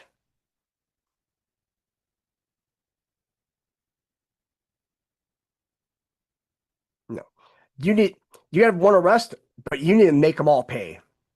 There's nobody innocent in Israel. Nobody. They all have to serve in the IDF. It's compulsory. So when they say, oh, this mom and her baby is the Biba, whatever, fuck you. You guys were in the military. How did you guys let yourself get taken by a bunch of people on fucking paragliders? But yet they had all those cars, all burned up. Because after this one, we got one more, and then we'll go to music because this one is classic. I won't fight with other Jewish groups. I just won't do it. I won't argue with them. I won't debate them. I won't dissent to their... I won't defend myself when they criticize me. I won't. Hello, folks. I am the Shameless Spurg. I hope you're doing well today. So today I wanted to talk about how Jews hate free speech, freedom of association, and do not support self-determination for white people. Some of you may have heard about the return to the land movement that some of our people have started northeast Arkansas, purchasing 160 acres of land. They want to start basically a white enclave, which is great, which is exactly what we need to be doing. But the ADL isn't too happy about it. So let's take a look at what Lindsay Bach-Friedman has to say. Residents of northeast Arkansas should be deeply concerned about a white supremacist group's attempt to develop 160 acres near Ravenden. The group allegedly plans to exclude Jews and non-white individuals from land ownership by limiting sales to individuals who are white Christians or pagans of European heritage.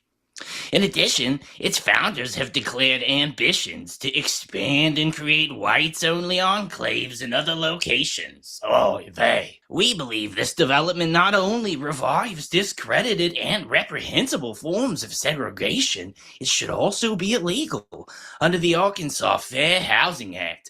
The Fair Housing Act of 1968, as well as other federal and state civil rights laws. We urge the Arkansas Fair Housing Commission, local elected officials, and law enforcement to act swiftly to ensure that Northeast Arkansas remains a welcoming and inclusive community, not a refuge for intolerance and exclusion. Lindsay Bach-Friedman. Awesome. So these people, of their own volition, want to get together with their fellows of their same ethnic stock, same morals, and same values, and they want to do it on the continent their forefathers conquered, and carve out 160 acres so that they can create their own community, according to their own standards. And this Jew here has a problem with that, even though freedom of association allows for it, even though our basic constitutional rights, our Bill of Rights, allows for this. But they don't give a fuck about those things. They care about the Civil Rights Act, which was superimposed onto the Constitution and the Bill of Rights to thwart those very things. And God forbid, on the land their forefathers conquered, they would think to create whites-only enclaves. Yeah, God forbid. Before 1965, it was understood by everyone that America was a white nation for white people. This was not new. The Hart-Celler Immigration Act of 1965, which... But I want to make sure I stress this. When people say that, oh, Trump is they're like, oh, he's the first Jewish president. Incorrect.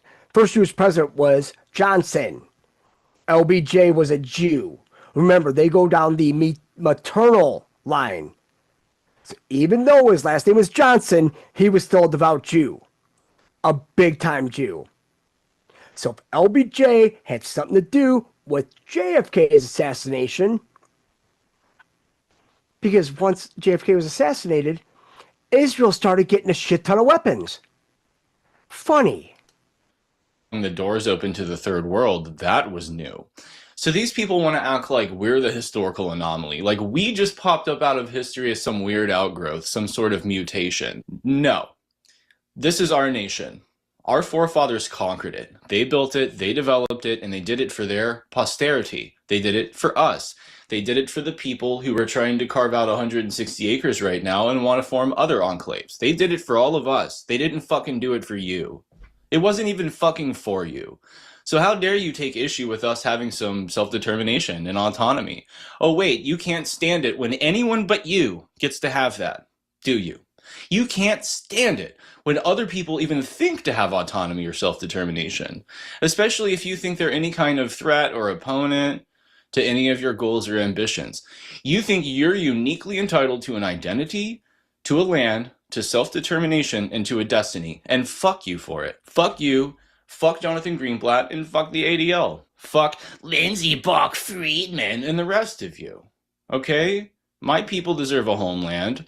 And, well, this was their homeland, and it's been taken from us, and so now we want to develop enclaves, and oy vey, it's segregation. Did you know you don't have to be included in everything? You don't have a right to be everywhere at all times. Anywhere some white people are congregated together doesn't mean that you get to show up at it, and that something has been done against you if you're not allowed in. Okay? You don't have to be included in every fucking situation. We get to have our own situations with our own people. And you might not like it because you think that access to white people is a human right, but fuck you. You believe in those things for yourself and for your own people, you call it Zionism. And if anybody opposes it, you call it anti-Semitism. You believe in those things for yourself. But here in my nation that my forefathers conquered, built, and passed down to me, you've got a real fucking problem with it. You're content to come over here and talk all your shit and say all this stuff on the bones and blood of my forefathers. You're fine doing it here. And I don't really care if you believe it revives discredited by whom and reprehensible, according to you, forms of segregation. Okay, this country was built by and for white people. This was clearly outlined in the Naturalization Act of 1790, which came before even the Bill of Rights, which came way fucking before the Civil Rights Act, which completely subverted and flipped our country upside down. We either have freedom of association or we don't. And if we have freedom of association, we get to have white communities. We get to have white neighborhoods. We get to have white enclaves. As a matter of fact, we get to have a fucking white nation. And I know you don't like that. I know that you hate fundamental actual American freedoms like freedom of speech, the freedom to bear arms, freedom of association. No. You care about the rights that are enforced by the government. You don't care about the rights that are limitations on government. That's the classic American model of rights. It's called negative rights. They're limitations placed on government to ensure that those things are not infringed or encroached upon. The Civil Rights Act is, you will bake the cake, bigot. The Civil Rights Act is, all right, break it up, white neighborhood. We're going to have to move Shaniqua in here. And if you don't like it, well, we'll ruin your life. The Civil Rights Act is, you're going to go into that integrated school, and I will point bayonets and rifles at your back and march you right on in there myself to force you into integrated schools. That is the Civil Rights Act. That is how that works. That's called positive rights. Positive rights, it's the long arm of the law being shoved down your throat in the name of freedom. That's the Civil Rights Act, okay? But true American freedom, actual American rights, negative rights, limitations on government, allow for precisely this kind of thing, for the formation of enclaves and communities based on whatever criteria that you have within the overall criteria for the nation, which was that you were supposed to be a white person of good moral character. None of you fucking people belong, okay? If you're so concerned about Zionism and you think that everybody in the world has to support this thing called Zionism or else they're an anti-Semite, then fucking go there and shut the fuck up. Stop bothering me and my people on our own fucking land that we already conquered hundreds of years ago. Bothering us about forming our own communities and enclaves. That's our nationalism. Zionism is your nationalism, and you think you're completely entitled to it. And if anybody has a problem with it, it's anti-Semitism. But when you're against nationalism for me, it's just righteousness. It's perfect then. It's perfect to deny my self-determination. It's perfect to deny autonomy and identity to my people. No, that's perfectly fucking righteous, while you get to turn around and be a Zionist and insist everybody else be, or else their own anti-Semite. Well, who fucking cares about you? And who fucking cares about your cries of anti-Semitism? We're done hearing it. No one cares, man. We have our own problems. We've got our own problems in life. We've got our own plans, our own goals. We've got our own issues. Not everybody in the world has to be obsessed with fucking Jews and their feelings all the time. Not everybody in the world has to be obsessed with Jews and their fucking destiny and their plans and what they want for themselves and their children. Not everybody in the world has to fucking do that, because not everything is fucking about you, Jews. Not everything is about you, Jews. I know you really struggle to understand that because you're God's chosen. But not everything's about you. The world doesn't revolve around you. You don't get just to have all these special privileges like an identity and a land and a destiny, and everybody else doesn't. or whoever's just your enemy at the time, you know? Because you'll promote black power, you'll promote, you know, ideas of black supremacy, you know, you'll promote all sorts of ethnic pride for everybody else, whoever's just not an inconvenience to you at the time. Now, you never believe in it for us, white people, at any time ever. But with the other people, you know, sometimes you do believe in it. It just depends. Are they in your way or not? If they're not in your way, have at it. You can have your nationalism in your culture and your identity. If you're in their way, then you can't. They get to have one all the time, no matter what's going on. They're uniquely entitled to just getting to have these basic components of what constitutes a society and a civilization. The rest of us fucking don't get to have that, apparently. We need to ensure that Northeast Arkansas remains a welcoming, inclusive community. Which part? Which part's inclusive? It's a big place, okay? Is every neighborhood inclusive of everybody? Is every house inclusive of everybody? Is every room within every house inclusive of everybody? Is every closet within those rooms, are they inclusive too? Is there a single space? Is there a single square inch of Arkansas where we haven't crammed brown people into just to prove how inclusive it is? Yeah, how dare they want to buy out 160 acres, which, by the way, if you had the money and you're just a dude and you want to buy up some land, no problem. Oh, but now all of a sudden, if you want to house people on it that you're invested in and care about, now it's a problem. Now everybody's got to be fucking included. And tell me, who's scratching and clawing to get onto that property that you're so worried about? Who's just like, oh man, I was gonna go in there, but them evil white folk done kept me down? No, they're buying it, and then they're doing what they want with it, which is free movement, freedom of association. They get to do this. And you can have a fucking problem with it, and you can call it whatever fucking gobbledygook you want. It's segregation, yeah. It doesn't fucking matter. They have the right. They have the right. They have more of a right to it than you do here. Okay? You assert your right to it over in Israel. Go have it. Go fucking be there. It's obvious that you people care way more about that than anything over here. It seems like your primary concern here is to just shit on white people and ruin things before you bail and go back to your headquarters with you and the rest of you shitty people. And so no. Jews, black people, brown people, you aren't included in everything. You don't have to be, and you're not going to be, okay? White people are allowed to congregate together without being accompanied by some fucking black person or some Jew. We're allowed to get together and form our own little cliques and communities and neighborhoods. And if you stand in our way, don't be surprised when people hate you. When you interfere with us, don't be surprised when people fucking hate you. You'll act surprised, you'll act like it happened for no fucking reason, but there will have been a reason. And you'll have laid it out all along. All along. So don't act surprised when they hate you. And don't act surprised when you deserve it. So is there a distinction with a difference then, Jonathan, between being anti-Israel and being anti-Jewish? Well, look, I think you can certainly be a critic of Israel. You can say, I don't like these policies. Or are they being conflated, I guess, is really the question. I think you can criticize Israel. I've criticized policy of the Israeli government. I'm not anti-Israel. But I think where we draw the line is being anti-Zionist. Okay. What I mean by that is this ideology that says, I oppose the existence of the Jewish state. I oppose the legitimacy of Jews having the right to self-determination. Oh, really? Kind of like you do, Greenblatt? Anytime white people try to get together and create anything that involves a group of white people, unaccosted or unaccompanied by you or one of your brown pets, kind of like that. You don't believe in our self-determination, like that, sort of? Oh no, it just uniquely applies to you. You get a whole completely different set of rules. Oh yeah, the set of rules is called the Torah and the Talmud. That is an ideology which is now common on college campuses. It's common in some corridors of power. We have people in Congress like Rashida Tlaib who professes this idea. Oh, boo fucking who. Somebody in Congress said something bad about you. The rest of Congress licks your buttholes, okay? The rest of Congress worships you. The rest of Congress sells out their people for you. Fuck you. And then, by the way, it's common in some newsrooms. We see this with the copy editors and some other people making decisions. Newsrooms, Jonathan? Newsrooms?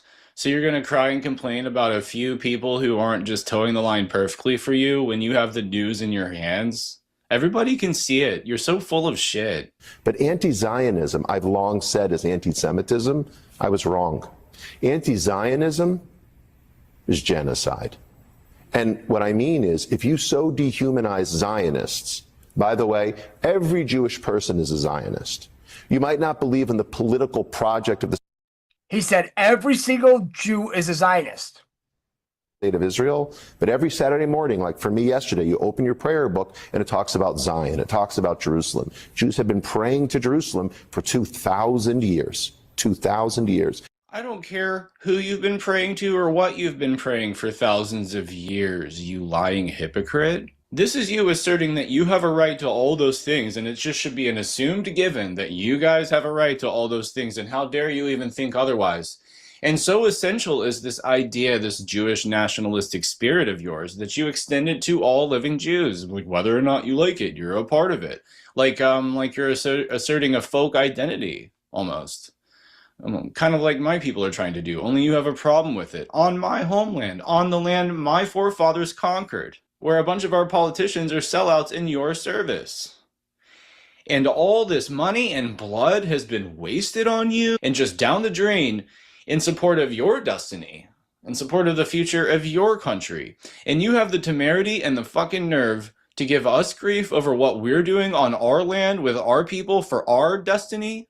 Do you not see a problem here? Whether you agree with my ethno-nationalism or not, this is not somebody that gets to tell me about it. That's clearly not somebody that gets to give me any grief over it. And yet here he is. Which you lose. Zionism is whether you're a religious Jew going to synagogue every day, or you're just a cultural Jew who even thinks of themselves as an atheist. Zionism is embedded in our tradition. It's fundamental to our existence. And so for the anti-Zionist, who says all Zionists are evil, all Zionists are bad, the Zionist project is wrong, that leaves us in a very weird position. Jonathan Greenblatt, I sincerely don't give a fuck what you do over there. It's not that I don't support your right to a place, okay? I just want you to all go there. That's all. I want you to all go there.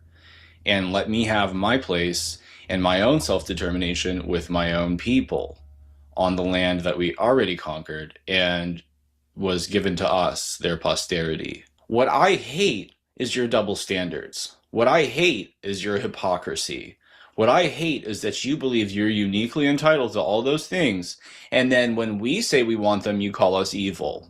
And you demand we be inclusive of fucking everybody else in the world. You don't care about our beliefs, our values, our identity, the way we see ourselves as a people, and what we want for our future. You don't give a fuck about any of that. But you demand we care about all of that for you and your people. If anybody even signals that they don't support your ambitions, you get to deride them, slander them, drag them through the mud, and defame them all over that precious website of yours. The Anti-Defamation League website, you know, which spends most of its time defaming people. It seems like that's the primary function of the Anti-Defamation League. It isn't so much to actually protect Jews from defamation. It's to slander and defame everyone else. I mean, it seems like their primary function. They do more of that than anything. And anyway, I don't want to hear any of this shit out of them. If you won't support my nationalism, why should I give a fuck about your Zionism? It's not enough to say, well, yeah, but we've been doing this for thousands of years. It doesn't matter. Like, who made up these rules, okay, where, well, because of these criteria, I get to have this thing, but when you say you want it, you're evil. You made up the criteria. I don't accept them. You are not uniquely entitled to this shit. And so, yeah, what makes me hate you? And what makes me oppose you is that you have a problem with me wanting the same things and you do it on my land. On my land. Just go to fucking Israel, dude. Like, just go to Israel. Do it from there at least. But no, you actually have the nerve, the chutzpah, to come and to do it here. To browbeat us about what we want to do with our money and our land and our people and our rights, our actual rights, the ones that you have a real problem with, the ones that have always been an inconvenience to you, because it allows us just a little bit too much autonomy and self-determination, doesn't it? It allows just a little bit too much of an identity for white people, and you don't like that. It's really inconvenient for you. It never works out very well for you, does it? Get the fuck out of my country and just go to Israel. Just go. You hate us, and increasingly, well, the feeling's mutual. Just go. We don't want you. Now, let's take a look at what Jonathan Greenblatt has to say about free speech in this country. You know, he values our rights and freedoms so much, so let's see what he has to say about it. The ADL, our Center for Technology and Society, works actively with all the kind of companies of Silicon Valley, from Apple to Zoom, if you will, from Amazon to Microsoft to Meta, and indeed to Twitter. We've dealt with them for years, helping them tackle the challenges of hate speech on their service. We point things out, we share information. There is no such thing as hate speech in this country, asshole. Okay, this isn't cucked Europe. We have free speech in this country. Do you want to know why we have it? Do you want to know why you would even codify something like free speech? Because it needs to be said. Because why? Because sometimes it offends people. Sometimes it sounds hateful. Who decides when it sounds hateful? Who's ever got the most sway? Who's ever got the most power? We have free speech, dude. That means the freedom to say what people don't want to hear. That definitely includes even lowbrow, stupid bigotry. That includes that, okay? Everything between worshiping you and telling you how awesome you are to telling you that you're a filthy kite, it's allowed. It's permitted. It's free speech. We don't have hate speech. There is no hate speech exclusion or clause, okay? There's no exception given. And so, but thanks for admitting that you're involved, actively involved in working with technocrats and plutocrats in order to completely thwart and subvert our free speech. Well, they're private platforms, You say, even though all of the public communication and discourse has moved online, and it's time for us to kind of re-update our understanding of what is the public square, it's really disingenuous that where almost all of the conversation is taking place, then you decide to flex, hate speech standards, community guidelines. Like once we've succeeded in morphing all of society into something that's internet driven, we'll just use that as an excuse to say, well, you don't really have those rights. I mean, you can go do it in a padded cell if you want. You can go stand on a street corner while everybody's either walking around staring at their phones or they're hanging out inside on their computers. You can do that. Nobody's going to fucking hear you. But hey, you have the right to say it, don't you? Oh, you can go, post something on a billboard. I mean, we'll probably still make a news segment about it and pretend like it's the same as dropping a nuke on a city or something. But yeah, you have the right. You don't believe in our free speech. You either don't understand it or you deliberately distort it. And I honestly think you deliberately distort it. I think you know full well that there is no such thing as hate speech in this country. We're allowed to express what we want, okay? You can't make direct, targeted, actionable threats to people, but you can say pretty damn well whatever you want right up into that line. There's no exception given for hate speech, so-called, because we don't have it. But what we've said again and again and again, and I've had the privilege of speaking directly to Elon a few times, the reason why we are so concerned is because we think Twitter is such a consequential service. And again, allowing people who created the toxicity on the platform that led to real-world violence. Keep in mind that the conspiracy theories that dominated on Twitter for so long exploded in places like Pittsburgh, Poway, El Paso, and of course, ultimately in Washington, D.C. on January the 6th. So what I would say very clearly is that to you, as I've told Elon Musk, as I've told to others, we need these companies to engage constructively, smartly, use their innovation to tackle hate speech. We need to use the corporations. We need to use the technocracy. We need to use the censorship to tackle hate speech, Goyam. Fucking disgusting. I don't have the words. I do have the words, but I can't say them here. I see that chart you put up. That contradicts what we're seeing at ADL. We've seen anti-Semitic speech stay up there longer than ever before.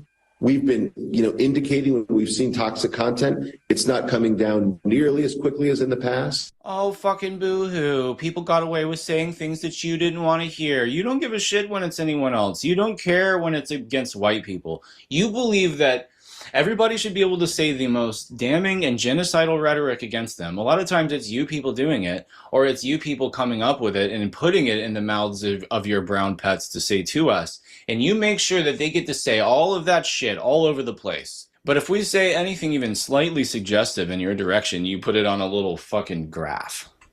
And you make a big deal out of it on the news. And you act like we don't have free speech. You pretend like we don't have free speech. And you want us to live like we don't believe we have free speech, but we do have it. We do have it. No matter how much it hurts your feelings, and no matter how much it can be used to hurt your feelings, we still have it. But I find it so interesting how interested that you are in dehumanizing speech against just you, and you act like you're so morally superior for it. Like, oh, we're so concerned with the hate and the... No, you only care about yourself. You only care about your own people. I'm not even attacking you for that. I think it's smart. It's what you should do. The problem is that you have extreme hypocrisy and double standards. That is absolutely the #1 thing I hate most about you people. Out of all things, it is just the level of sheer double standards. It's actually breathtaking sometimes. And considering that the human resources have been massively depleted at the company, that would seem to figure and loom large as to why it's happening today. Look, at the end of the day, Katie, ADL, and I think so many of us want Twitter to work for all of its users, for journalists like yourself, for watchdogs like my organization, for the whole country. But tackling hate speech needs to be all of our commitment, because freedom of speech isn't the freedom to slander people, Katie. Again, saying stuff that you don't want to hear isn't the same thing as slander. You people are always blurring the lines and fudging things, fudging definitions to make your little point, you smarmy little snake. Saying what you don't want to hear isn't slander. Saying I don't like Jews, it's not slander. Pointing out Jewish behavior, it's not slander. You pretend that it is. And of course, any of this stuff directed in my direction, well, it just all of a sudden isn't. You want us to all come together to fight hate speech, except for the ones directed at white people. That's fine. I mean, that's clearly and obviously the rule book here. Okay? Everybody in the world gets this protection, and we need to be so concerned about all this fucking hate speech, except for white people. Except for white people. Because the truth is, you know, whenever people say, I'm here representing black people, and brown people, and biracial people, and Latinx, and Jewish people, and blah, blah, blah, and it's this tiresome list, that list is not actually about who's on the list. It's about who's not on it. It's a way of saying everybody but white people, but without the nerve to actually say it. But it's what it is. It's what it amounts to, and you all know it's true. You all know it's true. And why you know it's true is because it's a perfect mirror image of the Civil Rights Act, which also doesn't extend protections to us. So, you know, there you have it. So he wants us all involved in pursuing this mission of civil rights and, you know, hate speech and all this shit, but he doesn't give a fuck about us. He hates us. He hates us. His organization hates us. These people are not our friends. Everything they say is a lie, and everything they say is disingenuous. It's full of hypocrisy and doublethink and doublespeak, and they're just full of shit, and I can't stand it. Right? Freedom of expression shouldn't be the freedom to incite violence. That shouldn't be okay no matter who's running the company. I happen to know that what you call inciting violence most of the time actually isn't. It's just you exaggerating and distorting as usual. It's just you trying to have constant narrative control.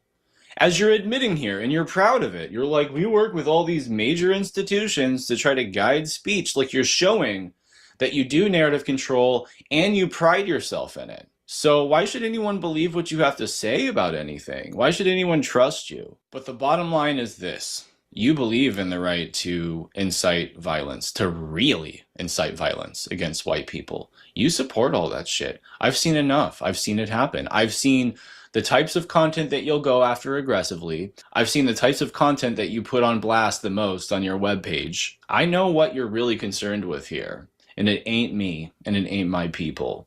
I know that you have two different rule books, one for you and your pets, and the other for me. Nothing could be more painfully obvious. And I also know that you feel justified in doing it. I don't criticize other Jewish organizations. I don't criticize other Jewish leaders who are operating in a Jewish context. No, you certainly don't. I know that you have a great deal of ethnic solidarity and that you just expect me not to. Whether it's like Mort Klein and the ZOA on one side and Hadar Susskind and Americans for Peace Now on the other side. I don't criticize other Jewish leaders or Jewish organizations. When Jews fight with other Jews, the anti-Semites win. So I don't do it. I don't do it. Right. The basic importance of ethnic solidarity, which is a self-evident reality that you just think that you're uniquely entitled to having. Like it's some sort of novel concept because it's so just your thing to have and no one else's. No, that's a basic instinct. Like, of course. And thanks for showing just how ethnically loyal you are and that loyalty rises above all other loyalties. On the one hand, I get it. And on the other hand, you should fucking go to Israel and do it. I will not take on other Jewish organizations. Again, when Jews fight with other Jews, it's the anti-Semites who win. So I won't be a part of that. So people wonder, like, why aren't you pushing back on so-and-so or such and such? Because, again, when Jews fight with Jews, anti-Semites win. That's how I see it. But you definitely expect me to fight amongst my own brethren along lines that you have decided, you know, lines of equity and diversity and inclusion. You expect me to fight with them. You expect me to break solidarity with my people. You expect me to attack my leaders, anybody that's working on behalf of white people, in the name of white people and for white people. But here you are explaining that, like, well, duh, obviously I don't attack Jews or Jewish organizations or Jewish leaders, you know, the anti-Semites win. Well, how do you think you get anti-Semites? I can tell you one thing, Jonathan Greenblatt. You personally had a role to play in what became of me, and it's because of this. It's because of how obnoxious and lying and insufferable you are. It's because of your double standards and your hypocrisy, and it's because of your gaslighting. And it's because you've made it so painfully and perfectly obvious that you are supremacists. You're a Jewish supremacist. And you clearly believe that you're uniquely entitled to things that I'm not. And you think that you're entitled to them on my own homeland. Meanwhile, you have one that we have helped you out way too much with. You people are too much. You're such a drain. It's unreal. How can you not see yourself? How can you not hear yourself? It's like, I can't even wrap my brain around it. Is it that thing, chutzpah? Is that really it? Like, I think it may be like a uniquely Jewish thing. I know it's a Jewish word. My mind doesn't even think to be this hypocritical, this glaringly hypocritical.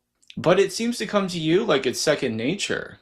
I refuse to humanize people who dehumanize others. That's my line. You and your people demonize and dehumanize me and my people all the time.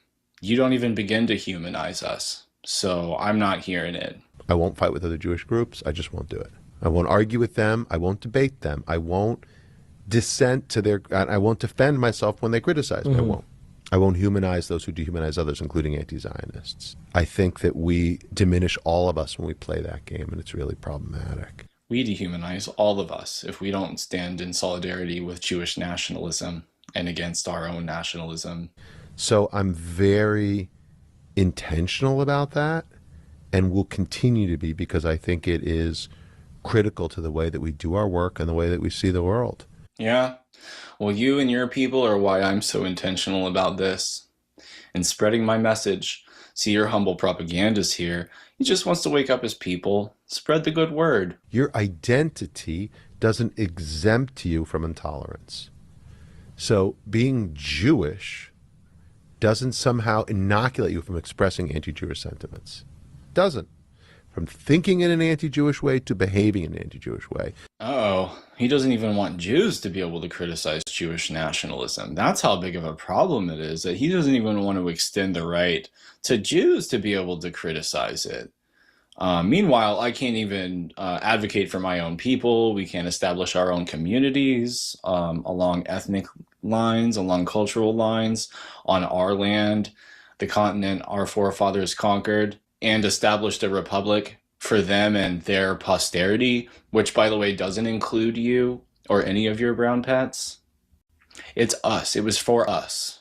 So don't sit here and demand that I affirm your right to Israel while you won't even affirm our right to buying a parcel of land in our country that's already fucking ours. You people are so unbelievable. I wish you could see yourself and hear yourselves. But no, You'll run around and just shit on everyone, and then when people get mad at you, you can be like, The Goyim don't even know why they hate us. It's just this ancient mental virus that's just there for no reason.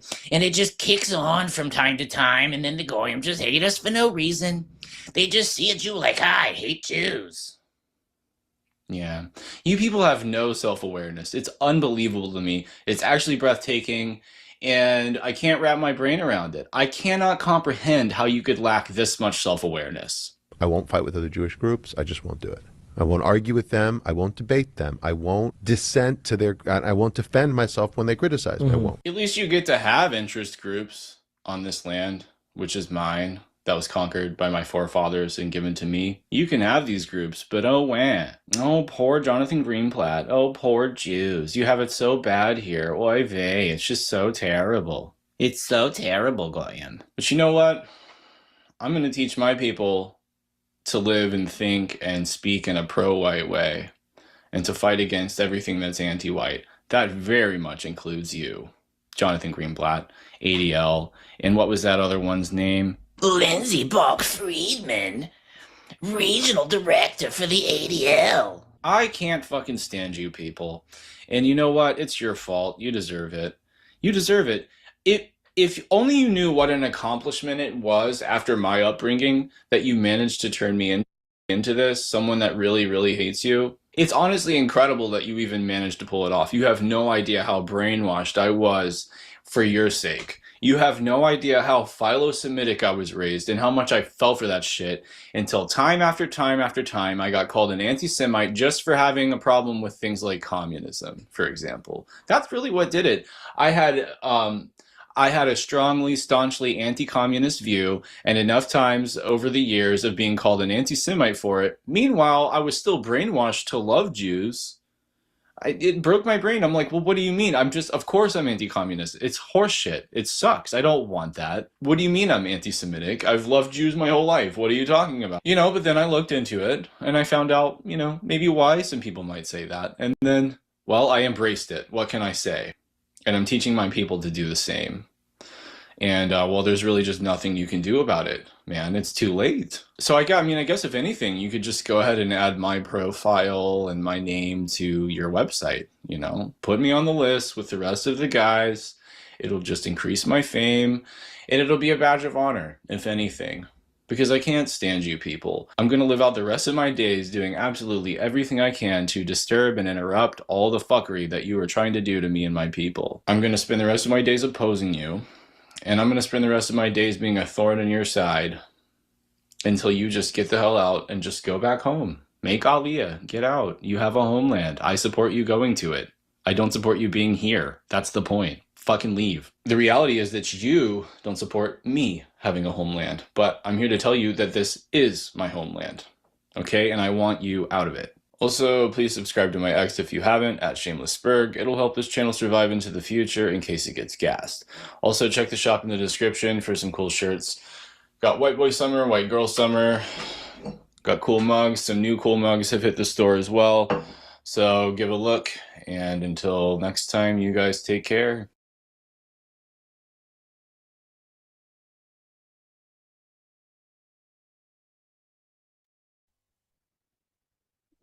Is he wrong? No, not at all. But we've got one more. And this one is a biggie. We'll just find it. Let's see. Yep, got it right here.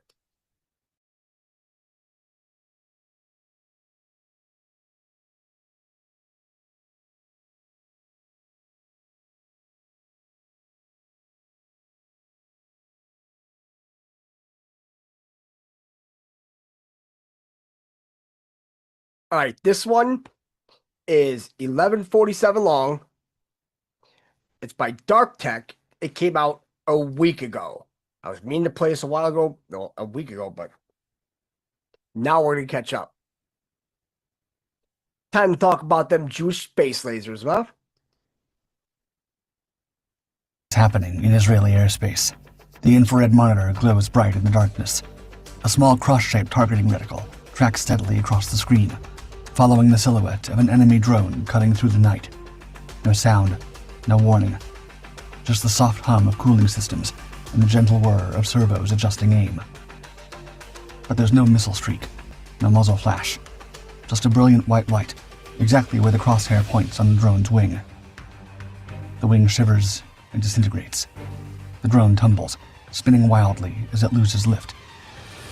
As it plummets, the reticle shifts to the drone's main body, where the warhead waits. The explosion fills the monitor with debris and smoke. Technology has caught up with science fiction. Israel destroyed a drone using nothing but invisible energy, traveling at the speed of light. Light instead of bullets. The technology is called the Iron Beam, and it was born from the harsh realities of asymmetric warfare that have plagued Israel for decades. Problem was sustainability, when enemies could launch crude rockets costing mere hundreds of dollars, forcing Israel to respond with interceptor missiles worth tens of thousands. This created an unsustainable equation where attackers could potentially bankrupt defenders through the sheer volume of cheap threats. The scale of the problem became clear in the early 2000s as military strategists watched Iron Dome interceptors, each costing between $40,000 and $100,000, destroy Hamas rockets that cost less than $800 to manufacture. The mathematics were terrifying. A sustained barrage of even primitive weapons could overwhelm any missile-based defense system, not through technological superiority, but through pure economic attrition. Rafael Advanced Defense Systems, Israel's premier defense contractor, had been quietly investigating directed energy weapons since the 1990s. The company's scientists understood that the only way to break this economic stranglehold was to eliminate ammunition costs entirely. The name Iron Beam is a nod to the Iron Dome, what it did for Israel, and how this new weapon is believed to be a continuation of that success story. Just as the Iron Dome created an invisible shield over Israeli cities using kinetic interceptors, the Iron Beam would extend this protective umbrella using pure energy. Unlike the Iron Dome's parabolic trajectory calculations and explosive warheads, the Iron Beam operates on fundamentally different principles. Where Iron Dome interceptors must accelerate, navigate, and physically collide with targets, laser weapons deliver their destructive energy instantaneously across any distance within their effective range. This represents perhaps the most significant advancement in defensive warfare since the invention of radar. And the technology comes just in time. The drastic advances in drone technology have made offensive weapons wielded by Israel's enemies cheaper, faster, smarter, and more reliable than ever. Commercial quadcopters, available for hundreds of dollars, could be weaponized and deployed in swarms that traditional missile defenses simply couldn't handle cost-effectively. Iran's provision of loitering munitions for proxy forces across the Middle East created scenarios where Israel faced hundreds of simultaneous low-cost threats, exactly the kind of mass attack that could overwhelm conventional defenses. Rafael had a eureka moment when they realized the solution wasn't just about building a more powerful laser, but about diving deep into what had prevented other laser projects from working in long ranges. Atmospheric distortion, the same phenomenon that causes stars to twinkle, traditionally scattered laser beams, preventing them from maintaining lethal energy density at operationally relevant ranges. But now there was a solution. From science fiction to the battlefield. The fundamental obstacle wasn't generating powerful laser light, a technology that's existed in industrial applications for decades, but rather maintaining beam coherence and energy density across kilometers of turbulent atmosphere. Traditional approaches attempted to compensate for atmospheric distortion through brute force, using increasingly powerful lasers to overcome energy losses. Israeli scientists took the opposite approach. Instead of fighting atmospheric conditions, they would use them as a targeting mechanism.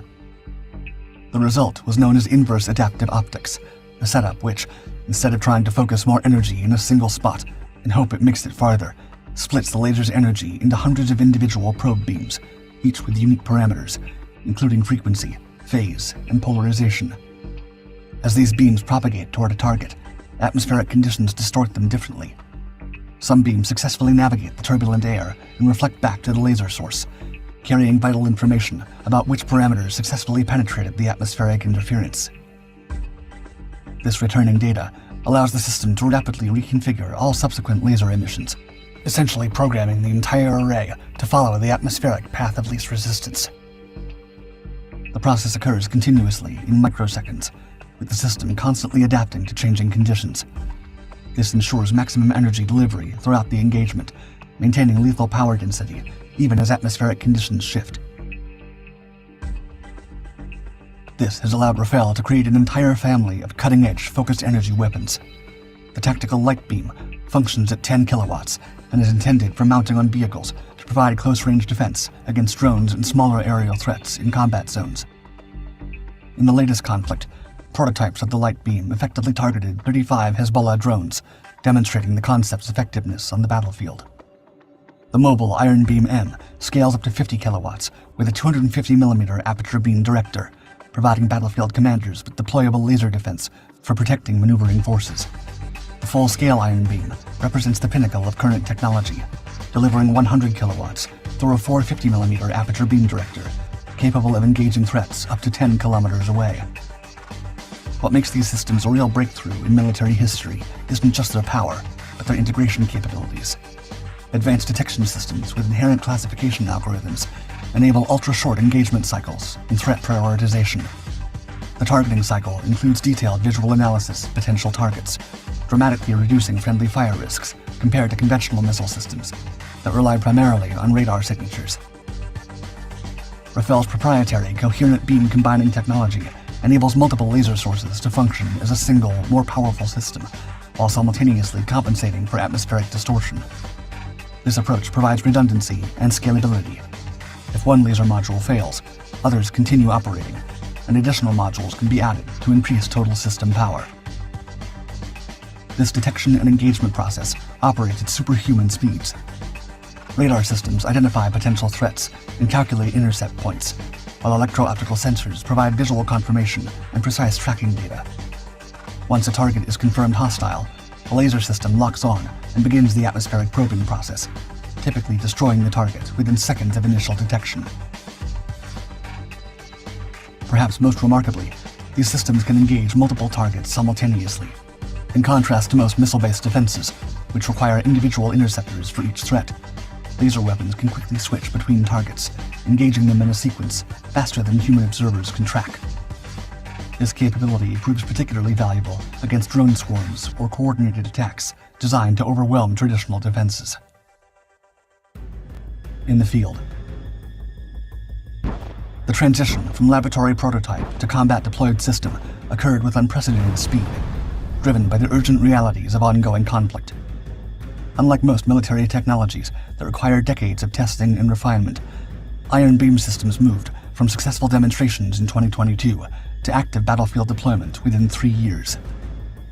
The first operational deployments occurred during Israel's Swords of Iron War, beginning in late 2024. Israeli Air Force aerial defense units operated several high-energy laser weapon system prototypes, achieving what Brigadier General Daniel Gold called, quote, large-scale operational laser interception capabilities, a world first in military history. Combat results exceeded even optimistic projections.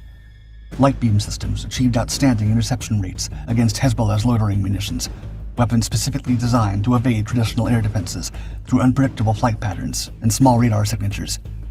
These successes validated years of theoretical work and computer modeling, proving that laser weapons could operate effectively in real-world combat conditions. Traditional Iron Dome batteries can be overwhelmed by sustained attacks, requiring dangerous resupply operations or accepting reduced defensive coverage as ammunition stores deplete.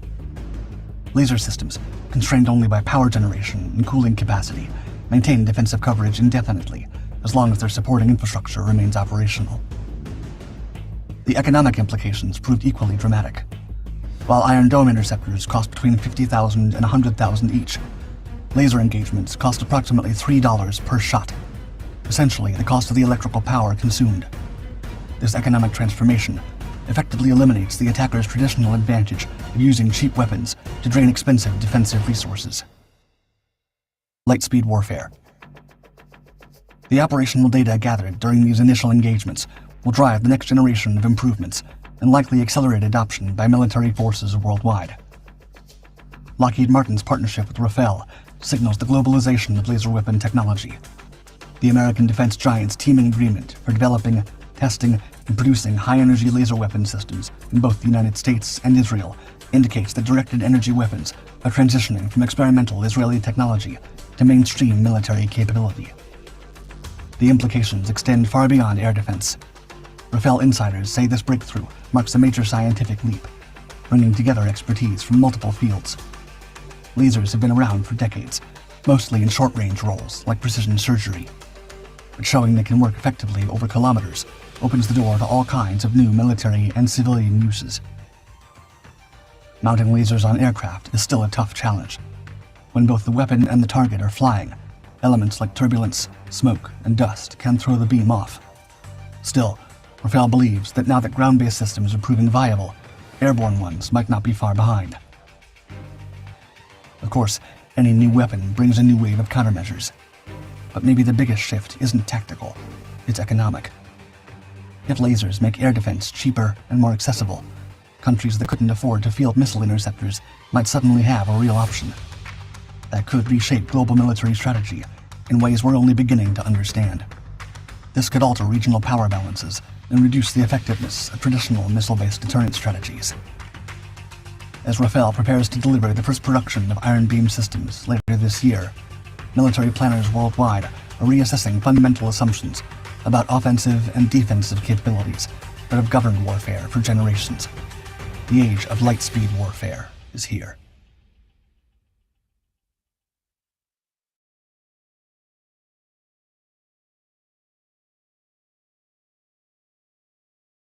Yes, but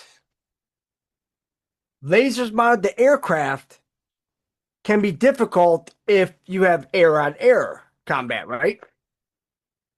What happens if you use those Jewish space lasers to like burn up Lahaina, LA? What else? No, his Golden Dome is getting them all the hell out of here. Because, after thumbing through this document, we're going to see that Das Juden aren't the only problems we have right now. I think you guys catch my drift. Let's see. Shit. There's new Hermes out too. You know what we'll do? We'll watch you don't watch the Hermes. So I got two songs. We're going with two.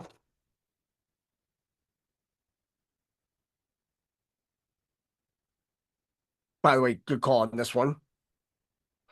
Even though it's him, but yeah. All right. I'm gonna give it a second so that America,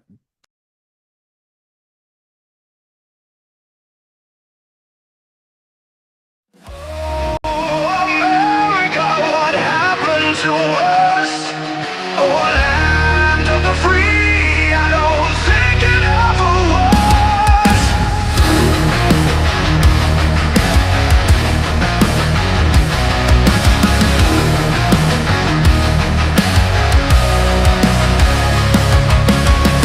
Homeless vets on the street, left to fend, while trillions are sent to wars with no end. Homeless vets on the street, left to fend, while trillions are sent to wars with no end. Politicians argue while we pay the price, caught in the crossfire of power and fight. They push their narrative, division, their goal. The left, the right, both playing their role.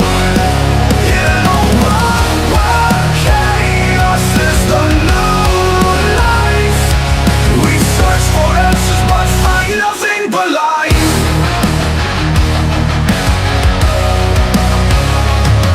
The streets are filled with the forgotten and lost, while the elite debate, heedless of the cost. Ideologies clash as the people divide, caught in the middle, no place to hide. They push the narrative, division, that cause.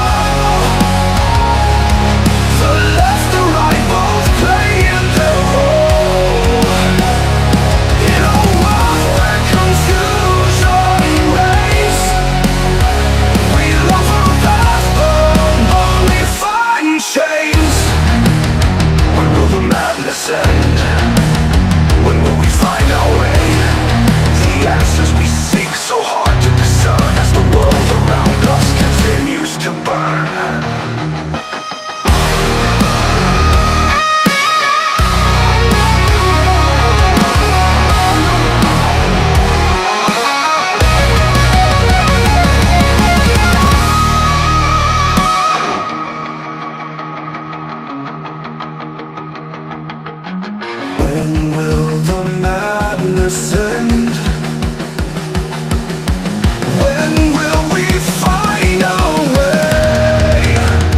The answers we seek, so hard to discern. As the world around us continues to burn.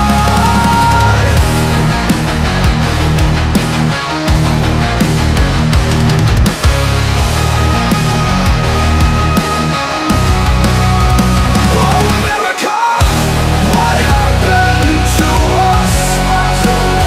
Oh, land of the free, I don't think it ever was. I don't think it ever was. I don't think it ever was.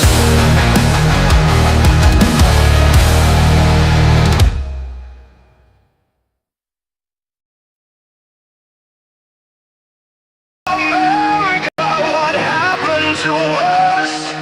Oh, land of the free, I don't think it ever was.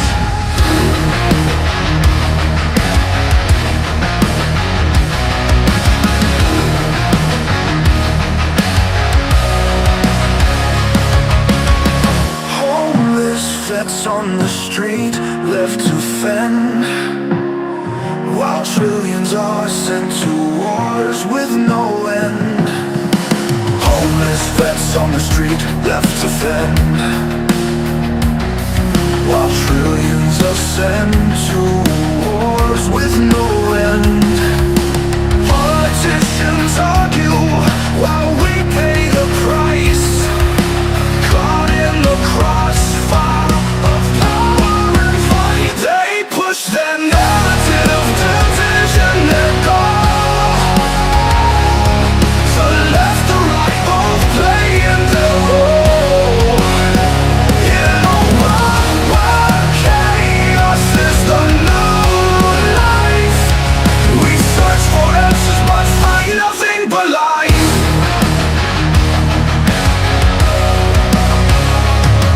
The streets are filled with the forgotten and lost,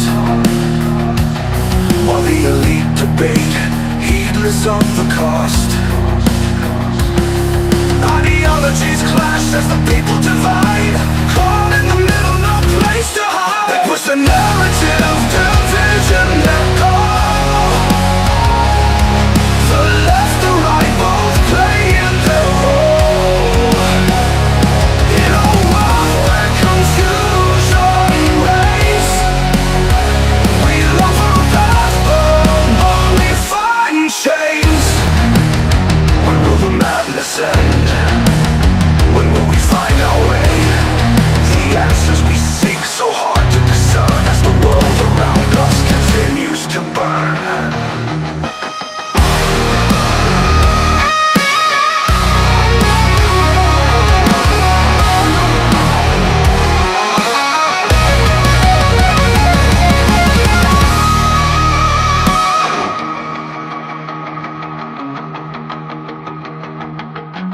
When will the madness end? When will we?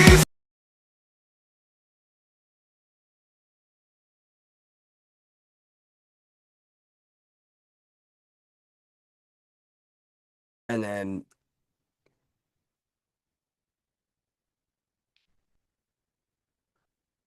one more, and we will wrap this one up. I know it's a little bit long one, but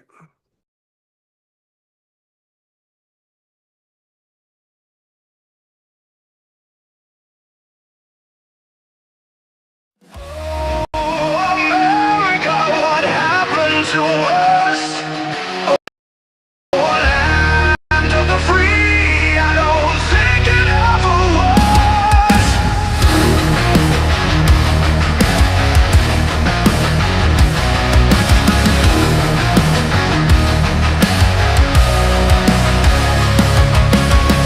Homeless vets on the street, left to fend, while trillions are sent to wars with no end.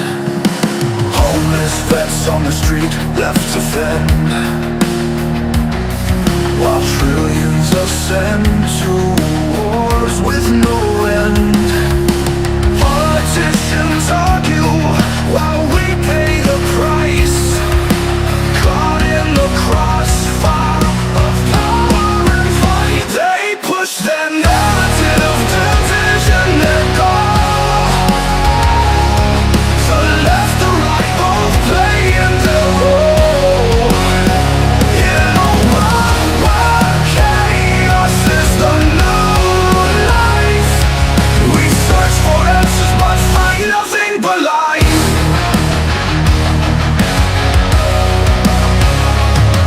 The streets are filled with the forgotten and lost, while the elite debate, heedless of the cost. Ideologies clash as the people divide, caught in the middle, no place to hide. They push the narrative of division, let go. The left, the right, both playing their role. You know where confusion reigns. We love our path, but we find chains. When will the madness end? When will we find our way? The answers we seek so hard to discern as the world around us continues to burn.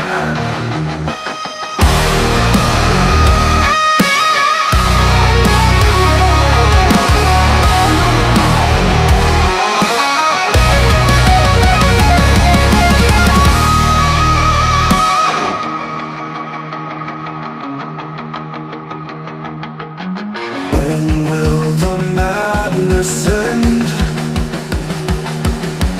When will we find our way? The answers we seek, so hard to discern, as the world around us continues to burn.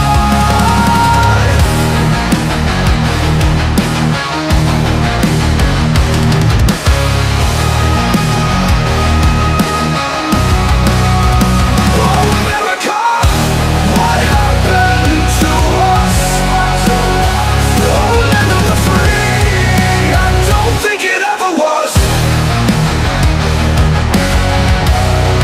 I don't think it ever was. I don't think it ever was.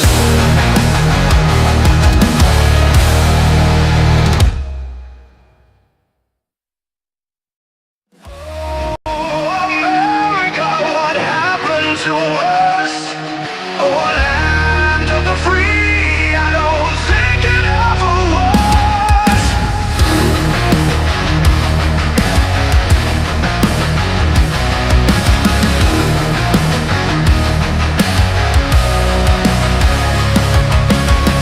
Homeless vets on the street left to fend,